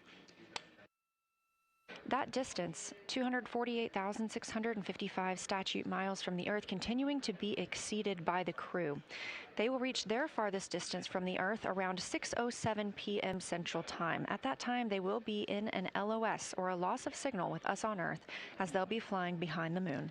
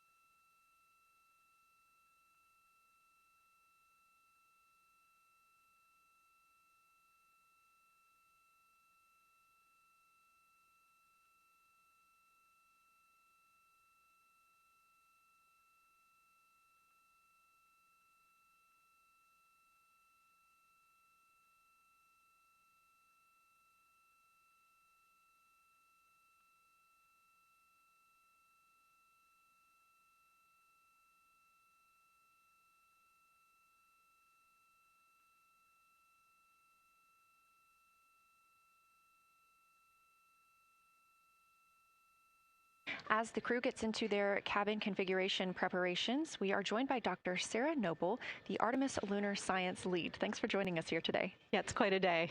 Yeah, we are very excited. I can only imagine how you guys are doing over there. So tell me a little bit about yourself and what your role is for Artemis II. Sure. So I'm the Artemis Lunar Science Lead, so over the entire campaign, and my job is basically to make sure that as we have this big adventure back to the moon, we actually learn new things about the moon. Fascinating. So why is the moon such an important destination today? Yeah, so the moon is a pretty amazing place. It is a great place to learn about basic fundamental processes that happen on like all the planets, like cratering and volcanology. And also it is, part of our Earth-Moon system. And, the Earth recycles its rocks pretty well, right, through plate tectonics and weathering and whatever. Most of the rocks on the Earth are geologically young. But on the moon, we have the entire record that goes back 4.5 billion years since we formed. And so if we really want to learn about what was happening in that period, like the moon is really the only place we can go. We're also thinking about going back to the moon, and we want to go to the lunar South Pole. So what makes that such an interesting destination? Yeah, the South Pole is cool, right? It's far away from the places we went during Apollo. It's different kinds of rocks there, some of the oldest rocks on the moon. It's also a place where we think there might be resources like water. There are craters that really never can see the sun because of the low sun angles there, and they get very cold. And we think that water and other things can build up in those craters, and so we're very interested to see what that might do for us. I'm very interested as well. So for some of our viewers who might be new to this, what does lunar science look like during an Artemis mission? Yeah, it's pretty exciting for us as we have really sort of built this from scratch to try to understand how we can best use the crew to support our science. And so, we've developed a system. We've got a team in place. We've got a back room here in this building called the SIR, the Science Evaluation Room. And there's in fact a back room to that back room over in another building here at Johnson Space Center where we've got our teams of scientists working really hard. They're actually speaking to this room through our science officer. This is now the first time we've ever had a science officer in flight control room. So we're pretty excited about that. So we have a really voice out and up to the crew. I know, it's been so exciting to hear Dr. Kelsey Young speaking directly with the crew today, now so close to the moon. And we have a live view here of the science operation, or the science evaluation room. So this is where the majority of your team is today. Is that right? Yeah, that's right. This is a big chunk of our scientists. You can see them in there now working hard, trying to get ready for the day. And then again, there's a second room where we have a lot of our data folks, where the data will first come down and they'll sort of sift through the data and get it ready for this team to take. What's the mood like right now in the SIR? It is, I would say, giddy. I think we've worked very hard for this. They have done simulation after simulation. They have worked really hard over the last couple of years to get ready for this moment, and I think everybody's just really excited to see. Even already we've had some descriptions from the crew coming down, and it's so great to see their joy and our joy, our love for the moon come through. Yes, we are in for a real treat today if it's been anything like their observations the past couple of days. So how are the lunar science teams using this test flight to prepare for future missions to the moon? Yeah, absolutely. This is the way that we are building our foundation for the future, from everything from, how do you train a crew to be a geologist, right? And so, working through that, getting them classroom training, field training, building the science team, building these physical rooms that we are in, designing the software that the teams are using, and then, figuring out what happens to that data. They're going to take this data and it's going to come down, and how do we get it out to not only our team, but out to the world and the rest of the science community? Yeah, that's a great point, because when you hear these crew members talk, you would never know that they're not geologists. Your team has trained them so well. They have been very good students. Who can blame them? It's a pretty great topic. One more question for you. How does the science that we're doing on Artemis help support long-term exploration, and including our sustained presence on the moon?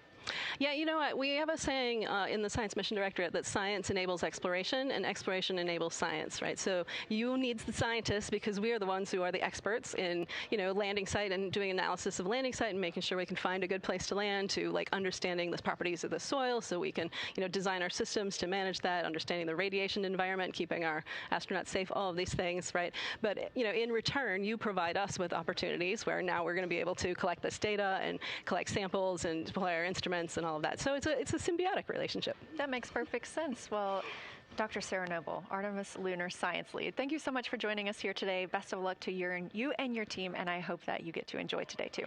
Thank you so much. We are now getting closer and closer to our lunar neighbor. This live view coming from the Orion spacecraft and a camera mounted on one of its solar array wings.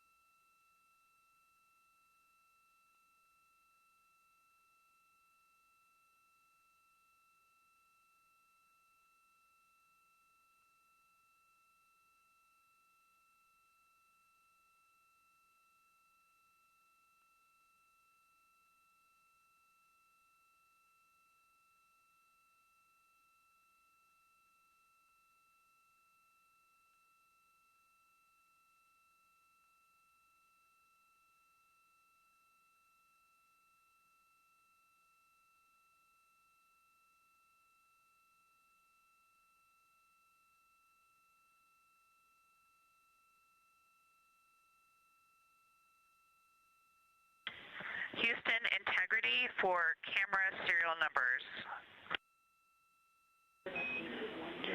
Ready to copy.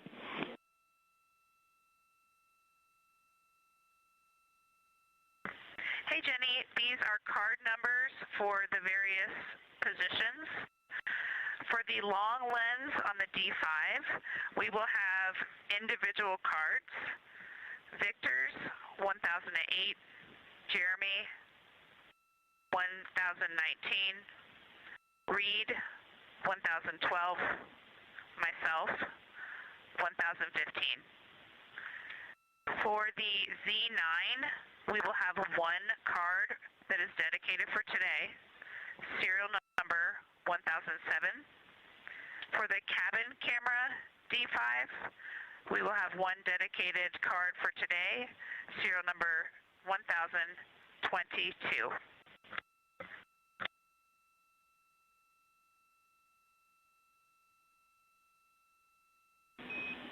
All right, Christina, we copy all. Thank you.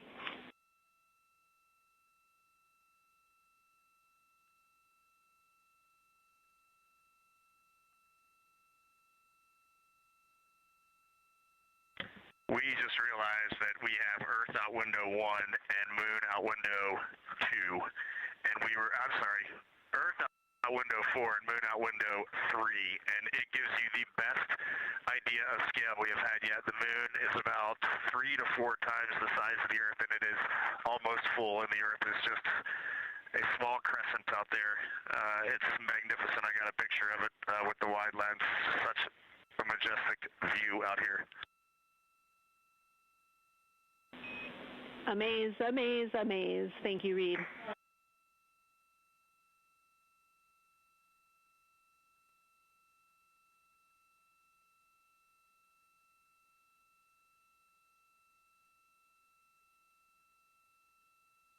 Those are some of the communications we're excited most about today. Commander Reed Wiseman calling down their view right now, obviously a little bit different than what we can see from the solar array camera.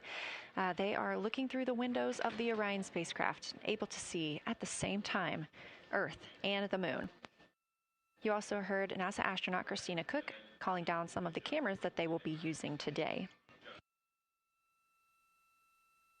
The crew is in that cabin configuration portion, and we expect the lunar flyby observation period to start just about 20 minutes.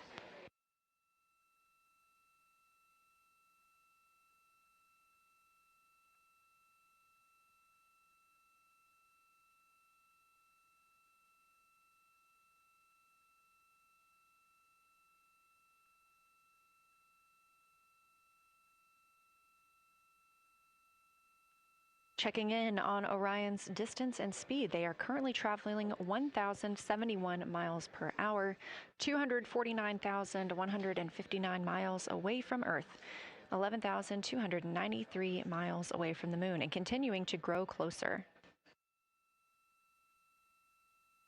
At closest approach to the Moon today, the spacecraft will be just about 4,070 miles away from the lunar surface.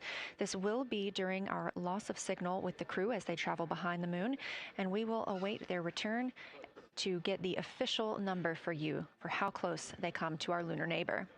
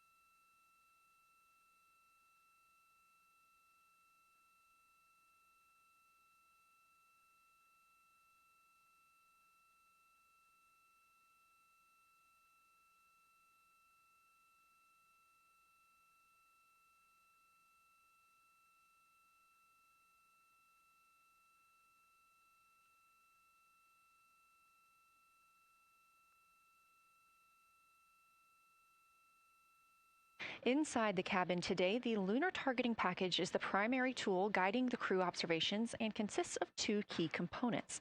The lunar geography review helped the astronauts study major lunar features in advance and help learn how to orient themselves during the flyby. Because, of course, the moon is not actually labeled like it appears here when we look at this map. The lunar targeting plan provides a detailed timeline of observation targets, background science context, and specific instructions for the pictures the crew should take, as well as the verbal descriptions that will be helpful to the science team reviewing them later. This is a screenshot from their lunar targeting package, and a screenshot specifically of that lunar. For attitude. Go ahead.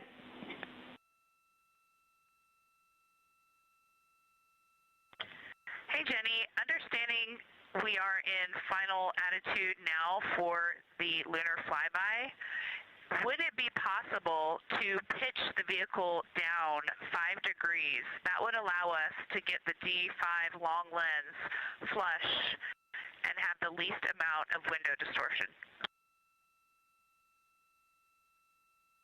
We're checking.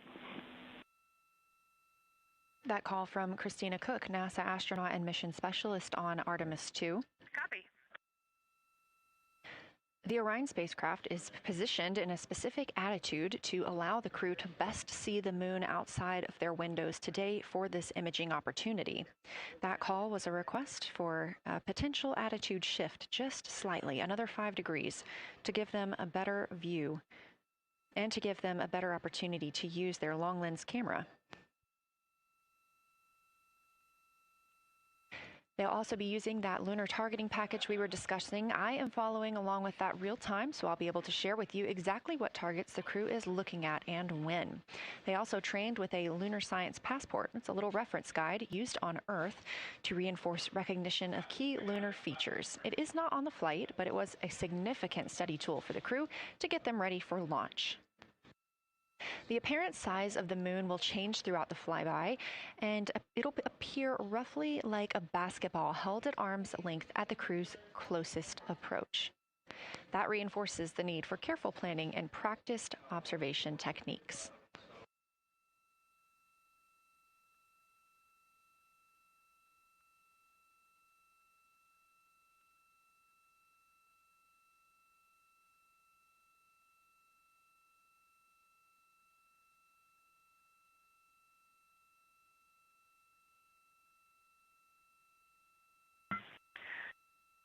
Houston, integrity for timeline. Go ahead.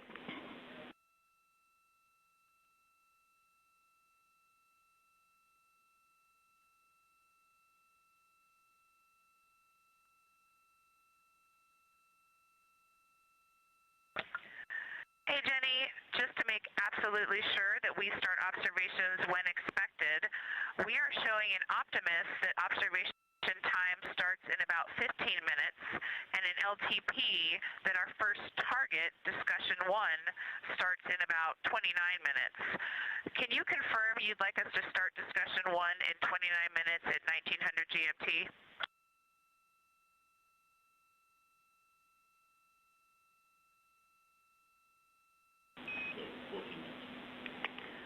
Christina, we are tracking that discussion 1 should start at 18:45. That's 15 minutes from now.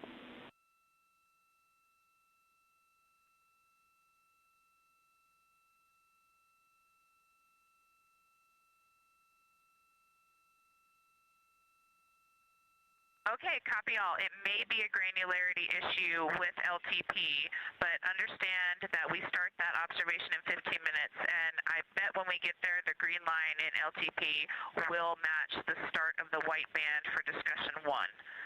I think it's just a matter of the labeling and the granularity. Thanks for confirming. Copy, and we'll look into that a little bit more on our side as well.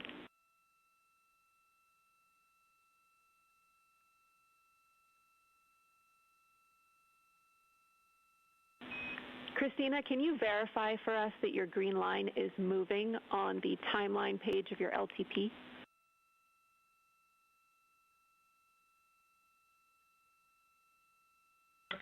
affirm.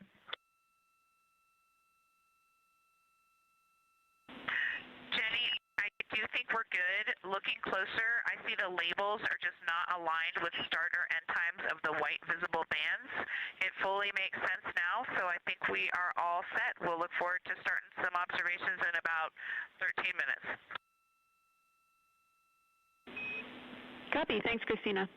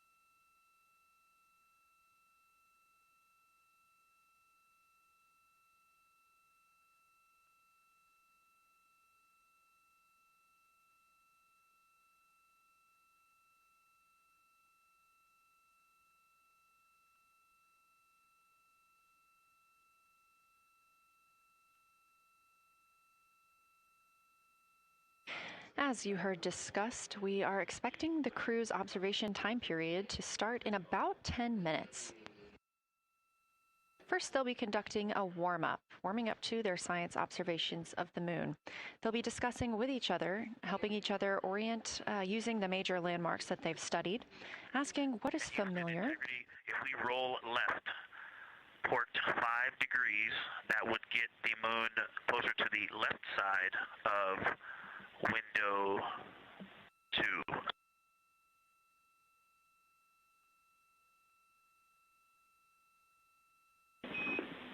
Copy, Victor. We'd like to know if it's pitch and roll or one or the other.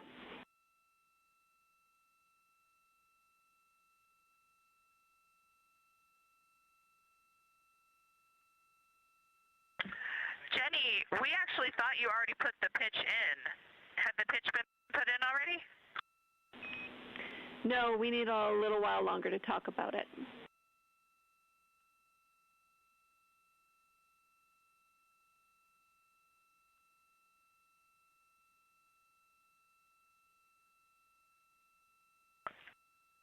So, Jenny, I guess what's happening is just as our orbit's changing, where it is in the window is changing, so maybe these fancy little adjustments aren't worth it. It's going to continue to move in the window.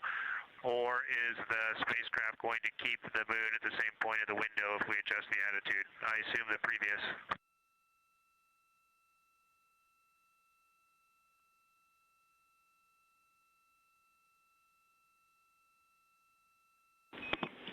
Right now, we are pointing the center of the window to the center of the moon with 2 degrees of deadband.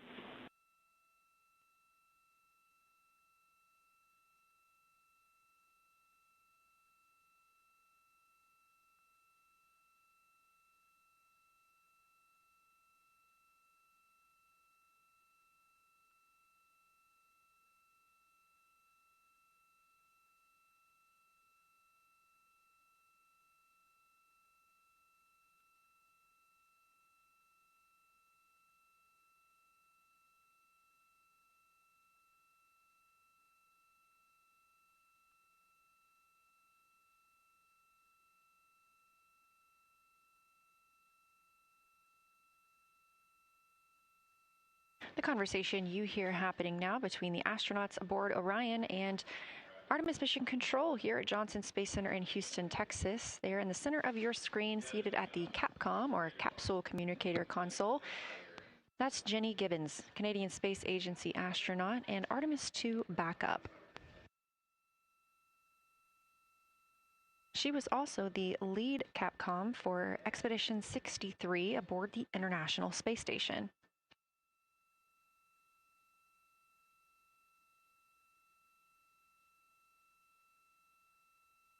The crew is requesting some attitude changes to the spacecraft to allow them to better image the moon, our priority for today. Of course, those have to be discussed on the ground before they are put into work aboard the spacecraft, so the team is taking some time to do so. You also heard Gibbons reference that we are into dead bands. Dead bands are essentially keeping us in the lane in which we're traveling. If you're familiar with lane assist in your car, very similar in this case.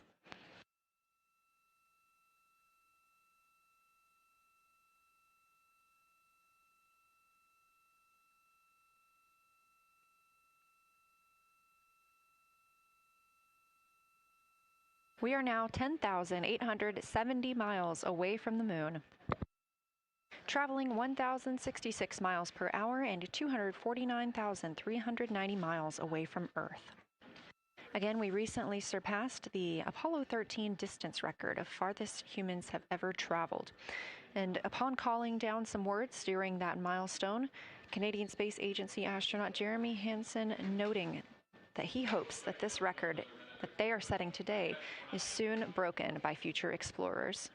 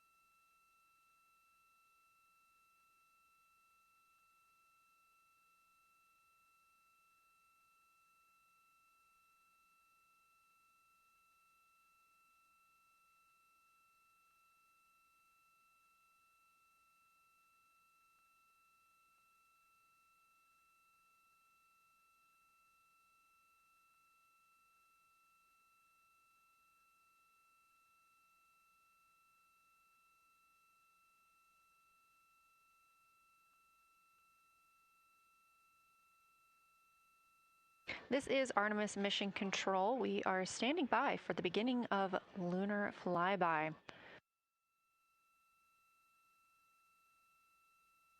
Expecting that to start in just a few minutes when the crew will begin a warm-up discussion preparing for the day.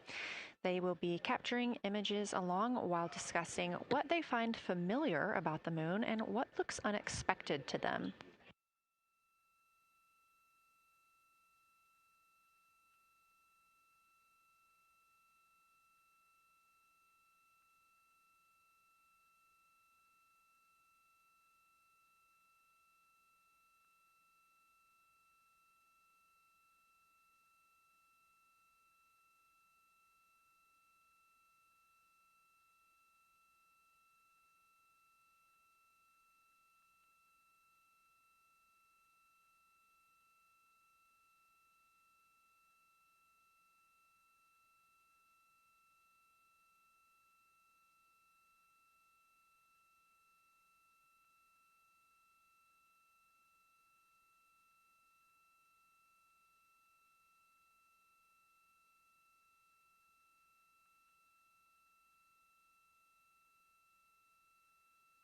Again, just minutes away from the official start of Lunar Flyby, or when it is timelined for the crew. We are currently 10,726 miles away from the moon. This view on the left side of your screen coming from the camera on one of Orion's solar arrays.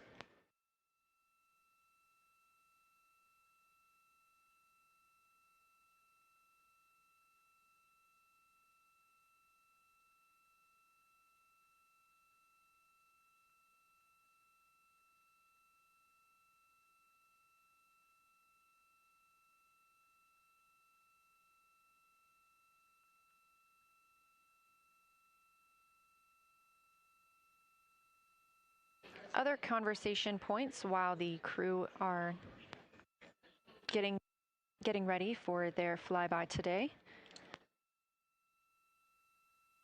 They'll be looking to orient themselves using major landmarks and annotating their observations along with their discussion. They'll have 10 minutes for that warm-up discussion.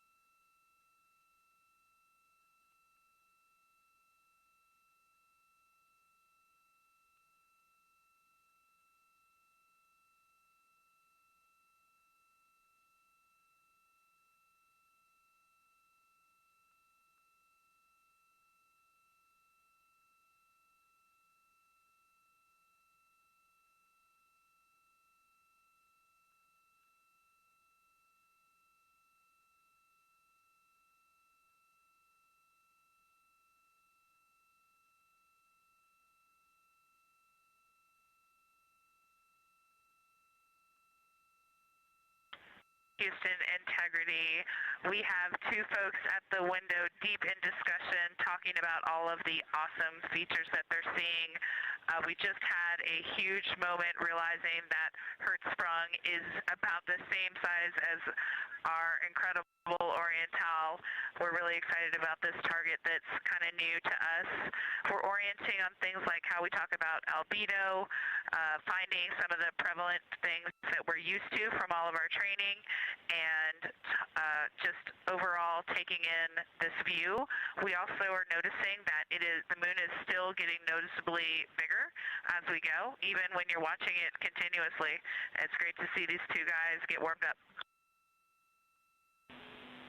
We love the report, Christina, thanks. And you nailed it on why we added Hertzsprung. As you'll see in the prompts, we're looking for comparisons to the comparatively much older Hertzsprung compared to the younger Oriental. Great words.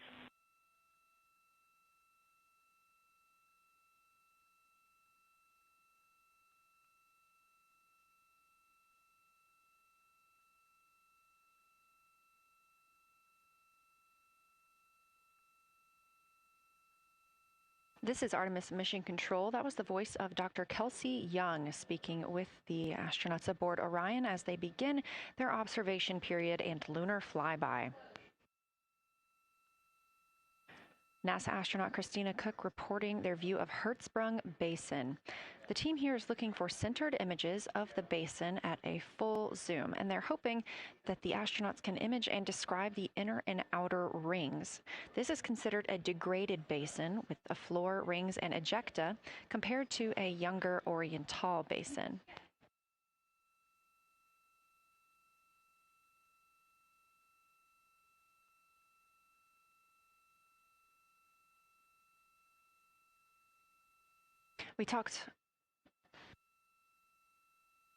We spoke earlier with Julian Gross, the Artemis curation lead, about some of the terms we will hear the crew use today. One of those just called out, that's albedo, looking at surface brightness, or the amount of light a surface reflects.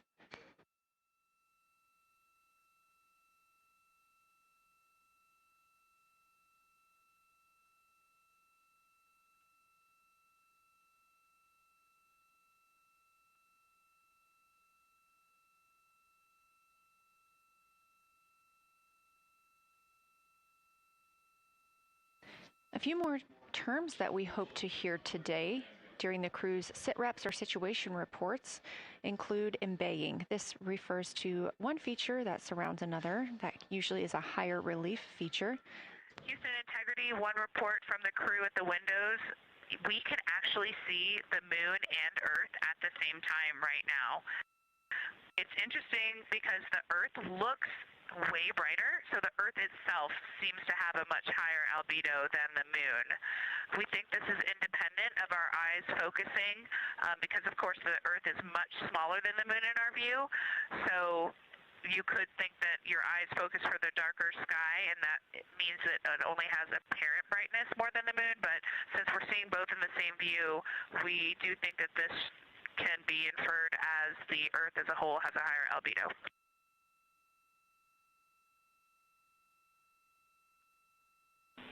Great observation, Christina, and reminder that as you're starting to look for those subtle color and albedo variations on the moon, the relatively bright albedo Earth might make those a little bit difficult, but as your eyes continue to adjust, we expect you to start to see more nuance on the moon. Thanks.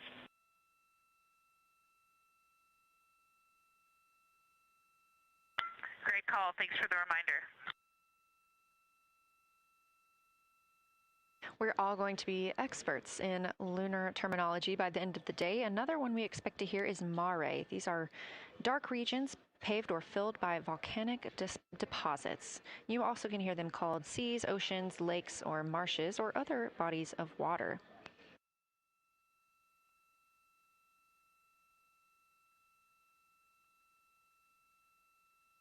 Again, we are live in Artemis Mission Control, but on the right side of your screen, that is the Science Evaluation Room, team members who have been preparing for this day for years.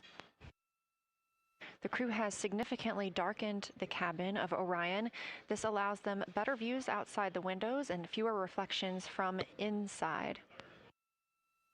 They reported being able to see the moon and the Earth out the same window at this time. We are really hopeful to get those photos. Right now, this view on the left side of your screen coming from a camera mounted on one of the solar array wings on Orion outside the spacecraft. The crew is equipped with 80 to 400 millimeter zoom lenses.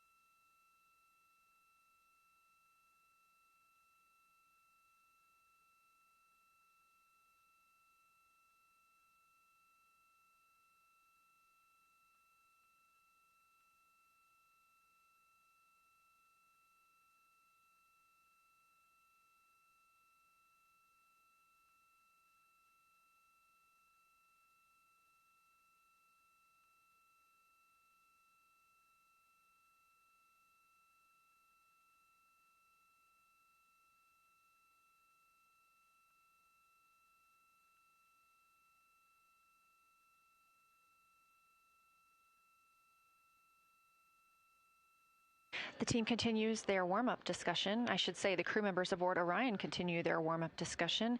However, they are about to be prompted to move on to discussion number 2, which is near side and far side.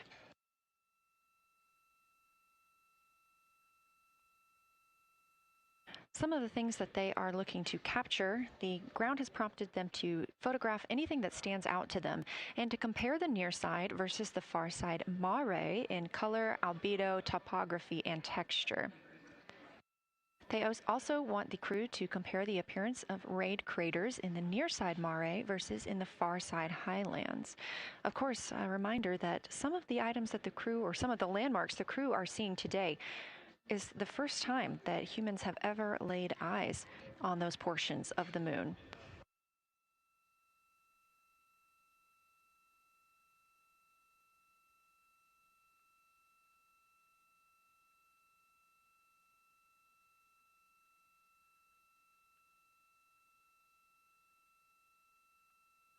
In the targeting package, there are a few reminders of the crew. For the crew, there are time-sensitive observation reminders and science Sitrep reminders. Integrity. We have Sitrep. The targets that are being discussed right now, it's the far side, near side comparison, and hearing some great discussion of browns and greens in the Aristarchus Plateau and how those disappear as you go toward the North Pole, and then over to the far side, you lose the color.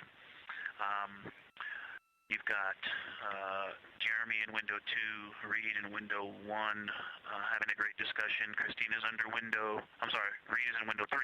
Christina's under window 1, documenting the discussion.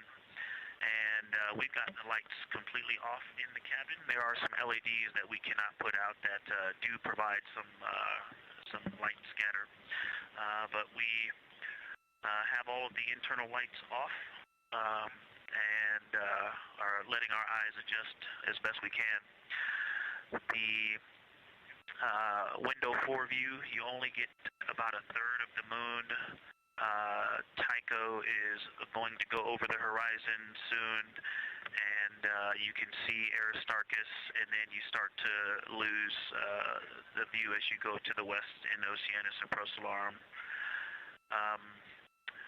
So far, the team is on the plan, and the long lens is being put to good use, and recordings are being made, and internal documentation of the configuration and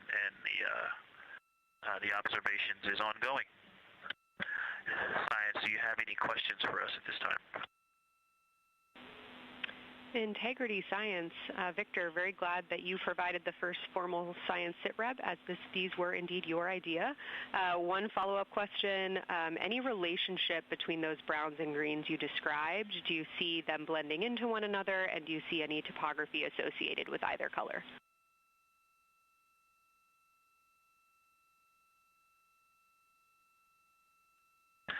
I don't want to bother the window team. I just heard that, overheard that, and so I'm sorry I don't have that detail yet. I will eavesdrop and see if I can pick that up. I will try to answer that at some point. I also heard a comparison of the albedo in Aristarchus, that crater, the very high albedo spot you can see on the near side. There is a feature called, I believe, Burgess Alpha, that is equally or maybe higher albedo.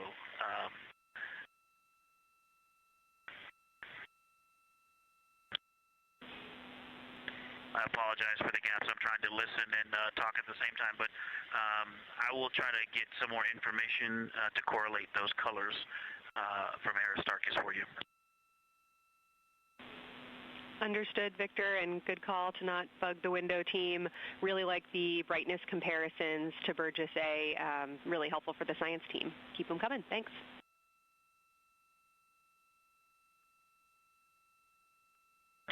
I also heard a discussion about the albedo of Grimaldi being a 10, and how many of us, when we were a little further away, saw that as the darkest albedo, and that the bigger mare off to the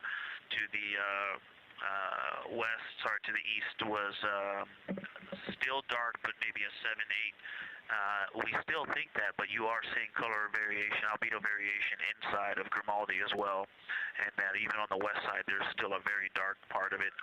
but it is still the darkest. It is just not as uniform as it looked when we were farther away. We're starting to differentiate the striations of albedo inside of Grimaldi. Copy all, Victor, and you read our mind. Superlatives like darkest, biggest are really, really helpful for us, so keep those coming.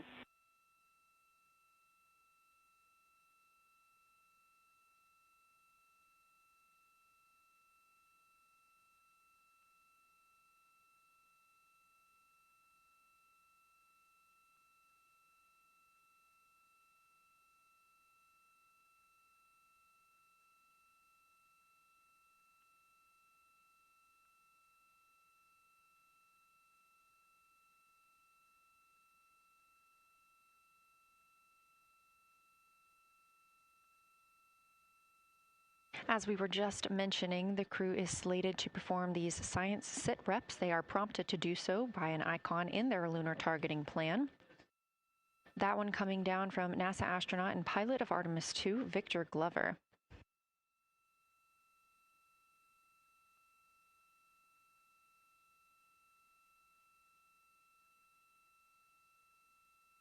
As we discussed, the Capcom is usually the only person in the room speaking with the crew, the capsule communicator. However, today, the science officer, Dr. Kelsey Young, she is the Artemis Science Flight Operations Lead, is speaking with the crew during the flyby to ask any questions that the team may have.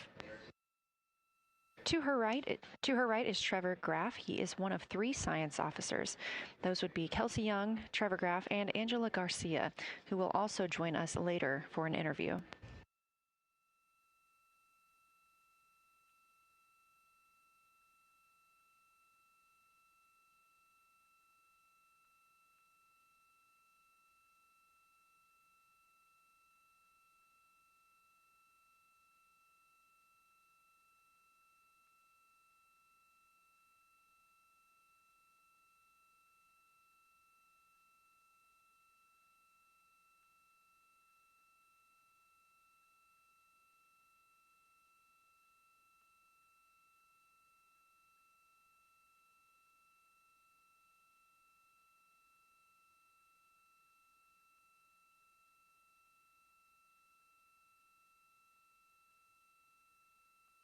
And Houston Integrity was able to, Science Integrity was able to get a view out of window 1, which is a beautiful view. I can see the entire moon that they're looking at.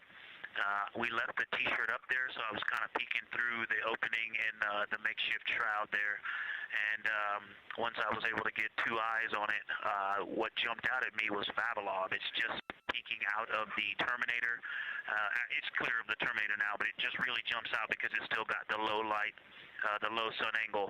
And so where the, Vavilov has that impact over the top of another crater, where the 2 craters intersect on the eastern edge. So on the side closest to Oriental, where the 2 crater rings intersect, the shadow there is the highest peak in the interior of Vavilov, and so you can see that terrain is, there's some real variation in the terrain there, that there's a nice peak where those peaks intersect, where those rings intersect, and we'll get a picture of that.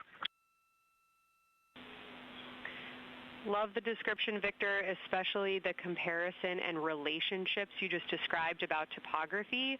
And if it's easier for your observations, do feel free to remove the T-shirt shroud from window 1.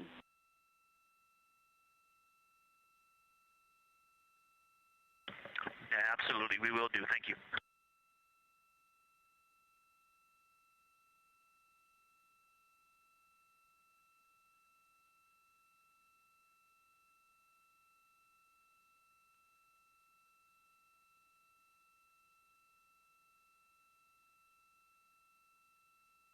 Those calls coming from NASA astronaut Victor Glover. As we discussed, the crew is working in pairs at the windows.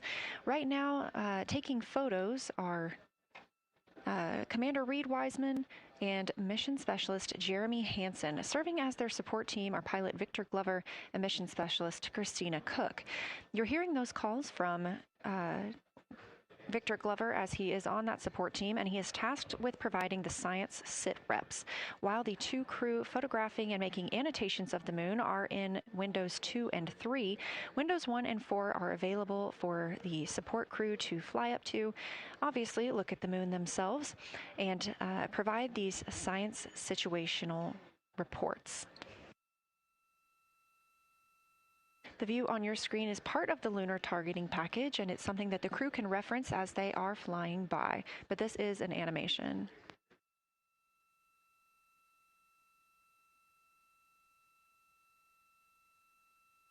You also heard Glover mention Oriental. Oriental is a major feature that the team is interested in today, and it's known as the Grand Canyon of the Moon. Until this mission, the Oriental Basin had never been seen in sunlight by human eyes. Oriental Basin and its surrounding ejecta could fit within a straight line distance from NASA's Johnson Space Center, where we are at today, to Kennedy Space Center.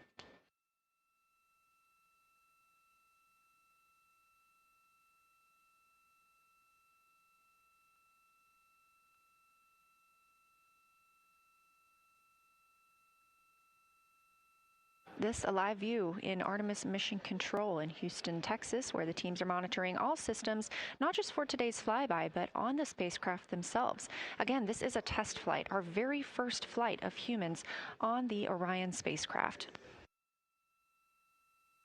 This team has been this team has been monitoring the entire time of the mission, as well as we have been live the entirety of the mission, and we will be continuing to do so all the way through splashdown and crew recovery from the Pacific.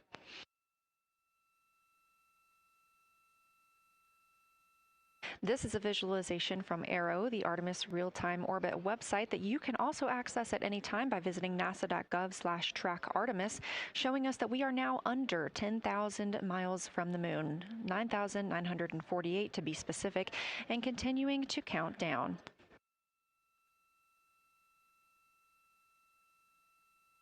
Again, our closest approach to the moon today should come about 6:02 p.m. Central, 7:02 p.m. Eastern. However, we will be out of contact with the crew at this time as they begin transiting behind the moon.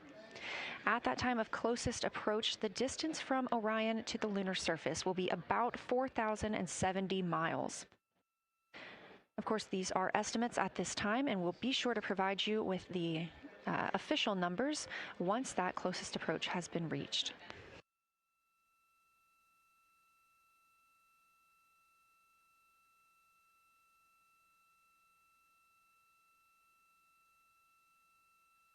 This shot live inside the Orion spacecraft, where our 4 crew members are continuing with their lunar flyby activities. They have just begun those activities really about 20 minutes ago, so we've got several hours of moon view opportunities. This is still a live view inside that capsule. However, you can see just how dark they have turned down the lights. Actually, they've turned them all the way off. There are a few LEDs that they cannot power off, but turning down these lights gives them better views outside of the spacecraft's windows while they photograph the moon. This also prevents any reflections from inside the spacecraft bouncing up on the windows and interfering with their photography.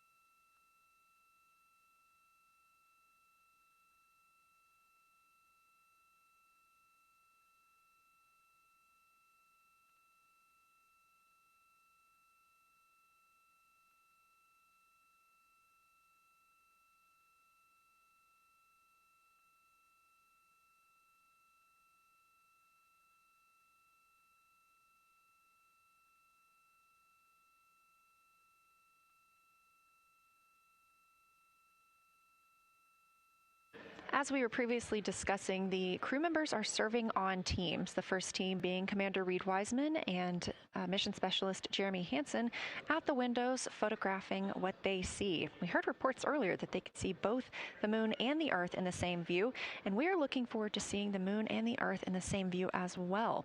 That Earth set coming up in just a few hours. While Wiseman and Hansen are at the windows photographing, Glover and Cook are serving as support crew. They are able to assist with cameras.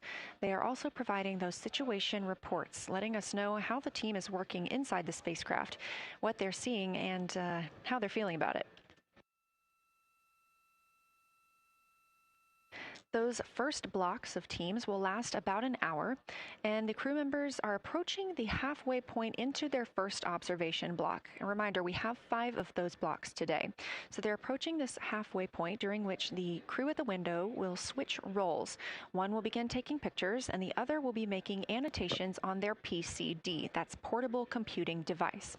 Both of those crew members at the windows are recording audio of what they see. They are putting on headsets and recording audio into their portable computing devices. Obviously, we are not hearing this right now. This is going to be sent down to the science team, and they will be able to analyze that at a later time.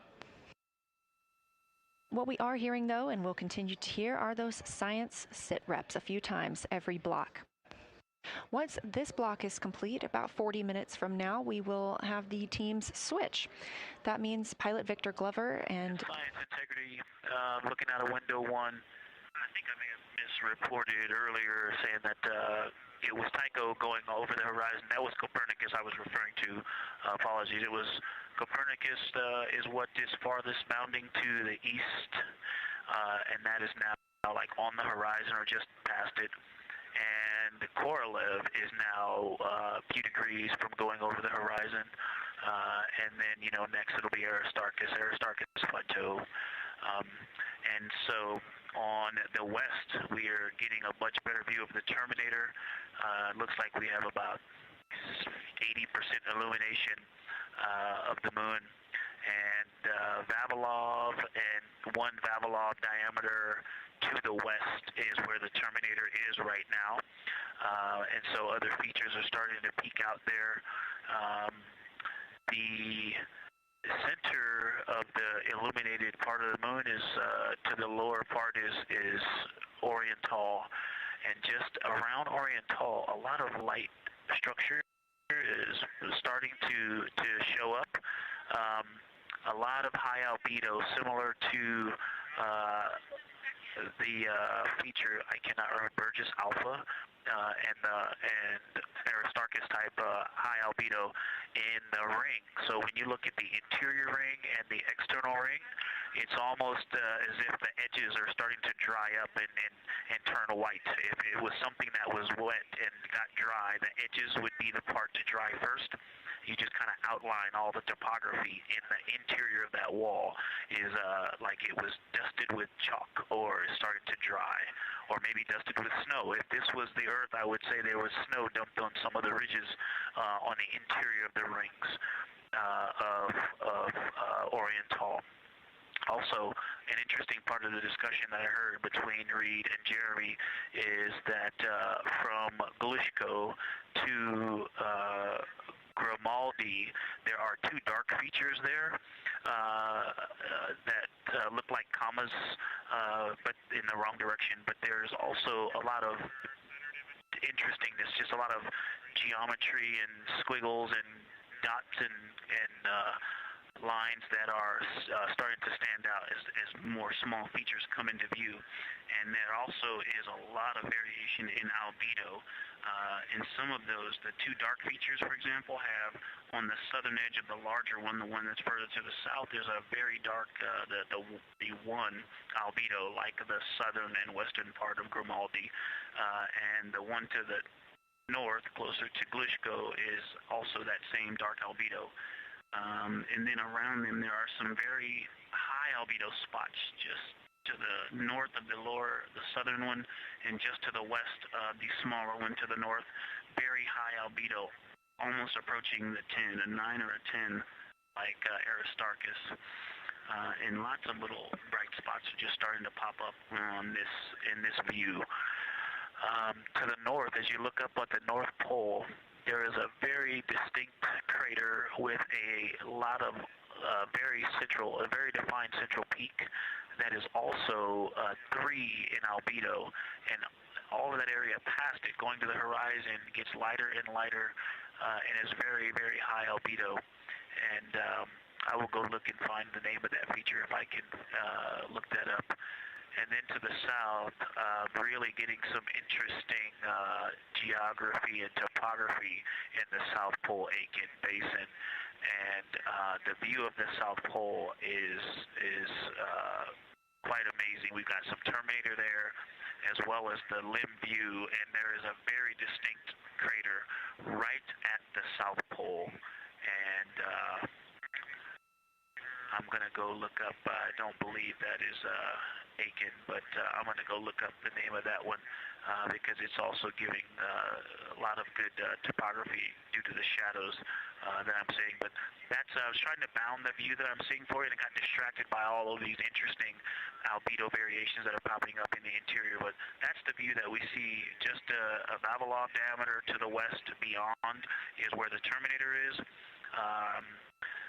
Just beyond, I think Copernicus is the easternmost feature that we can see.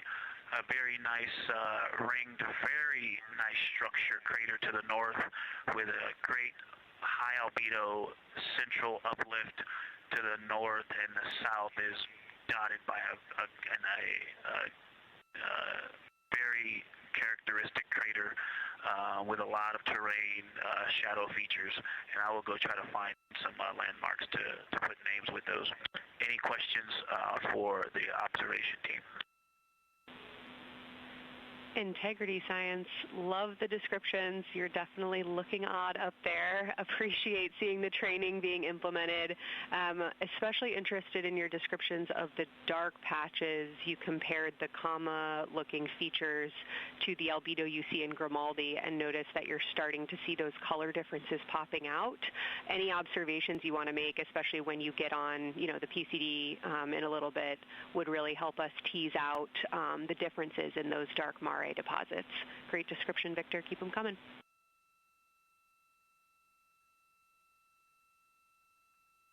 Absolutely will do, and I know you've got descriptions on both of the window observers right now as well. Keep them coming.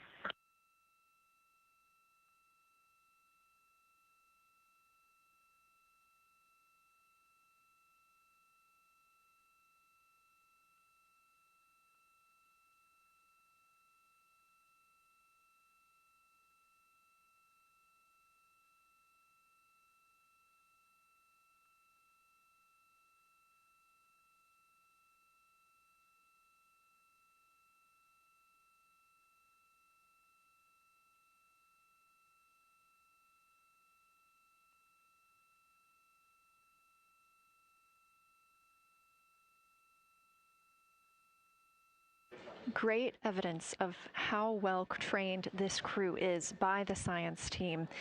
NASA astronaut and pilot of the Artemis II mission, Victor Glover, calling down a situation report, noting several different features on the moon and such descriptions, even saying that it looks like snow on some of the peaks. Obviously, we do not expect that to be snow, but referencing that as some of the lighting on how it looks to the Artemis II crew from their current position.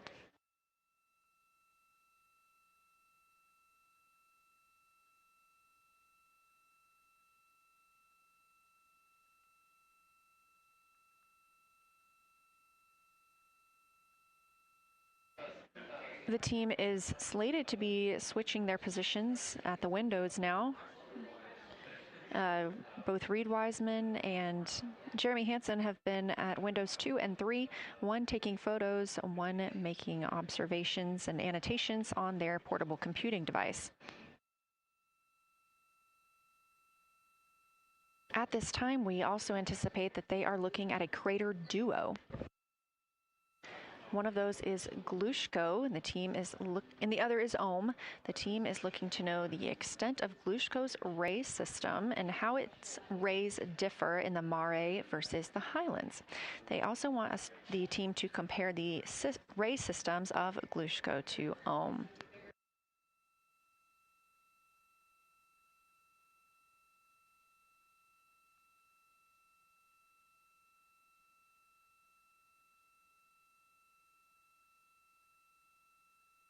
Ohm is considered a young crater.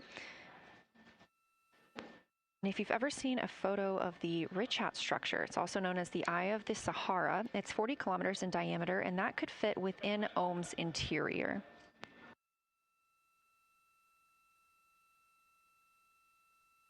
The team is specifically interested in descriptions of that ray visibility, including the color, albedo. Remember, albedo is the brightness or the surface reflection, and the reach.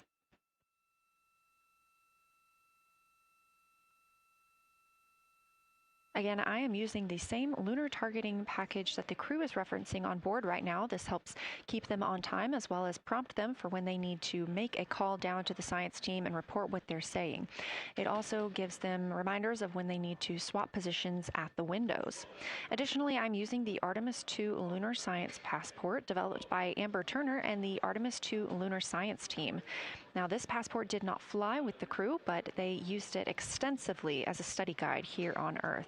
So a lot of the descriptions and comparisons you hear today are developed directly by the science team.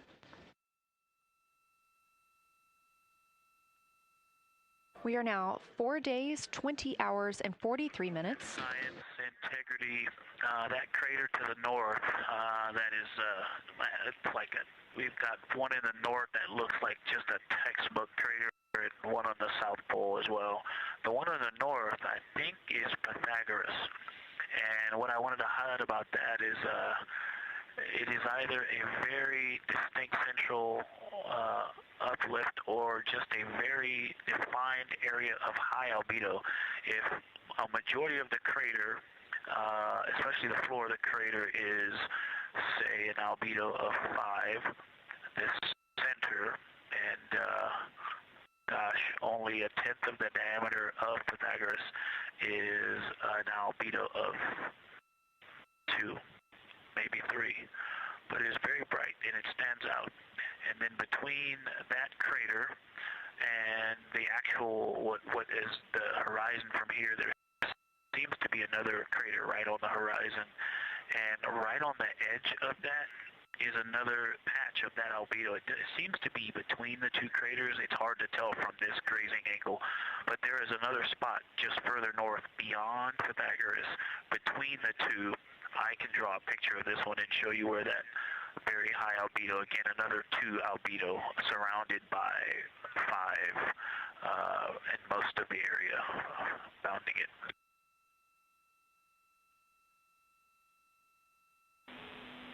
Integrity Science, thanks for that. We agree with the Pythagoras assessment. And as a follow-up to your previous report, the SIR had questions about topography comparisons between the North Pole and the South Pole of the Moon, if you're willing to provide words on that.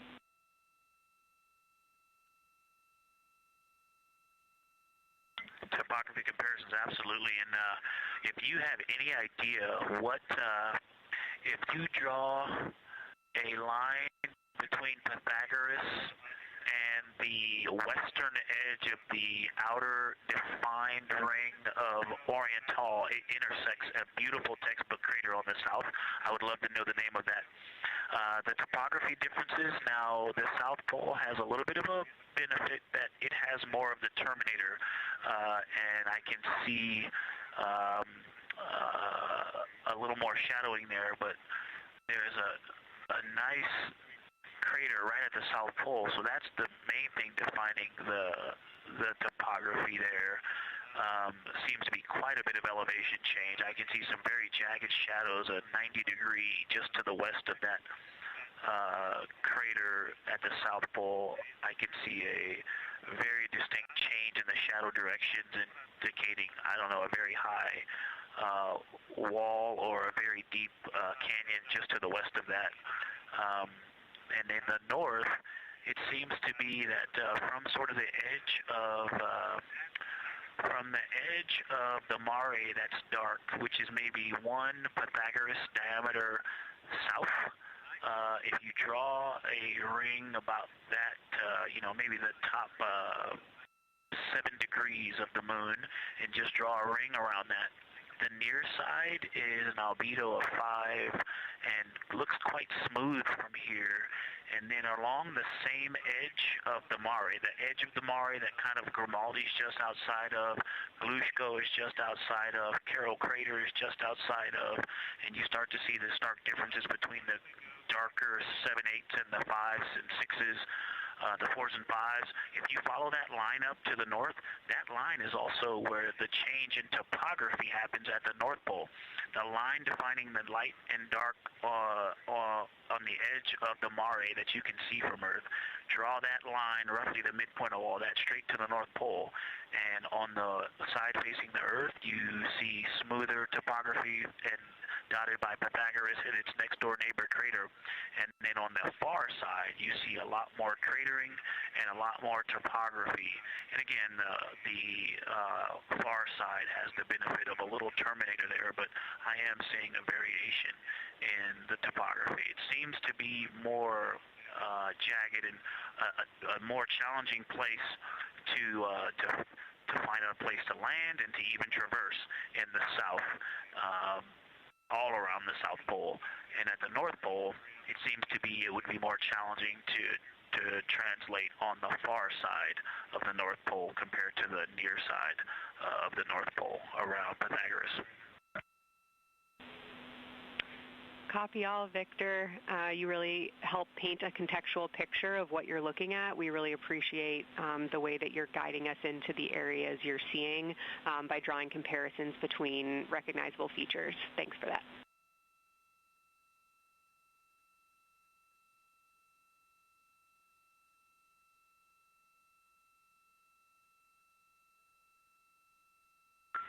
And Kelsey, another little science Sitrep moment, something I just heard from the window team is the more I look at the moon, the browner and browner it looks. I thought that was an interesting observation. The 2 observers have been on timeline, no hardware issues. They did start to talk a little bit about another feature that you'll hear more about on the recordings that they call the handprint. That was at the end of their Glushko and before they moved into their current target. They thought that was worth chatting a little bit more about. And they're preparing to switch after this. Houston copies and concurs.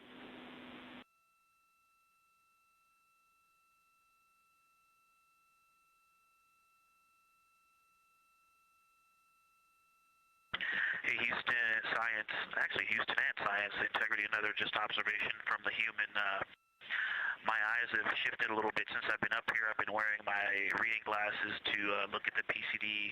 Well, this is a very taxing event on the eyes, looking out the window and seeing the very bright moon, then coming back inside to the dark cabin and trying to work cameras and microphones and logistics and lunch and those kinds of things, and then looking at the PCD, which is dimly lit.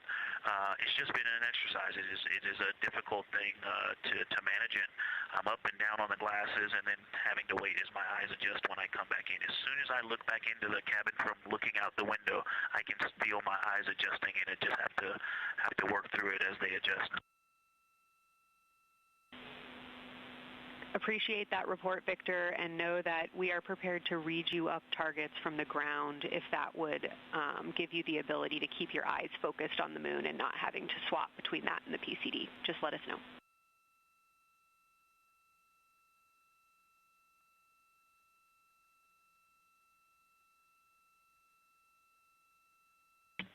Yeah, we appreciate that, Science, and we will also do that for the window teams, and we'll back each other up that way as well. But we appreciate that. We may take you up on that. Thanks.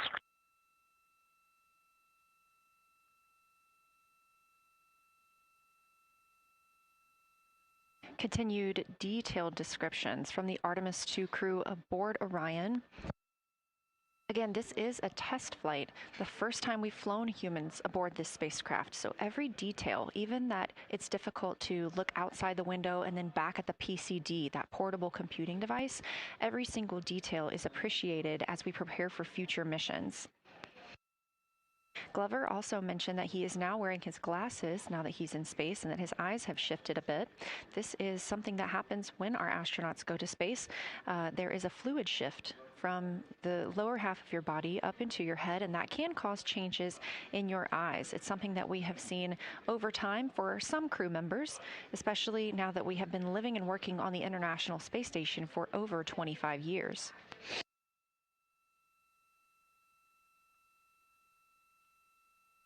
Again, it's clear that these Artemis II astronauts have undergone extensive lunar science training, including classroom instruction, fieldwork, and high-fidelity simulations. Training expeditions even took place in analog environments like the Icelandic Highlands and the Kemasasin impact crater in Labrador, where crews practiced identifying and describing geologic features under varying conditions.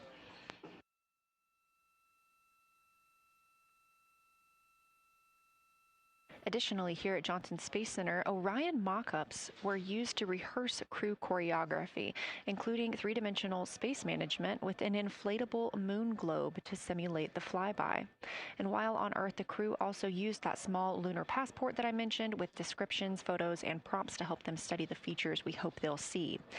Now, this is a view from their lunar targeting package at this time, helping them determine what they're seeing on the moon, as well as on the left, keep up with what their next target will be. As you can see, we have got a long list and an exciting day ahead of us.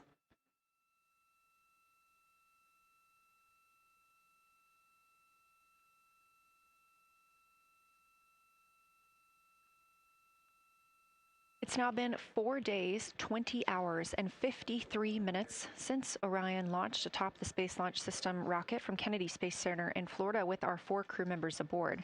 NASA astronauts Reed Wiseman, Victor Glover, and Christina Cook, and Canadian Space Agency astronaut Jeremy Hansen.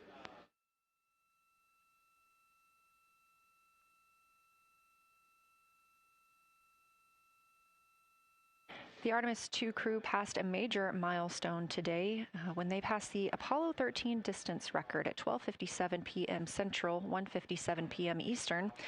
That Apollo 13 distance record was 248,655 statute miles from Earth. And Houston, another observation, whole moon. When you look at the moon, something I've never seen in photographs before but is very apparent, all the really bright new craters. Some of them are super tiny. Most of them are pretty small. There's a couple that really stand out, obviously. And what it really looks like is like a lampshade with tiny pinprick holes and the light shining through. They are so bright compared to the rest of the moon. We copy, Christina. Thank you. Looks like you guys might be doing it, but remind you to swap positions at the window and take your SD cards with you. We're loving everything that you're calling down, so keep it up.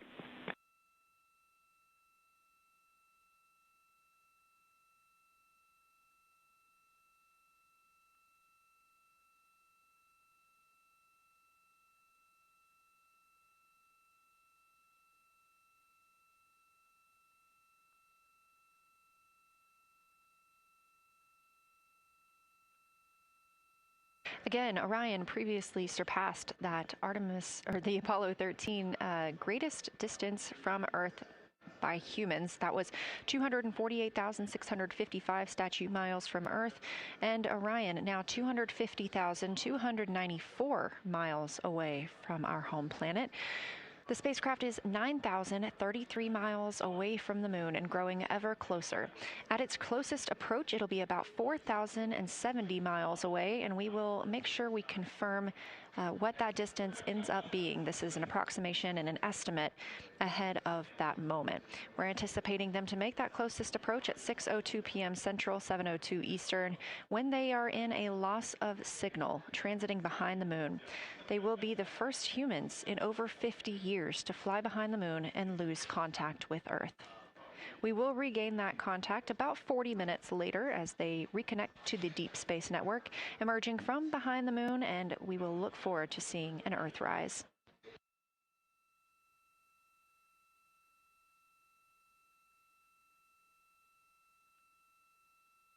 Again, the crew is currently in their position swap portion on their timeline.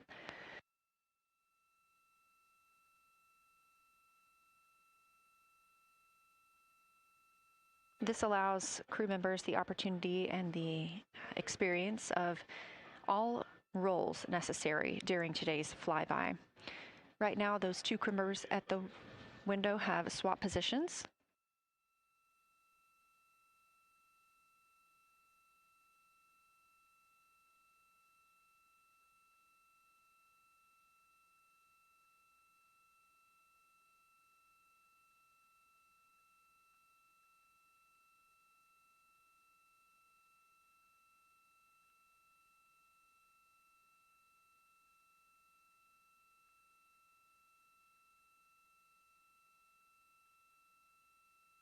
Again, the crew at the windows swapping positions. Right now, that crew is Commander Reed Wiseman and Mission Specialist Jeremy Hansen, while Victor Glover and Christina Cook serve as their support flyby crew members. That's why you are hearing Victor and Christina during those science situation reports. Those voices will change in about 30 minutes when they take a turn taking photos and making annotations while at the window.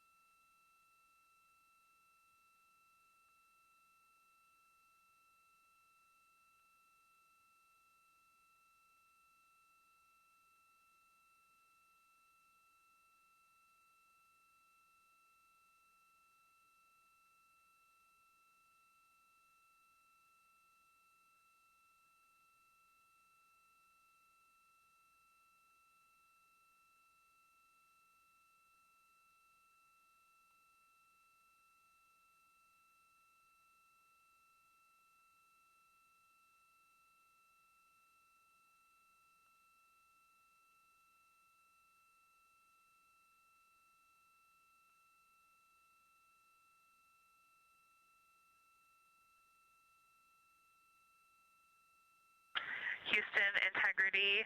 I wanted to provide an observation or a little bit of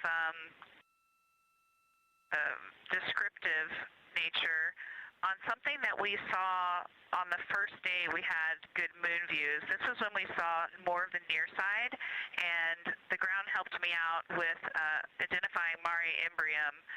Mare Imbrium, when you have the western limb also in view, looks completely different than the normal view we have of the near side.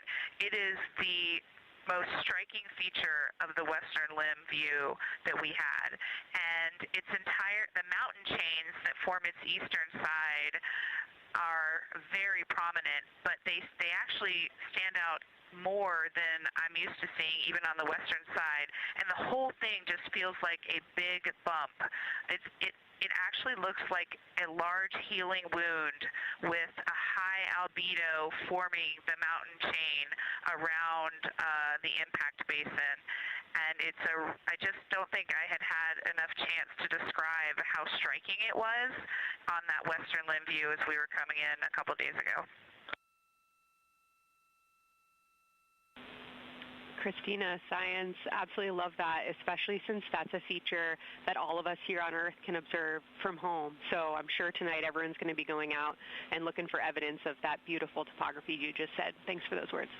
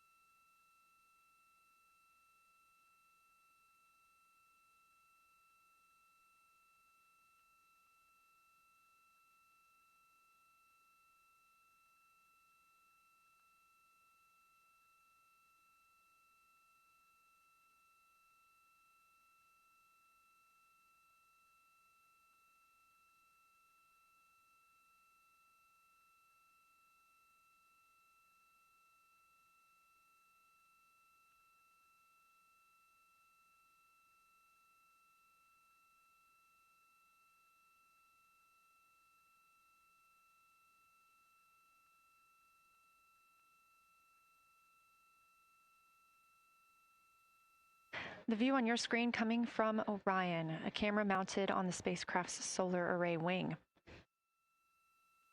Toward the right of your screen, the near side is the hemisphere we see from Earth. That is identifiable by those dark splotches, which are ancient lava flows. Science integrity. A question and a comment. Question is it possible that we're seeing a Schrodinger basin from this vantage point in the Terminator at the South Pole? And the comment is the rays coming out of are less distinct. We are not seeing the bright rays coming out of it, but the sort of 9 o'clock wedge that is formed by the change in albedo from the interior portion that is to the northeast to the surrounding lighter mare that's 270 degrees to the west. That 90 is very distinct and interior. You got some great descriptions from the two at the window about the colors in there, but in that darker part, in that wedge, you've got some really interesting color, even though the rays, the distinct difference in the albedo almost look like rays, but it's not the rays coming out. It's the just change in that albedo. Integrity Science, that is very intriguing, those color rays coming out of rather than sort of albedo. And as answer to your question, we do not think you can see Schrodinger. It's in darkness as of now. But thanks for that description, and it sounds like the pair at the windows got great descriptions that we're definitely going to dive into tonight.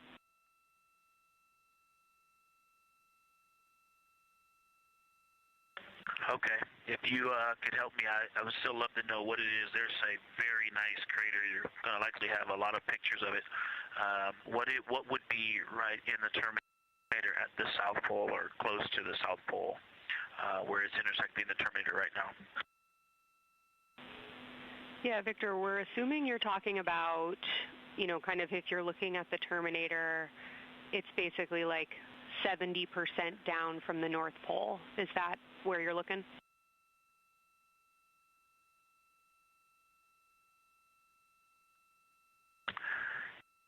Contact, yes, that is where I'm looking.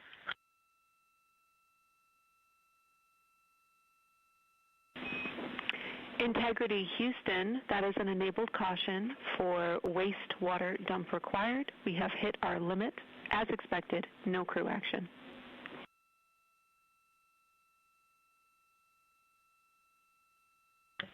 Copy, no crew action.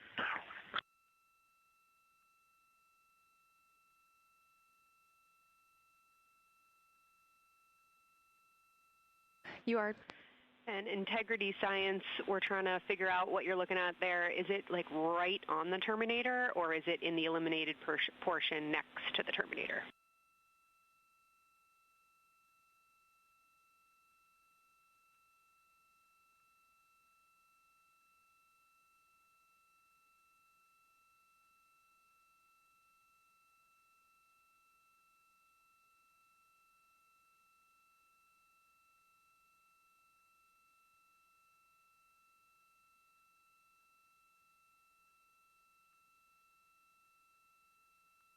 While we wait for a response from the crew, the Terminator is that difference between day and night, or brightness and darkness, that you see on the moon. We see this from the International Space Station as well, looking down at Earth. And Science from Integrity, excuse my space orientation adaptation. If you draw a line between Glushko through the center of Oriental, and then another line from Glushko through the southern tangent of Oriental, that line would almost perfectly intersect tangentially the crater that I'm talking about, and it is on the Terminator. So yeah, I think I'm not looking at the South Pole. I was a little twisted. That line description was really helpful. I have eyes on the SIR right now, and they are actively discussing lunar geography. We will be back with you shortly.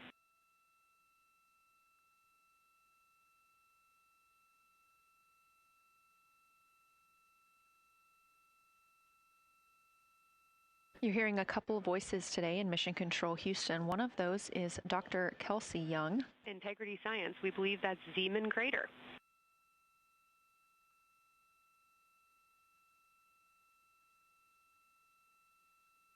Oh, I floated away from the speaker. Say it again, please. We believe that that is Zeeman crater.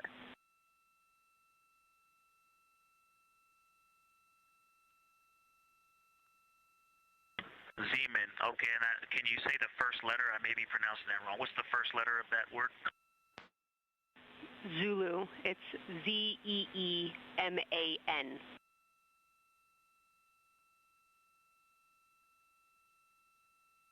Copy. Thank you for that. Yes, we've got a great view of that. And when I went back to the window just now, the view has completely changed. Our trajectory is taking us to a new view, and I'm looking more into Vavilov. I've got a nice, great view into Vavilov. I'm actually away from the window right now, so I'm going to go try to give you some bounding words on the view that we're seeing, but I've got to get back to a window in a minute. Understood, Victor. You're defining new views of the moon in more ways than one.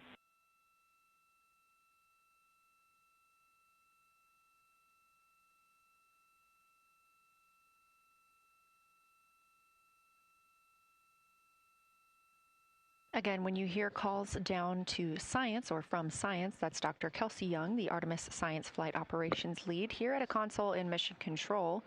You also hear communications with the crew from Canadian Space Agency astronaut Jenny Gibbons. She is the Capcom for today. She is a backup Artemis II crew member.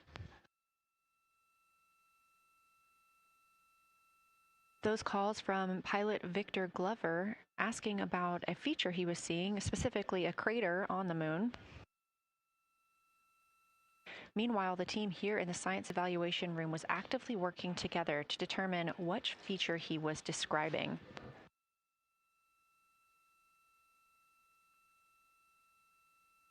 The teams at the window have continued to move through their targets, including Ohm, Aristarchus Plateau, Reiner Gamma, and we are preparing for the cabin and window teams to swap. That's when we'll hear more from Reed Wiseman and Jeremy Hansen when they take on these support roles, while Christina Cook and Victor Glover are at the windows photographing and annotating.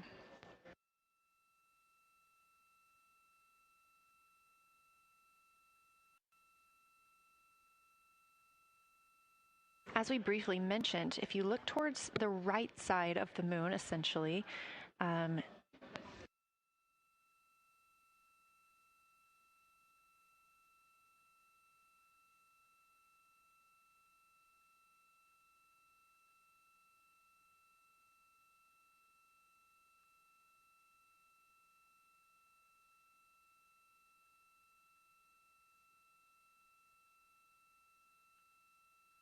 this live view coming from a camera outside the Orion spacecraft, and if you look on the right side of the moon where you see those dark patches.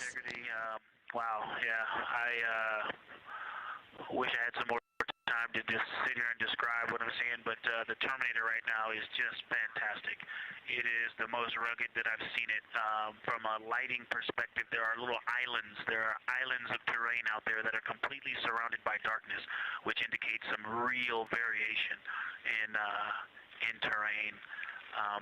Up to the north, there is a very nice double crater. It looks like a snowman sitting there, in the 5-10 degrees below the pole in the Terminator. And then on the southern edge, there's almost like a hole. It looks like a hole, and it's the diameter of Vavilov size, just blackness, and then a wall of bright, and then it goes back to the black beyond the Terminator. So there's it looks like there's just a gigantic hole right there, 1 Vavilov diameter east of the Terminator. And as you go south, the Terminator is not a nice smooth arc. It's just jagged. There's almost a 110-degree turn in the shadow as opposed to the nice smooth arc, again indicating some really interesting variations. And I'm sure we'll get some photos of that. And then one of the craters further to the south of Vavilov, maybe halfway down to the South Pole, is not only it looks like just a deep hole, and then there's like 2 island rays pointing off to the west and north that indicate very high ridges and very deep canyons coming up out of that crater. So again, just some really interesting visual illusions going on with the shadows there. Like I said, there look to be islands out beyond the Terminator because some of the things, gosh, maybe even a Lovell diameter into the Terminator are catching sunlight on the peaks up to the north and to the south. It's very, very interesting to see. Integrity science, oh my gosh, that was an amazing picture you just painted. I glanced over at the SIR video and I literally saw fist pumps in the air.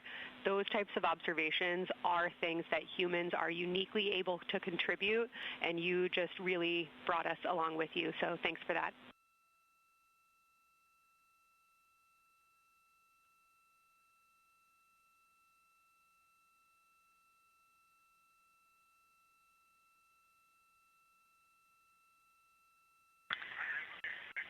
That's awesome, Kelsey. Did you get a Sitrep updating you on a slight change in logistics for PCD use? Christina, this is Houston. We did not, but we will take it now.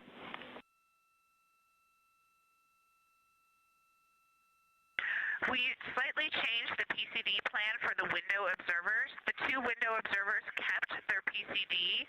So in other words, the one that window 2 went to window 3 and the one at window 3 went to window 2 when they swapped rather than staying at the window. We'll plan on all observers keeping the same PCD for all observations. Copy, Christina. That makes sense to us, and good plan. We are coming up here on a cabin and window team swap. Let me know when you're ready for a quick vehicle status.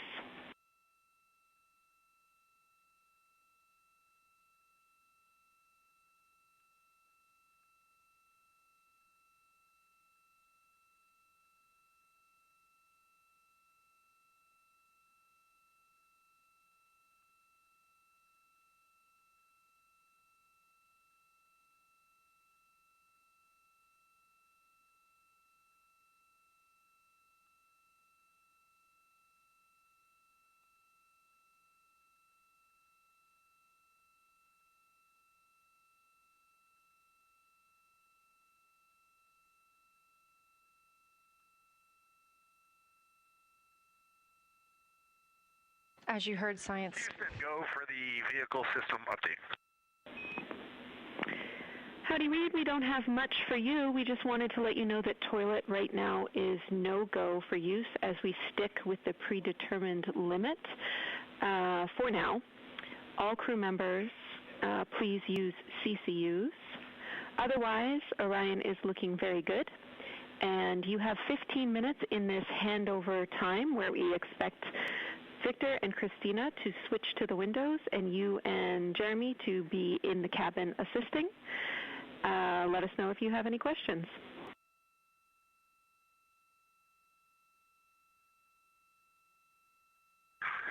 No questions at all, and they're in the swap right now. The first thing I'll tell you, I floated up to the docking hatch window and just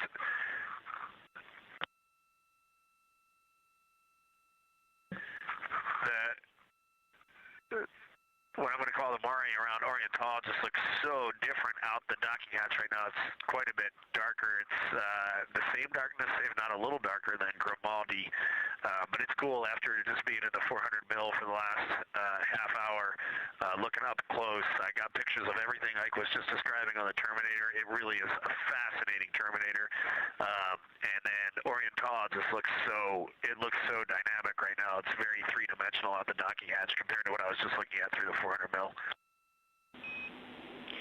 We love it.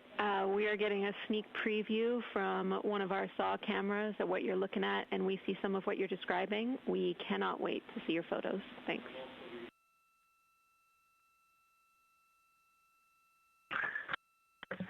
Yeah, Jenny, I wish you had some longer lenses on the solar array so you could see the whole moon, but man, it is, or the up-close moon, not the whole moon, but it is just fascinating here. It's so cool. All right, MPO and INCO, take notes. We want a zoom lens on those saws next time. Thanks, Reed.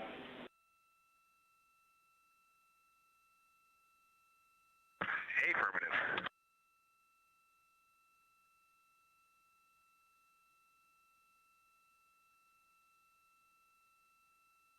As the crew gets ready to switch positions from the window crew going back to the support crew and the support crew flying up to the windows, this view inside the room, Capcom Jenny Gibbons speaking with the crew, Canadian Space Agency astronaut. The crew has continued to provide excellent descriptions of what they are seeing on the lunar surface. In this picture, or in this live view actually, from Orion and a camera mounted on its solar array wing, if you look at the dark portion on the right side of the screen, those are visible from Earth. That's considered the near side. Those are ancient lava flows from a time early in the moon's history when it was volcanically active. And if you look towards the left, there's that dark, large crater that appears to the left of those lava flows. That's Oriental Basin. It's about 600 miles wide, and it straddles the moon's near and far side. And this mission is the first time that humans have ever been able to see this with their eyes in the daylight. Again, you hear conversation about that Terminator. You have a great view of that as well. That's the difference between light and darkness on the moon. Victor Glover explaining that as a very jagged looking Terminator due to the peaks that they're seeing and the craters that they're seeing as they prepare to cross over the far side.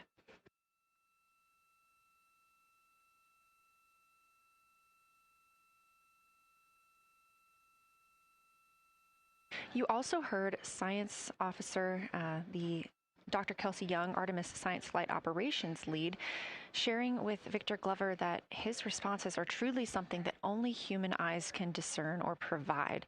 So we've previously discussed how having humans observing the moon on this mission is being combined with lunar robotic data to help us maximize what we know about the moon. So part of that data comes from the Lunar Reconnaissance Orbiter, or LRO.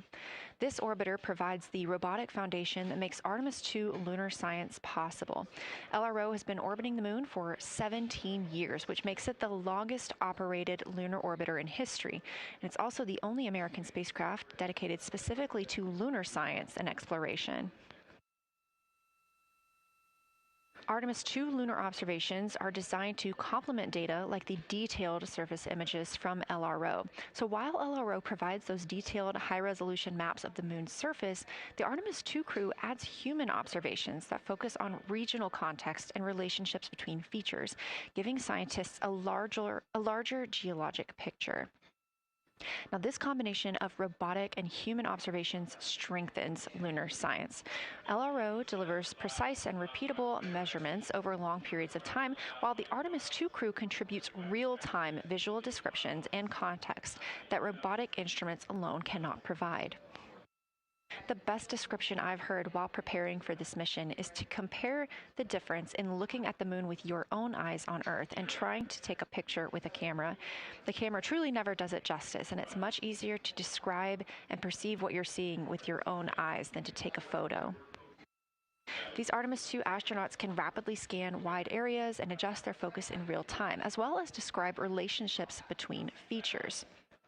The crew will also observe the same regions multiple times under changing lighting conditions during the flyby and provide perspectives that would take robotic missions years to accumulate. During the Artemis II mission, LRO is also attempting to observe some of the same lunar features that the astronauts are studying. Collecting this data simultaneously highlights how different instruments and human eyes provide complementary information about the moon. This LRO data plays a direct role in preparing for future Artemis missions. Its measurements of topography, surface temperature, composition, radiation, and lighting conditions are used to assess hazards, identify safe landing sites, and locate potential resources such as water ice near the lunar South Pole. This mission, Artemis II, represents the point where years of robotic preparation are paired with human exploration for the first time in the Artemis era. So together, LRO, the Lunar Reconnaissance Orbiter, and Artemis II are demonstrating how NASA moved from mapping the moon robotically to exploring it with humans. We are laying the groundwork for future Artemis missions and sustained lunar operations. A check-in with Orion. We are now 4 days, 21 minutes 4 days, 21 hours, and 22 minutes into the flight of Artemis II, our crew aboard the Orion spacecraft. We are now 8,153 miles away from the moon, 250,742 miles away from Earth. The spacecraft is traveling at 1,030 miles per hour.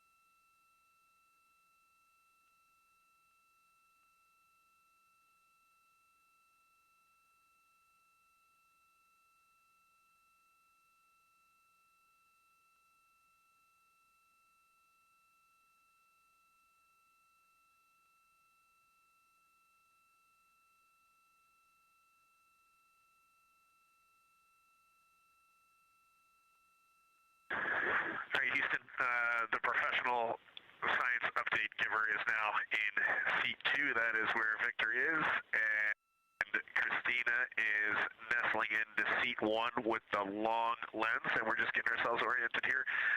It's a cool view in the cabin. It's actually a cool view to be off the camera now and looking at my crewmates getting up to their observation posts and looking in. It's super fun.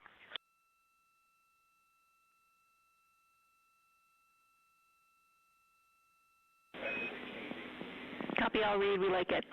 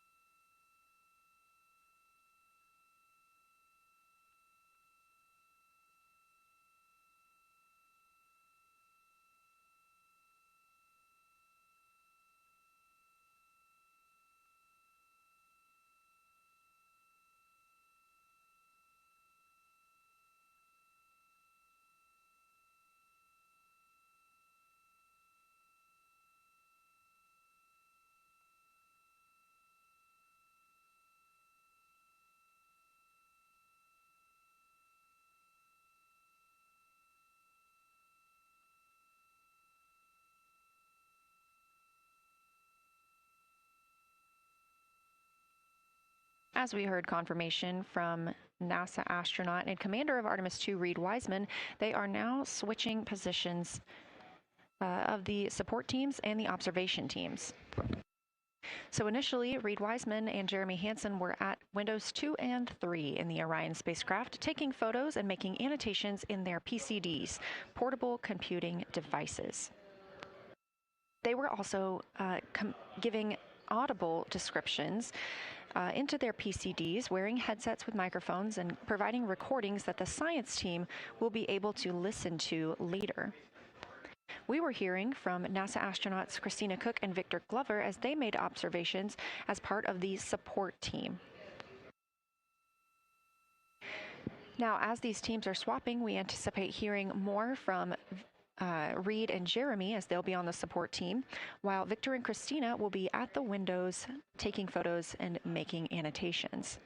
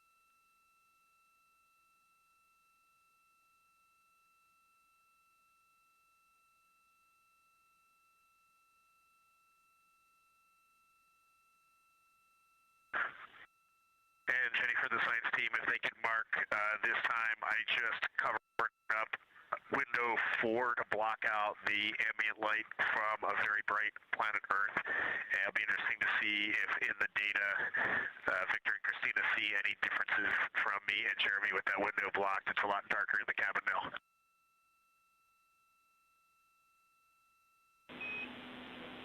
Copy, Reed. We're taking note, and we'd be curious too.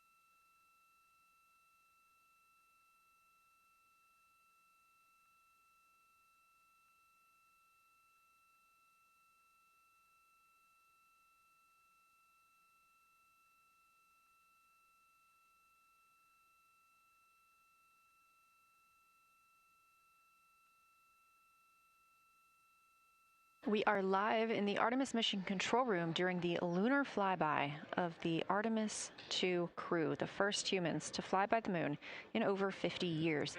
Orion launched 4 days, 21 hours, and 30 minutes ago atop the SLS rocket, Space Launch System rocket from Kennedy Space Center in Florida.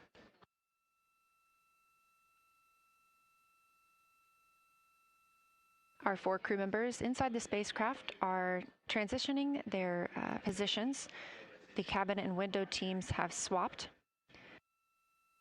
Currently at the window, we have Victor Glover and Christina Cook, NASA astronauts, and serving as support, Reed Wiseman and Jeremy Hansen.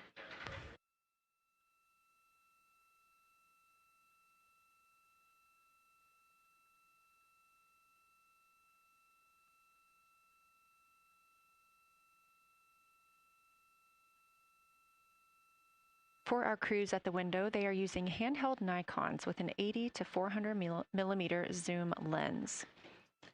There are also GoPros on each of the solar arrays on Orion, and that's where this view is coming from right now. We have an interior camera of the crew as well, but they have dimmed the cabin lights. They've actually turned off the cabin lights to allow them to better see outside of the spacecraft. This also helps prevent any reflections from lights inside the spacecraft reflecting onto the windows while they are photographing the moon.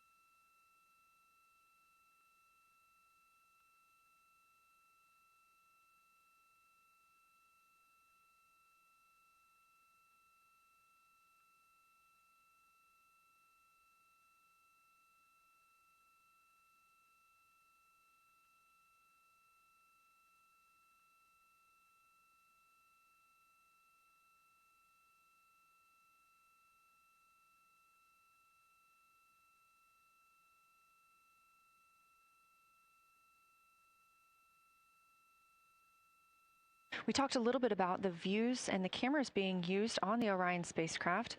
And again, we do have GoPros on the tip of each solar array wing.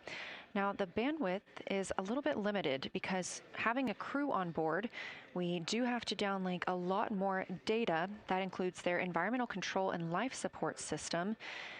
We are not the only data, this view that you see, coming down from the spacecraft, and so we do rely on sharing some of that with the other flight controllers in mission control.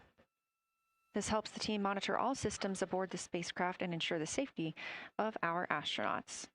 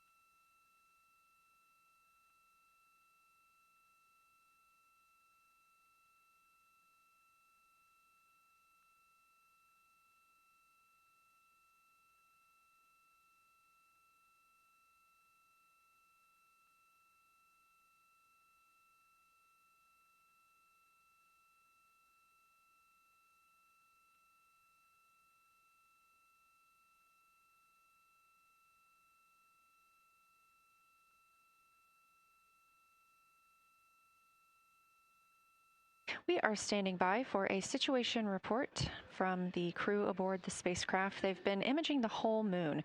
There is now a new crew at the window. That would be Victor Glover and Christina Cook. And so being it's their first time since they have moved up to the window positions, they have a chance to orient themselves and describe and take pictures of any color or albedo variations across the surface. Reminder, albedo is the brightness or reflectiveness. Integrity science for a science Sitrep when you're ready.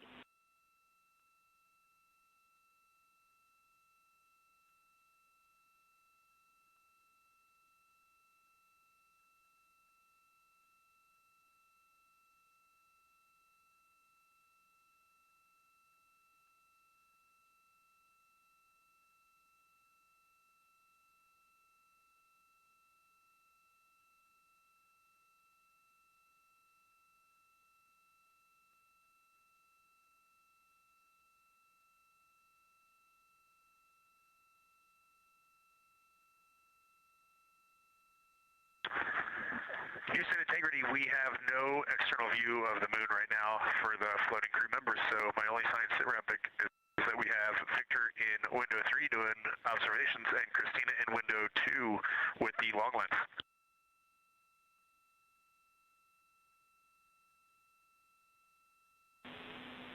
Integrity, we copy. Are the shrouds still on windows 1 and 4? And if so, would you consider trying to get a view through one of those windows?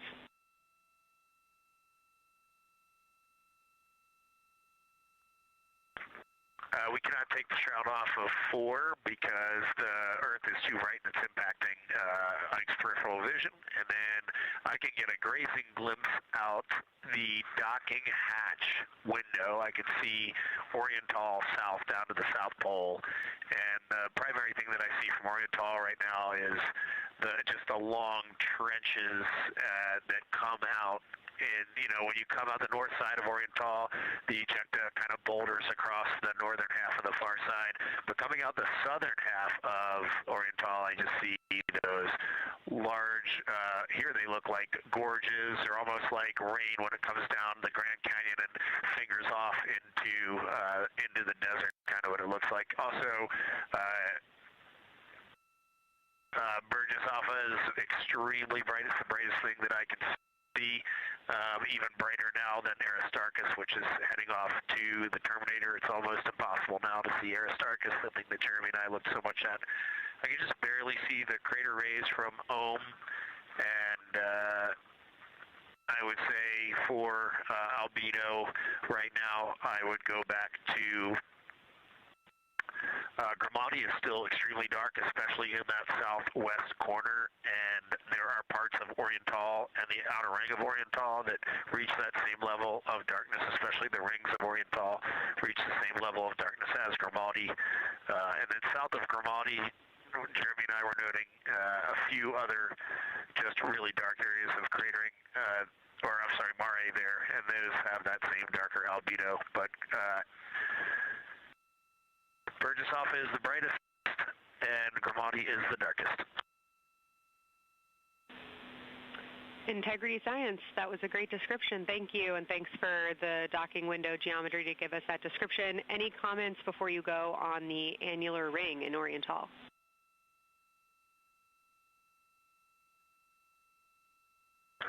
The annular ring, which I think everybody kind of describes as like a pair of lips or a kiss on the far side of the moon from here, is very circular in nature. The northern part of it is wider, darker. The southern part is much lighter. It is very neat looking, and but it is far more circular than I remember it looking in our training. The darkness of the northern side of the annular ring is the same darkness from here out this docking hatch window as the center mare in Oriental.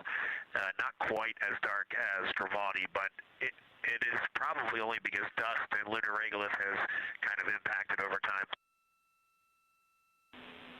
Reed, that's exactly what we were looking for. Thanks so much. You have heart hands coming out of the SIR.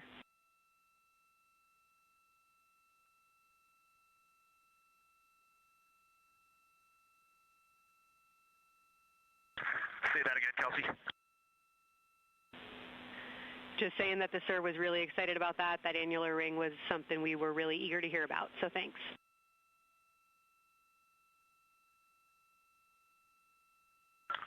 Yep, you bet. And now Victor and Christina are moving on to Oriental. I got them situated over there a little bit late.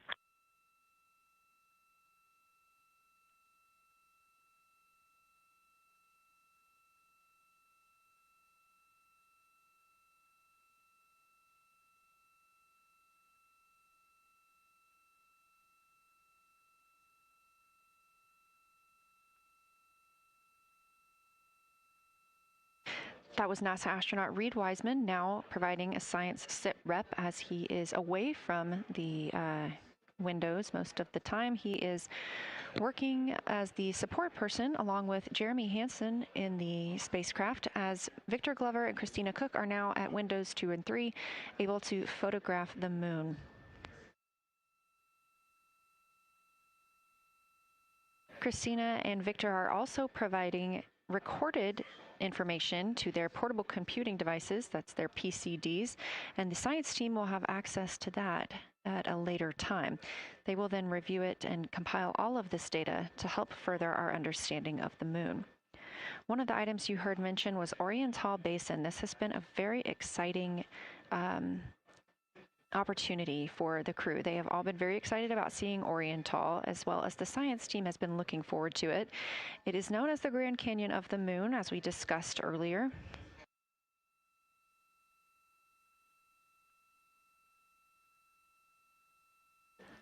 From the pictures, the science team is hoping that the crew will take centered images of the entire basin and surrounding craters in a single frame, but also use those 80 to 400 millimeter zoom lenses to create a mosaic entire basin.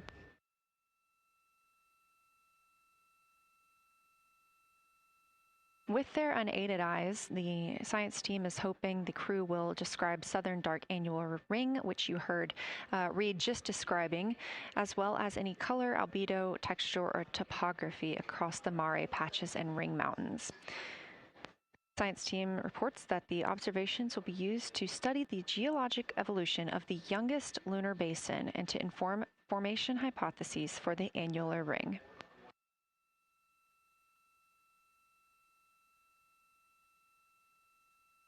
And again, another fun fact about Oriental is the diameter is the same distance between Johnson Space Center, where we are today, and Kennedy Space Center, where the crew launched on April 1st.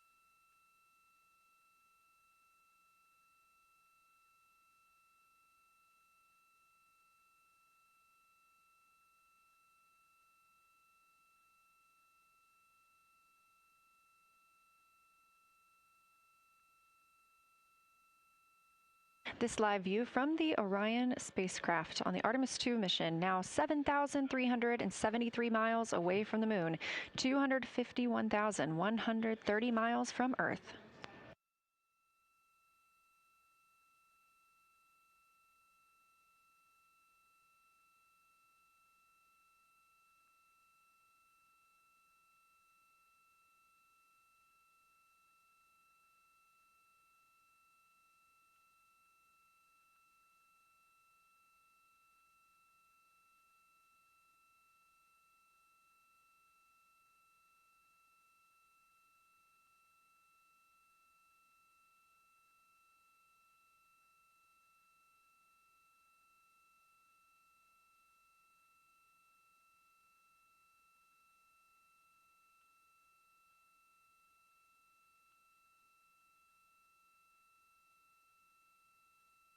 Again, the Artemis II crew passed the Apollo 13 record of the humans farthest from the Earth today at 12:57 p.m. Central Time, 1:57 p.m. Eastern Time.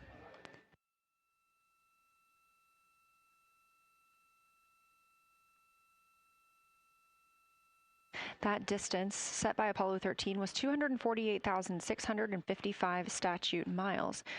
We have clearly passed that, and we expect to pass that by about 4,105 miles. That will be when the spacecraft reaches its farthest distance from the Earth. It could be around 252,760 miles, but again, these are approximations and our targets, and we will make sure to report back the final numbers once we have them.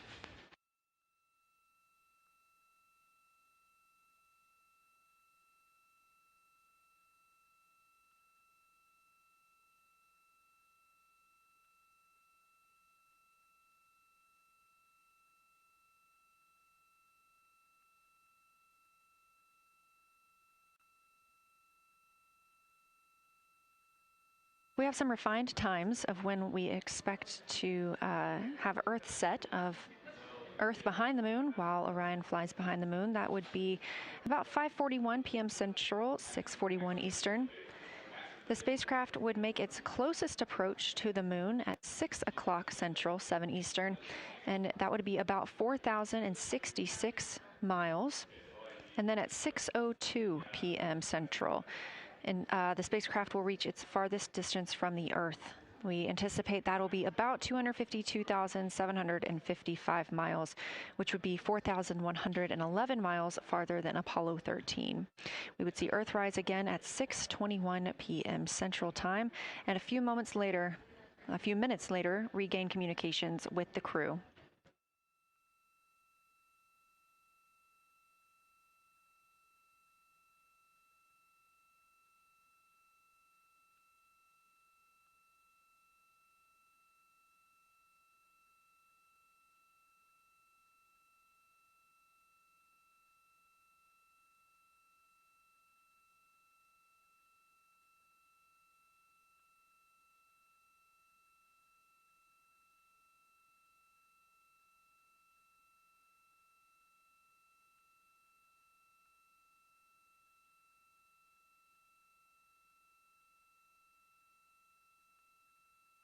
Currently aboard Orion, Victor Glover and Christina Cook are the two team members conducting lunar flyby observations, meaning they are using the Nikon cameras to photograph the moon, and their PCD, or the portable computing device, to conduct annotations.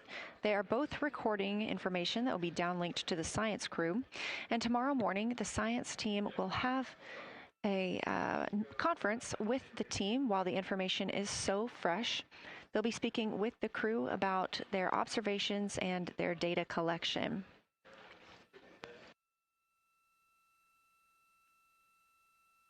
Otherwise, most of tomorrow, Flight Day 7, is considered an off day.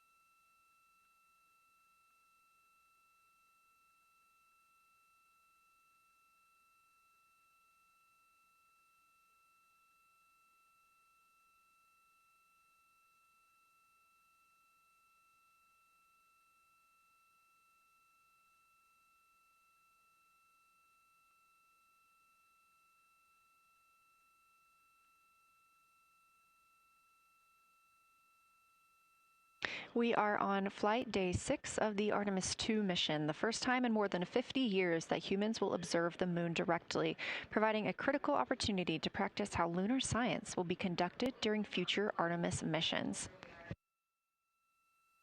If you're just joining us, the crew is well into their lunar flyby observations, and we anticipate that we will hear from them soon. A few times every hour, they are slated to call down with science Sitreps or situation reports. We most recently had one from Commander Reed Wiseman. He and Jeremy Hansen, mission specialist, were first at the windows today to photograph and make annotations of what they were seeing. Therefore, we heard more from Victor Glover and Christina Cook earlier in the day during those first blocks. But now that Reed Wiseman and Jeremy Hansen are on the support side, they are the ones calling down what they are seeing from windows 1 and 4. Earlier, we heard that the Earth is so bright in window 4, they have had to temporarily cover it with a t-shirt.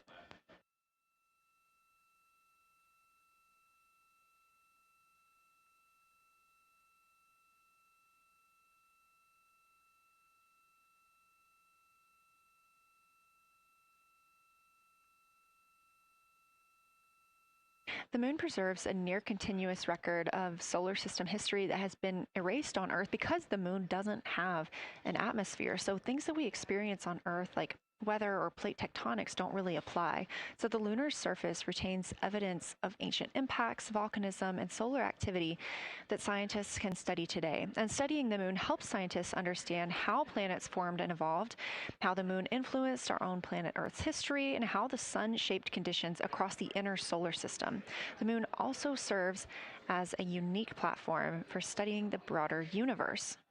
Artemis science is designed around questions best answered by humans, working alongside robotic systems, combining decades of robotic lunar data with real-time judgment, context, and adaptability that only humans can provide.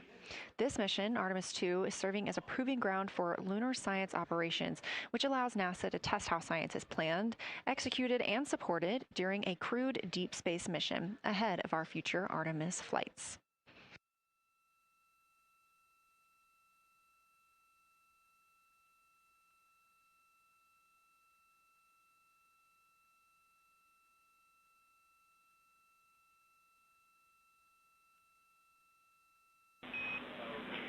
Integrity, time for a window team position swap. So Victor and Christina, please switch places if you've not done so already, and remember your SD card for the camera.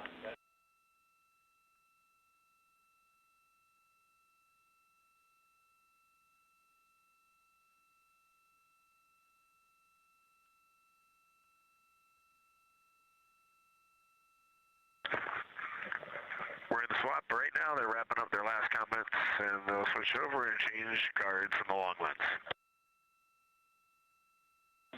Copy.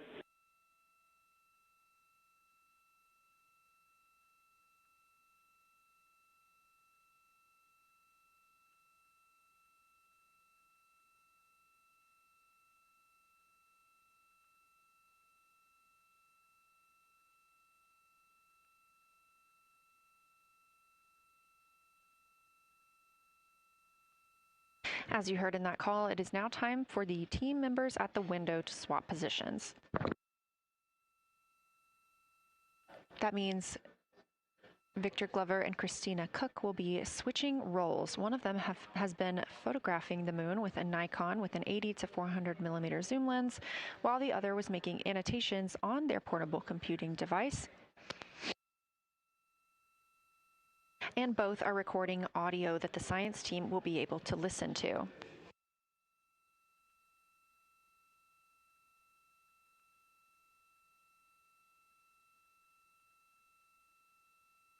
We are now 2 hours and 10 minutes until we expect to lose signal with the spacecraft as they fly behind the moon. And the next target for the crew is considered a crew choice event. They have the option to focus on any regions or patterns or features that interest them. The science team has asked the crew to capture pictures that illustrate their choice, as well as at different zoom levels, and to describe why those certain features or regions caught their eye.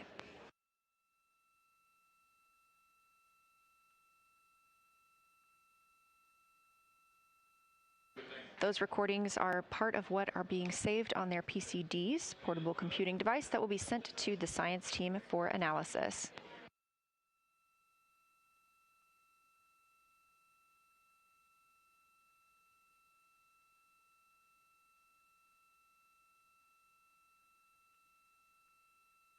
The crew has been allotted 8 minutes for this crew choice event, and it's also a time for a scheduled Sitrep or situation report. So we expect to hear them calling down what they are seeing soon.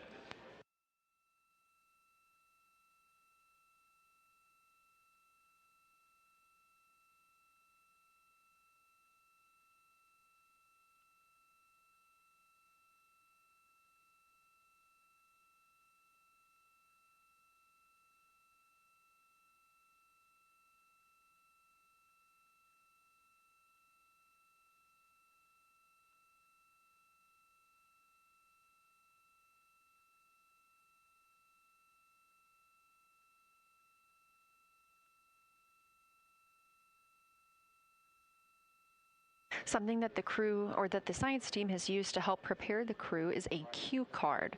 These ask for a feature ID if they happen to know the type or name, and if it is a target. Of course, in this situation, when they have a crew choice, they do not need to, it may or may not be a target. They want to know the location and the observation style. They've also asked for the geometry of what's being captured, the size, shape, boundary, and preservation, as well as the color and shadow. So the color tone, the albedo, that reflection or brightness, and any shadows or illumination. Next, they're interested in structure and texture. That includes slopes, structures, and textures, of course, and geologic relations, like association to other features, any contact to those features, and of course, their thoughts, impressions, or interpretations. They are interested even in emotions and excitement that the crew may be having.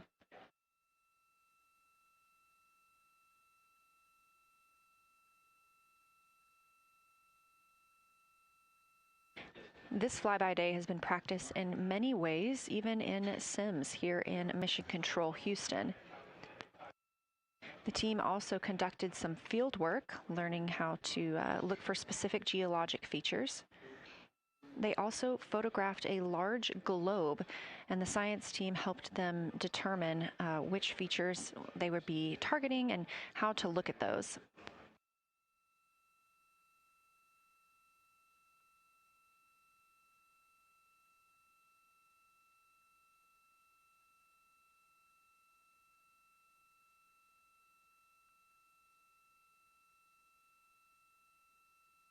We have a few more minutes that the crew would be photographing their crew choice. Again, this is NASA astronauts Victor Glover and Christina Cook at the windows. They will then move on to another discussion portion. This is for the far side albedo, that reflectiveness, and color that they are seeing. We heard earlier about some browns seen on the moon, which is very interesting, especially here from Earth, where we are just seeing whites, grays, and maybe even black at some points. When they get into that discussion for far side albedo in a few minutes, the theme is looking to know how that color and albedo is, what those variations look like across the far side.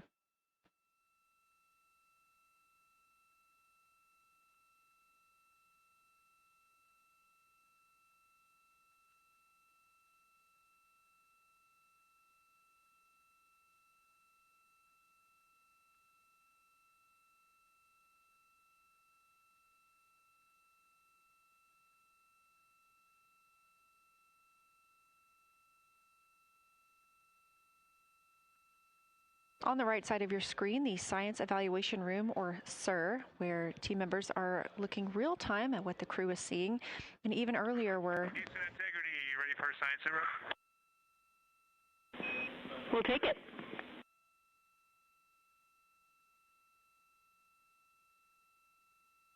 Okay, the crew has swapped positions. They're in their crew choice. element. I've been listening to both of them for a little bit, and they're really enjoying.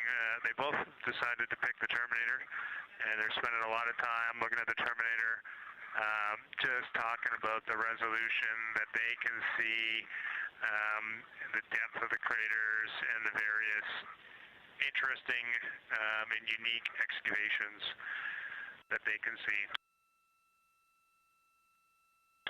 So Victor is on the long lens, and Christina is just looking out the window, and I'm sneaking a peek in T-shirt window.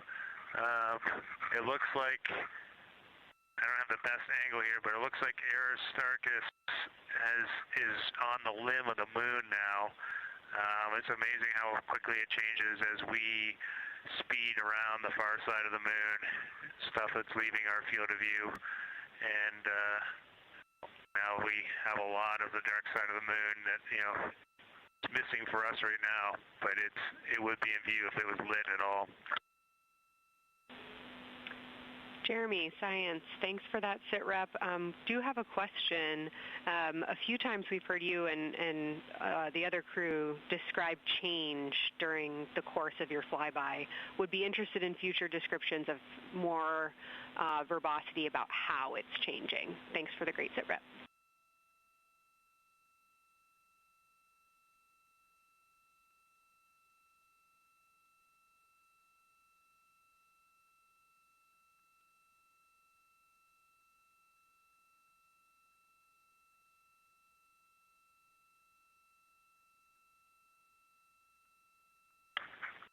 Yeah, Kelsey, sounds good. We are definitely keeping an eye on that. My eyes have just not readjusted. The moon is so bright when you come back to the window. I was just in the interior of the cabin. I've come back to T-shirt window, and it's just overwhelming brightness, and my viewing angle is a bit challenging, so I won't be able to give you great observations from this window. But I will talk about something that I was talking a lot about in my recordings earlier, which was we've been talking about some shades, and so we have obviously the dark and the light gray, and then we've talked about naming some colors, a brownish hue and a greenish hue. And I'll tell you, like right now, Aristarchus, the plateau is hard for me to see from this window, but that had greenish hues to me and was very unique. I didn't see anything like that anywhere else on this side of the moon. And then I see a lot of these, what I would call brownish hue areas. There's a number of them. And they, for example, in the northwest corner of the highlands, to me it looks like the brownish hue is caused by ray or ejected material landing on the highlands, and then we obviously see the ray areas as a lighter albedo, but in between the rays where the deposit would be thinnest, that is what it looks like is causing the brown to me. So I saw that in the northwest side of Aristarchus, or sorry, that dark area of the highlands, northwest side of the highlands. I saw it in the highlands to the east of Glushko, and then I see those same brownish hues west of Oriental, and I drew a contact there on OneNote, but that's a huge region, kind of like a piece of pie with the point of the pie pointing at Oriental and then going up towards the northern side of Hertzsprung. And that is an area that just looks like a different, that brownish albedo. That was fantastic, Jeremy. We had heard rumors of the green and brown hues, and so you really read my mind on asking about those. Understand they likely didn't have any contact with each other the way that you described them, but please correct me if I misunderstood that. And then last thing, I'll make the same offer we made to Victor earlier. If it would be helpful for us to verbalize any targets so you can stay at the windows and keep your eyes adjusted to the moon, please let us know.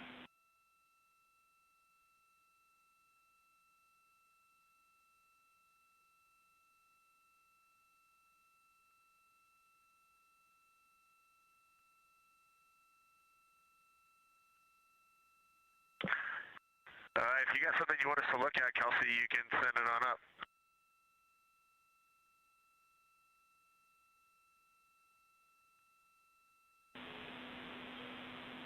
definitely not looking to interrupt your flow, Reed and Jeremy, only offering assistance if you guys want to keep your eyes off of the PCDs.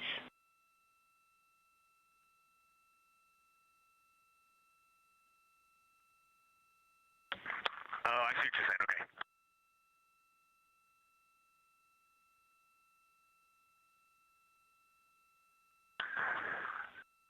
Not really science related, and we definitely learned this in Apollo, but the thing that is just most fascinating, I think, to me and Victor right now is even as rugged as the far side looks, when you look at Oriental and home, it's rugged, but man, when you look at the Terminator, it is just like impossibly rugged, and it reminds you that the whole far side is that way, and just the Terminator is really bringing out the shadows and the hills and the valleys, and it is just, it's unbelievable. It's like no surface of the Terminator is not marked by meteor impact, and it's just, it is very impressive to look at that, and you realize that that is true across the whole far side. You just can't see it due to sun illumination right now.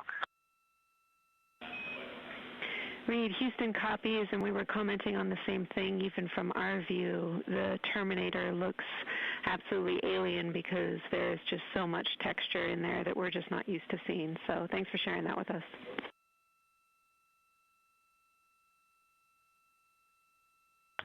There's also, I don't know the name of it, coming out the south-southwest of Oriental, right on the southern Terminator, is just a massive crater. I don't know the name of it. Maybe you can look on the solar array wing video and tell me it's right. It's the southernmost crater you see on the Terminator right now. We're looking for you.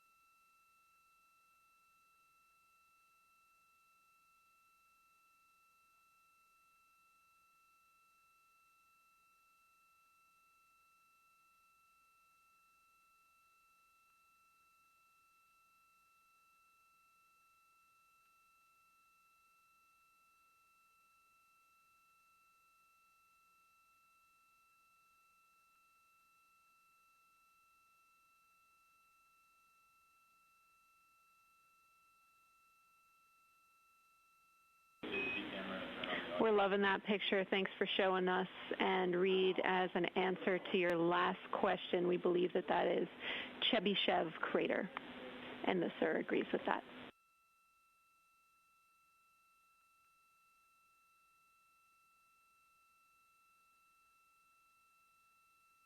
Okay, that picture I was just showing you is an 8X iPhone out the docking hatch for the high grazing angle. It's just amazing. We love it. Thank you.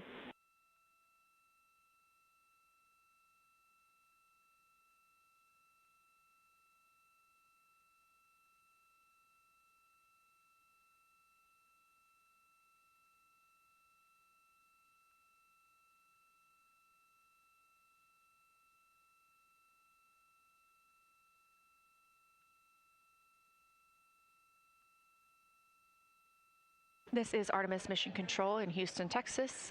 Mission elapsed time, 4 days, 22 hours, 12 minutes into the flight of Orion.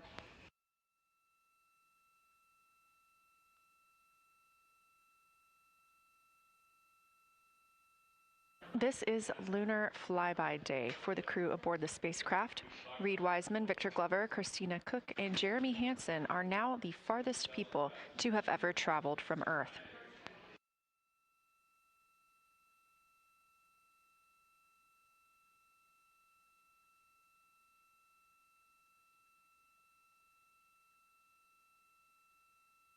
This a live view from inside the spacecraft. They have turned off the lights so they're able to see outside and photograph the moon better with no reflections from inside.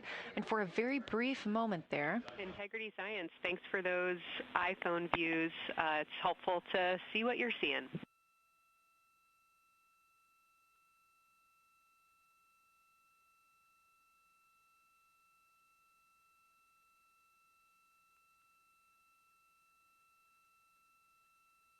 We very briefly saw NASA astronaut Reed Wiseman showing a picture he took on his phone of the moon. We do expect to get all of the photos that the crew is taking today, and we cannot wait to share some of those with you. But pretty cool in the meantime, just to see one quick shot from what the crew is seeing. And this view from outside the spacecraft on Orion's solar array wing. Orion is now 6,643 miles away from the moon and continuing to grow closer. Again, their closest approach will be about 4,066 miles. The best comparison is if you held a basketball at arm's length. That's about what it would look like to the Artemis II crew at their closest approach.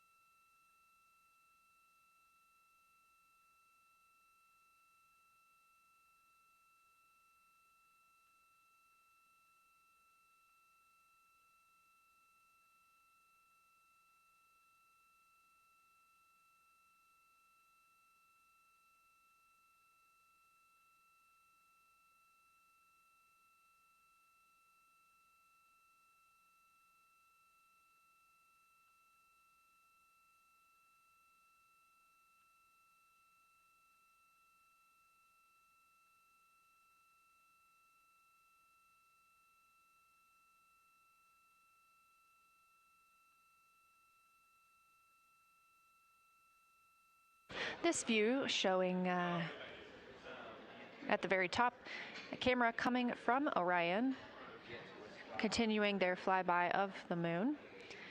We have 3 more flyby observation blocks after the completion of this one. Down on the bottom left of your screen, that's the SIR, the Science Evaluation Room, where team members are continuing to work through all of the targets that the crew is photographing today, and they've helped identify some of the craters and some of the other items that the crew has seen on the moon's surface. Down on the right is Artemis Mission Control here in Houston. Those 2 rooms down at the bottom are just down the hall from each other.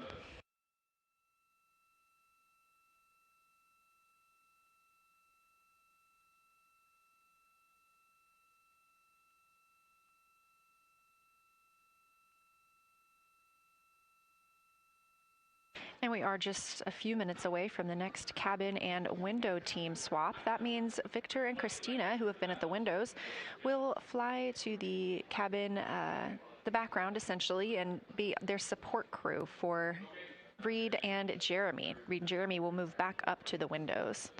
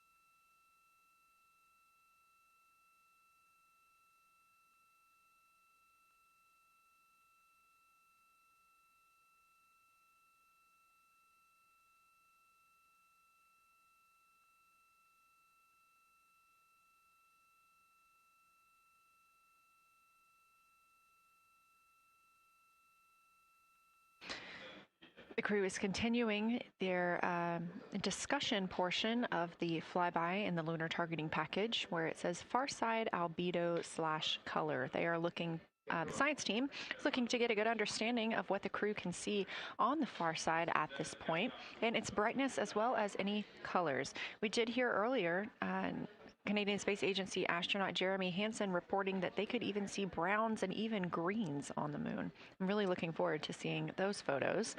And in just a couple of minutes, the teams will swap from the cabin to the window.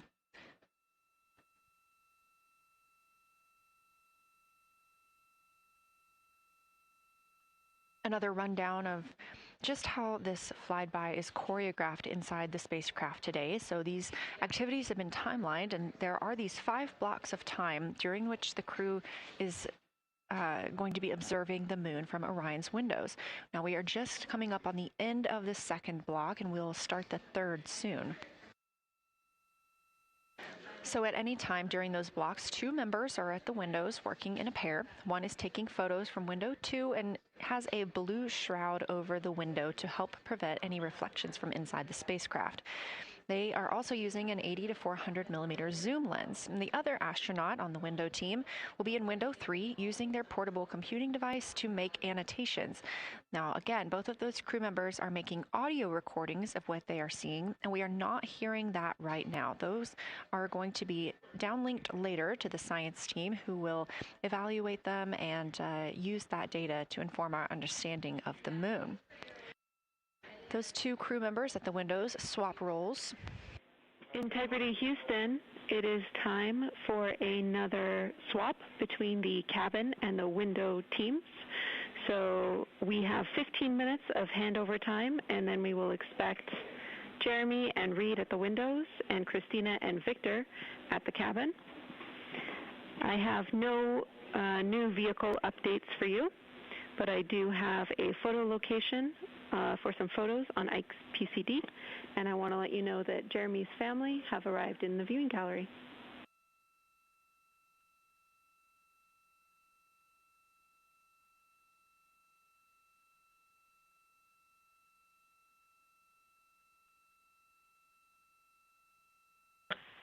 Okay, Jenny, we copied most of that. The only thing we're missing is what you meant about the photo location on Victor's PCD. And hello to my family. I think that must be Catherine and Devin that are there. And I'm glad they made it into the viewing room. And we copy. It's time for crew swap. The A team's coming out of the windows and the B team's going in. Okay, copy. All I meant to pass for Victor's PCD is that there are some late load photos that were requested that are now in his favorite photos folder. And you're exactly right. We have Catherine and Devin here. They give you a big wave, and they're super excited and happy to see part of what you're seeing.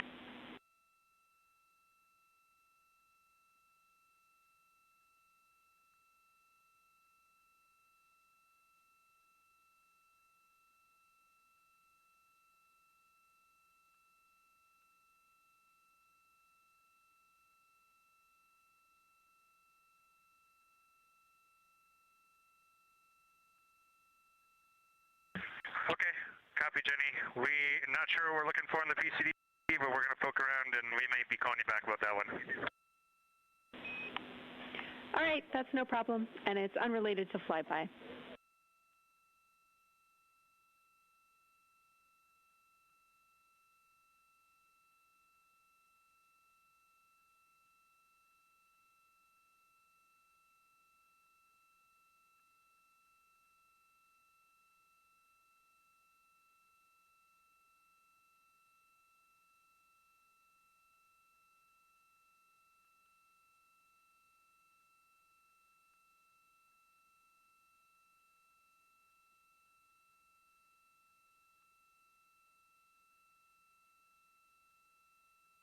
This is Artemis Mission Control here at Johnson Space Center in Houston, Texas. And as you just heard, Capcom, or Capsule Communicator Jenny Gibbons, Canadian Space Agency astronaut and Artemis II crew backup, relaying to the teams in Orion that it is time for a swap from the cabin to the window teams. We're now at the tail end of the second lunar flyby observation block. Again, we have 5 of these today. Most recently, Victor Glover and Christina Cook were at the windows photographing and making annotations, while Reed Wiseman and Jeremy Hansen were in the cabin providing support, whether that is SD card help, but also science sit reps calling down any situation reports for what they are seeing on the moon or anything about the vehicle status. With that call to make a swap, Reed and Jeremy will be back at the windows, making observations for what they see at the moon and taking photos.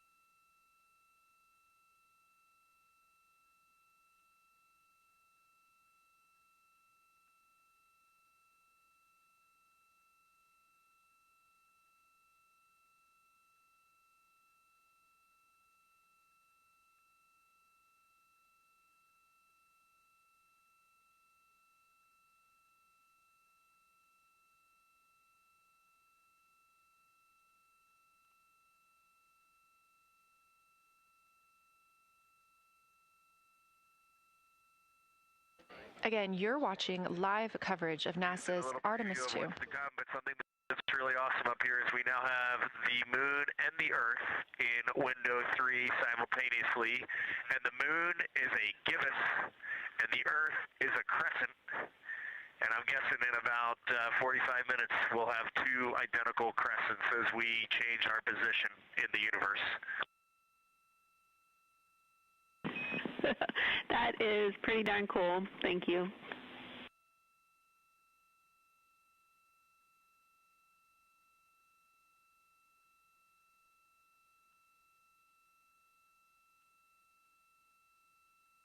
That's the Artemis II crew, the first astronauts to fly by the moon in more than 50 years, reporting that when they look out of window 3, one window, they're able to see both the Earth and the moon at the same time now.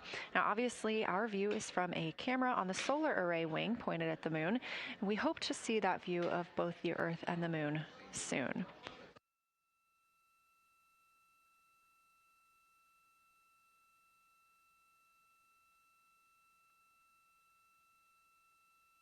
Some upcoming times for what you can expect. In about 1 hour and 40 minutes, we will have Earth set. And during that time, we will have a view of Earth going behind the moon. Shortly after, just a few minutes later, we will lose signal with the Orion spacecraft. This is tracked as it is going behind the moon and out of reach of the Deep Space Network. At 6 o'clock p.m., the spacecraft will make its closest approach to the moon at a distance of about 4,066 miles. At 6:02 Central, the spacecraft will reach its farthest distance from Earth at about 252,755 miles. Of course, these are approximate, and we will make sure to provide you with the final distances once those are confirmed. At 6:21 p.m., we will have Earthrise from the Orion spacecraft, but we will not have communications with the spacecraft until 6:25 p.m. Central, when we expect to acquire signal with them after they've emerged from behind the moon.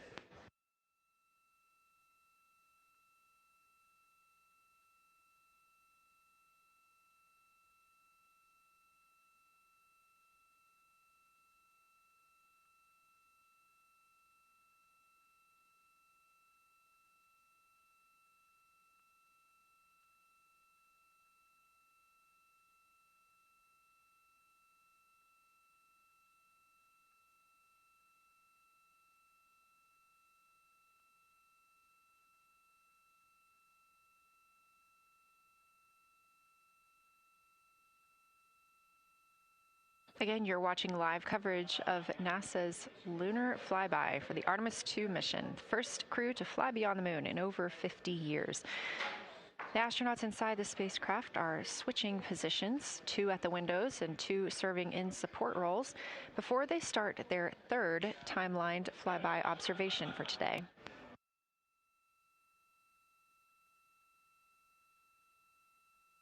We've heard great calls from the crew so far describing what they're seeing, all well trained by the science team here on the ground.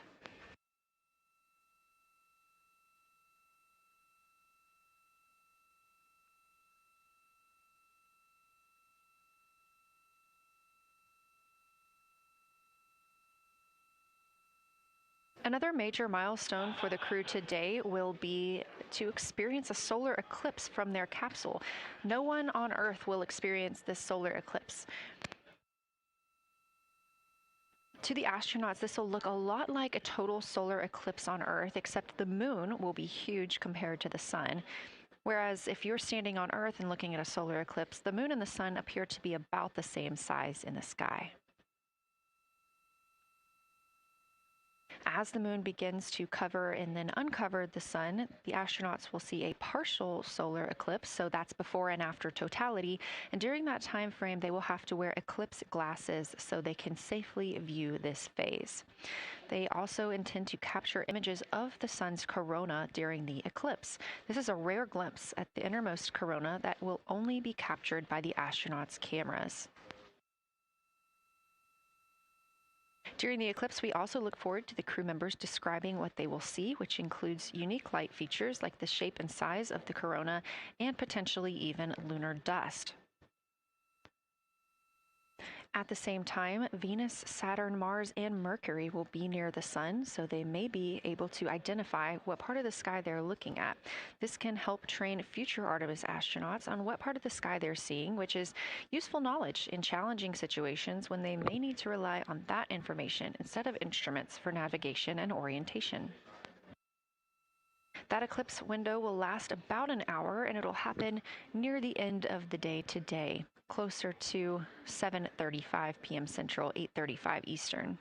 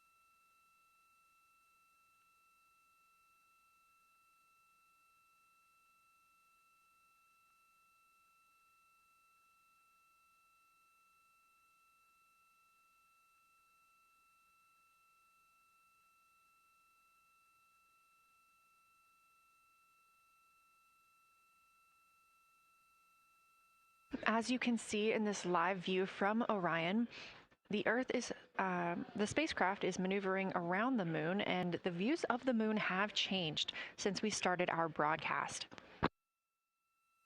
The near side is now very far to the right side of your screen. This is the side that we can see from Earth. That darkened portion are ancient lava flows.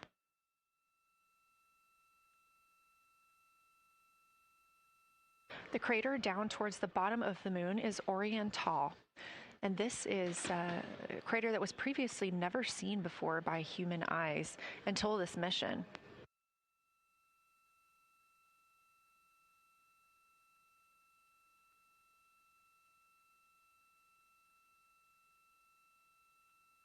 Everything to the left of Oriental is considered the far side. And this is what we typically do not see from Earth.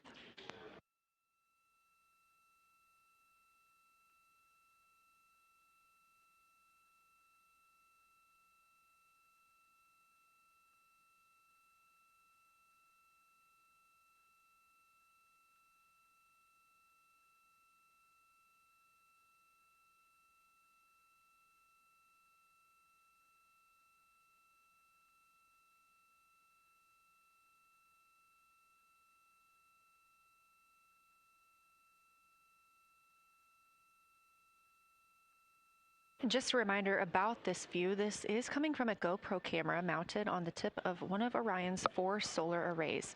Each solar array has a camera mounted on it, and the bandwidth is limited due to we have a crew on board, and this is our first flight of crew aboard the Orion spacecraft. So having a crew means we have to have an environmental control and life support system. There's a lot of data around, a lot of data to bring down for the crew members to keep us up to date on everything happening aboard the spacecraft. So we have to share our bandwidth when it comes to imagery and data.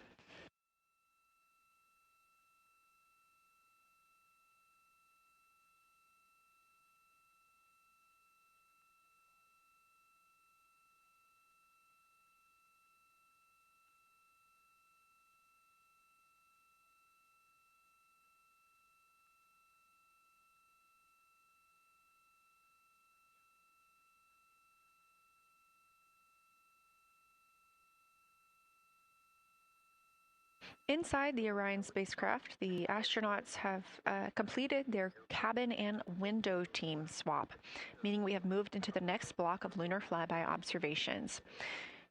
Jeremy Hansen and Reed Wiseman are now back at the windows, taking photos and making annotations. About halfway through this block, they will switch positions at the windows and will be prompted by the ground to do so.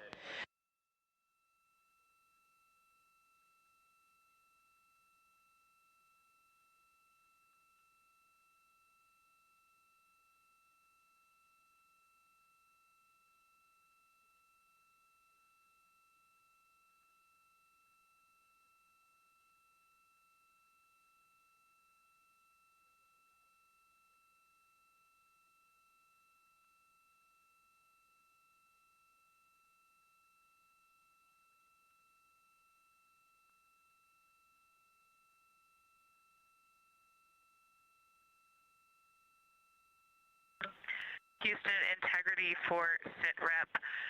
First of all, I'll just talk about the experience that I had during Victor and my observation time. It was an incredible experience. We definitely noted how much more you can see with the zoom lens. Even though we have a great visible eye image, there's just a lot of texture that just pops right out at you when you can zoom in. So almost just using it like a telescope, the camera lens. We really enjoyed our discussion time. That was a great innovation on the lunar targeting plan. We were both able to describe a lot more kind of with flow, I would say, when we were talking to each other. And it was also, we sort of were able to bounce ideas off of each other and come to new conclusions. We had, I think, a very successful talking through of some contacts between different color areas, both in the mare and in the highlands, and we identified some really unique texture areas as well.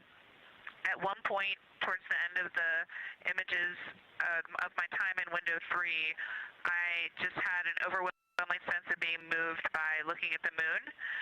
It lasted just a second or two, and I actually couldn't even make it happen again.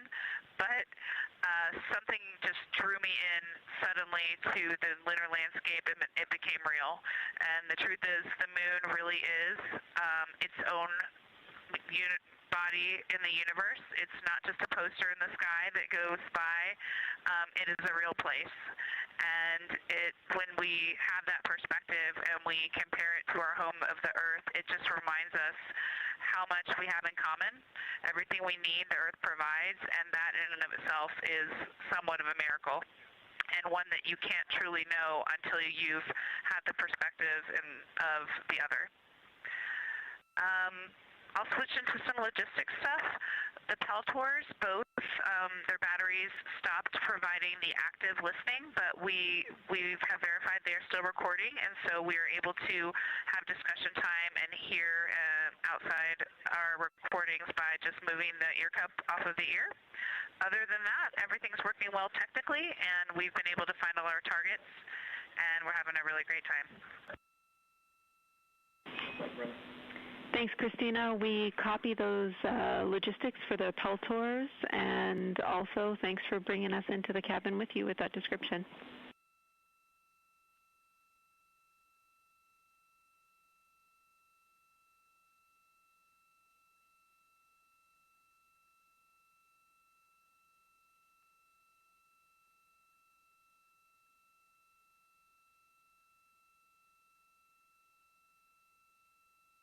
Right on time. NASA astronaut Christina Cook, a mission specialist for Artemis II, calling down a science Sitrep, a situation report. Good news, reporting that she and her teammates have been able to capture all targets that were listed.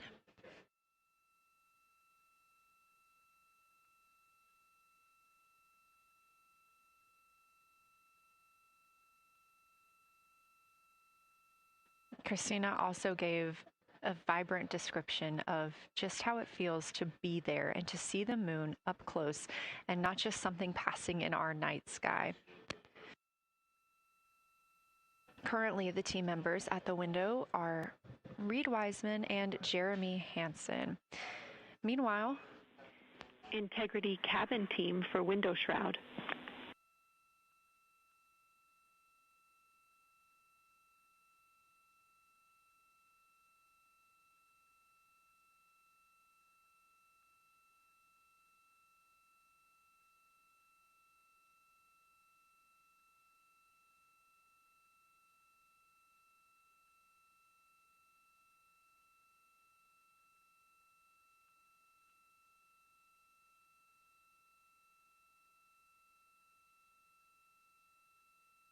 We're listening. Go ahead, Jenny.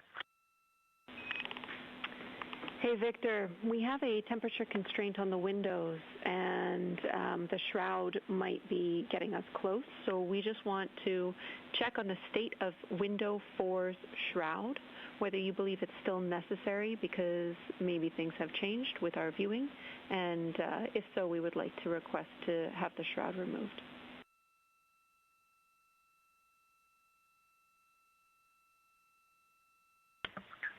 Houston, we believe it is necessary. We pulled it off just as a corner. It is very bright. It definitely would affect our night vision and maybe comfort. But is there a time? Can you tell us when we would have to take it off by?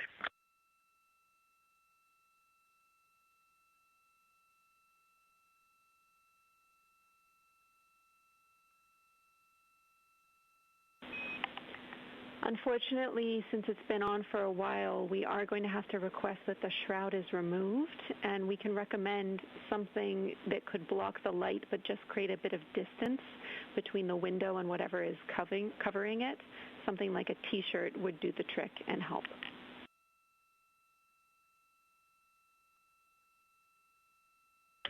Okay, we're removing the shroud, and we'll make it work. Thanks.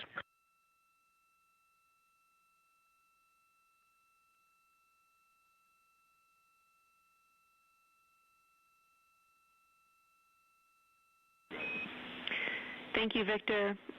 We know it's pretty bright in there now with that window uncovered.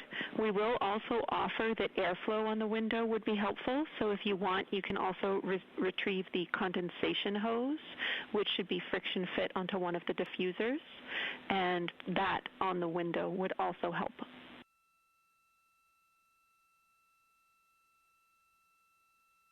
We can easily point a diffuser at the window, so we're going to start with that. And it's pointing at the window now.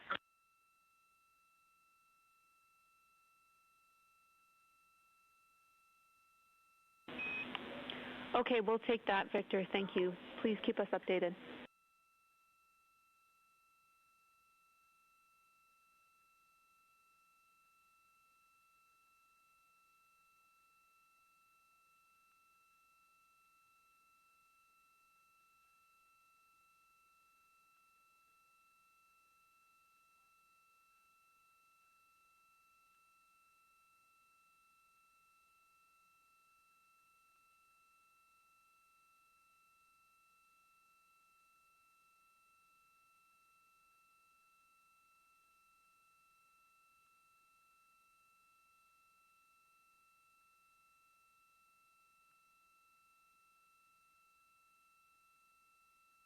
That call from Capcom Jenny Gibbons, CSA astronaut and Artemis II crew backup, to the crew aboard Orion, letting them know that they will need to remove the window shroud they had placed on window 4.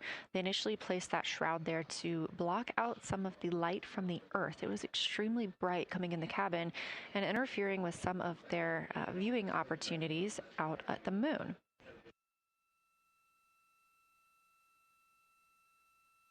This was a request from ground teams to ensure that they are protecting other systems, and the crew has been offered the opportunity to use something else to cover the window.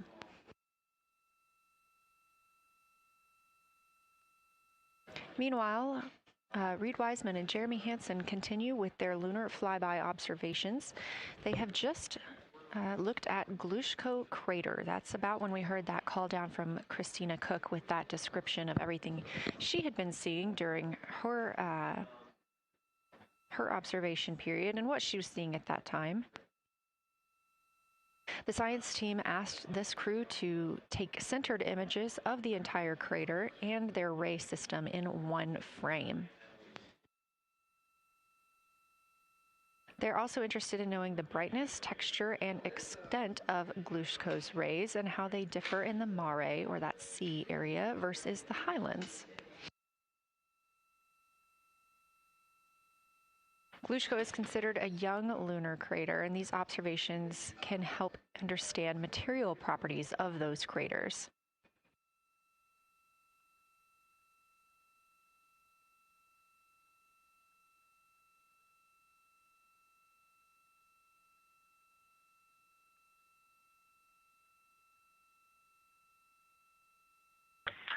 Science, integrity.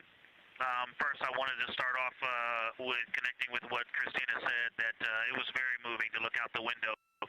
I had the unfortunate sequence to start looking out the window and then moved to the long lens, and it was hard to speak looking through the zoom. Because I went straight where Christina went, and I was walking around down there on the surface, climbing and off-roading on that amazing terrain. I also want to underscore something that she said. As we continue to explore, when we actually do go down there to the surface, I know for safety reasons that we would never send someone alone, but I just want to really emphasize how important the discussion time was. When we started to talk, we not only got better science discussion, we got better human connection, and so doing this as a pair, we just learn and grow together, and that's just super important, so thank you for adding that to this plan. Reed just passed me a note that the Orion Tall Basin annular ring has a similar albedo to the center, but a different color. It has more brownish tones in it, and he said it's very distinct now that he's been staring at it. Victor, thank you. You got a cheer from science there, and we all just went on that moonwalk with you, so highlighting how important it is to talk about these things. I also want to let you know that we have Deanna Glover with us in the viewing gallery. She's all smiles.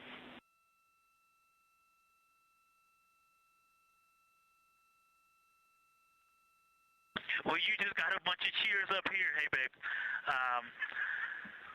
I love you from the moon. We love that we got a hey babe too, and we also have one of your lovely daughters here watching you guys work.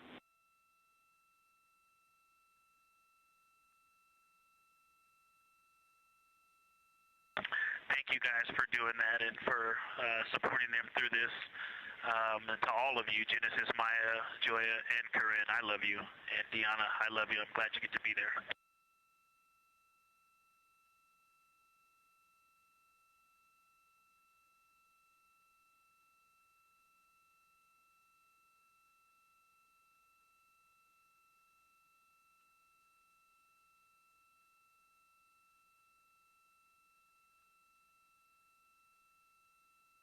We've had some really sweet words from the crew members aboard Orion today, as their families have been able to filter in and out of the viewing room here at Artemis Mission Control at Johnson Space Center in Houston. Victor Glover also giving a great science sit rep and just a description of how it must feel if you were down on the lunar surface while he was looking through that 80 to 400 millimeter zoom lens. He also expressed how important it was to be able to talk through that real time with Christina Cook and stressed the importance of that on future missions, that it not only made their discussions better, but also more human. Glover and Cook are in the support roles right now, not taking photos or making annotations at the windows, but they are also encouraged to have their midday meal at this time. For lunch today, those two crew members have options of beef ravioli, salmon, butternut squash, sweet and savory kale, pickled beets, cherry blueberry cobbler, tuna noodle casserole, tomatoes and artichokes, broccoli, and chocolate peanut butter bar.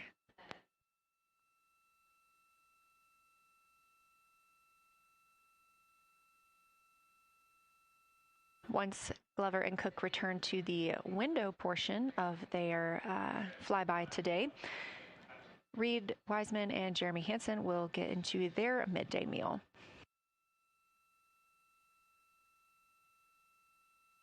Again, this is the third of 5 scheduled blocks for our lunar viewing today, and if you were watching at the start of the broadcast, you can definitely tell the difference in the distance from the moon. We are now 5,518 miles away from the lunar surface, and again, expecting the crew to get about 4,066 miles away. They are currently 252,050 miles away from Earth, and every mile is a new record, having surpassed the Apollo 13 milestone for furthest distance earlier today.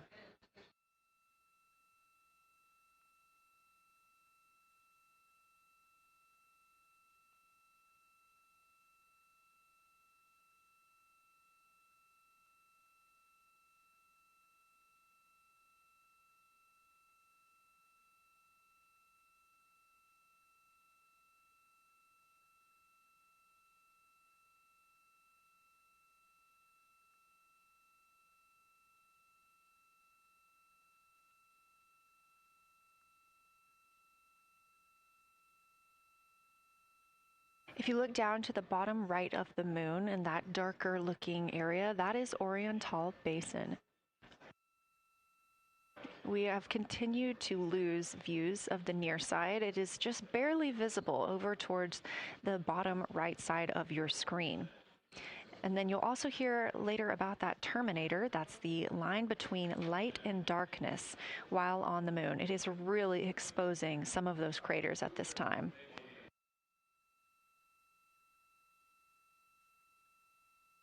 A couple of the other features in view right now are Hertzsprung Basin and Vavilov Crater. Hertzsprung Basin is nearer to the center of the moon, closer to that Terminator line right now, and Vavilov Crater is just on the outskirts of it, closer again to the Terminator.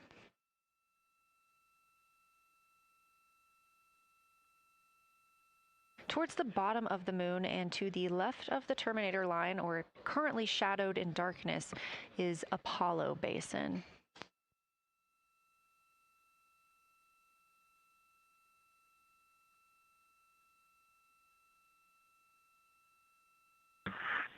Science from Integrity.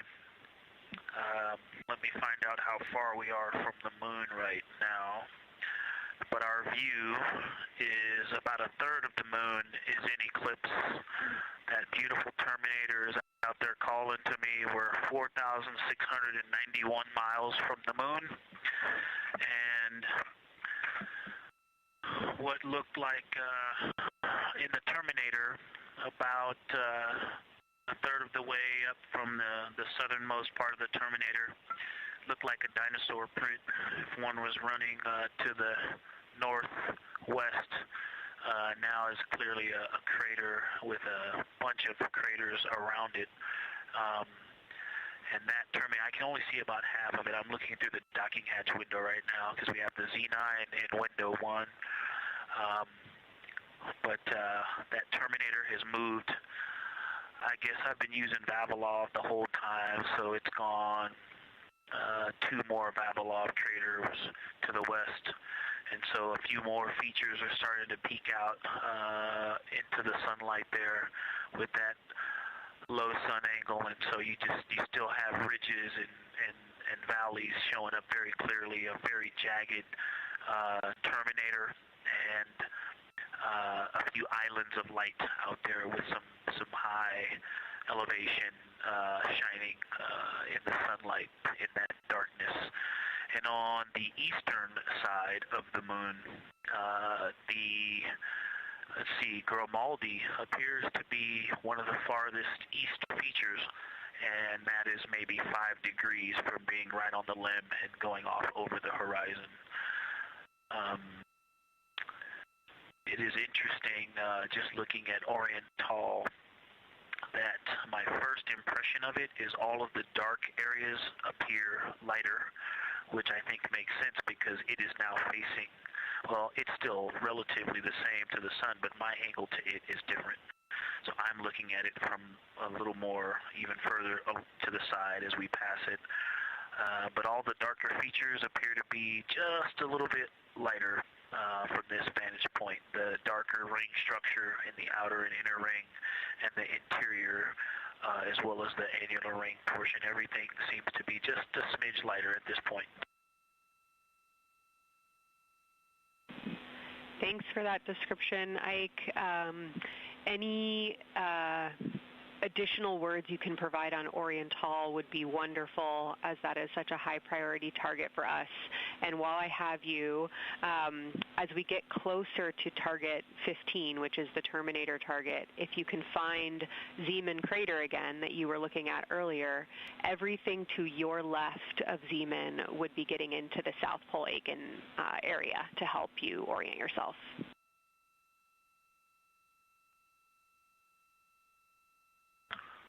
Zeeman is a great waypoint out there. I definitely see it.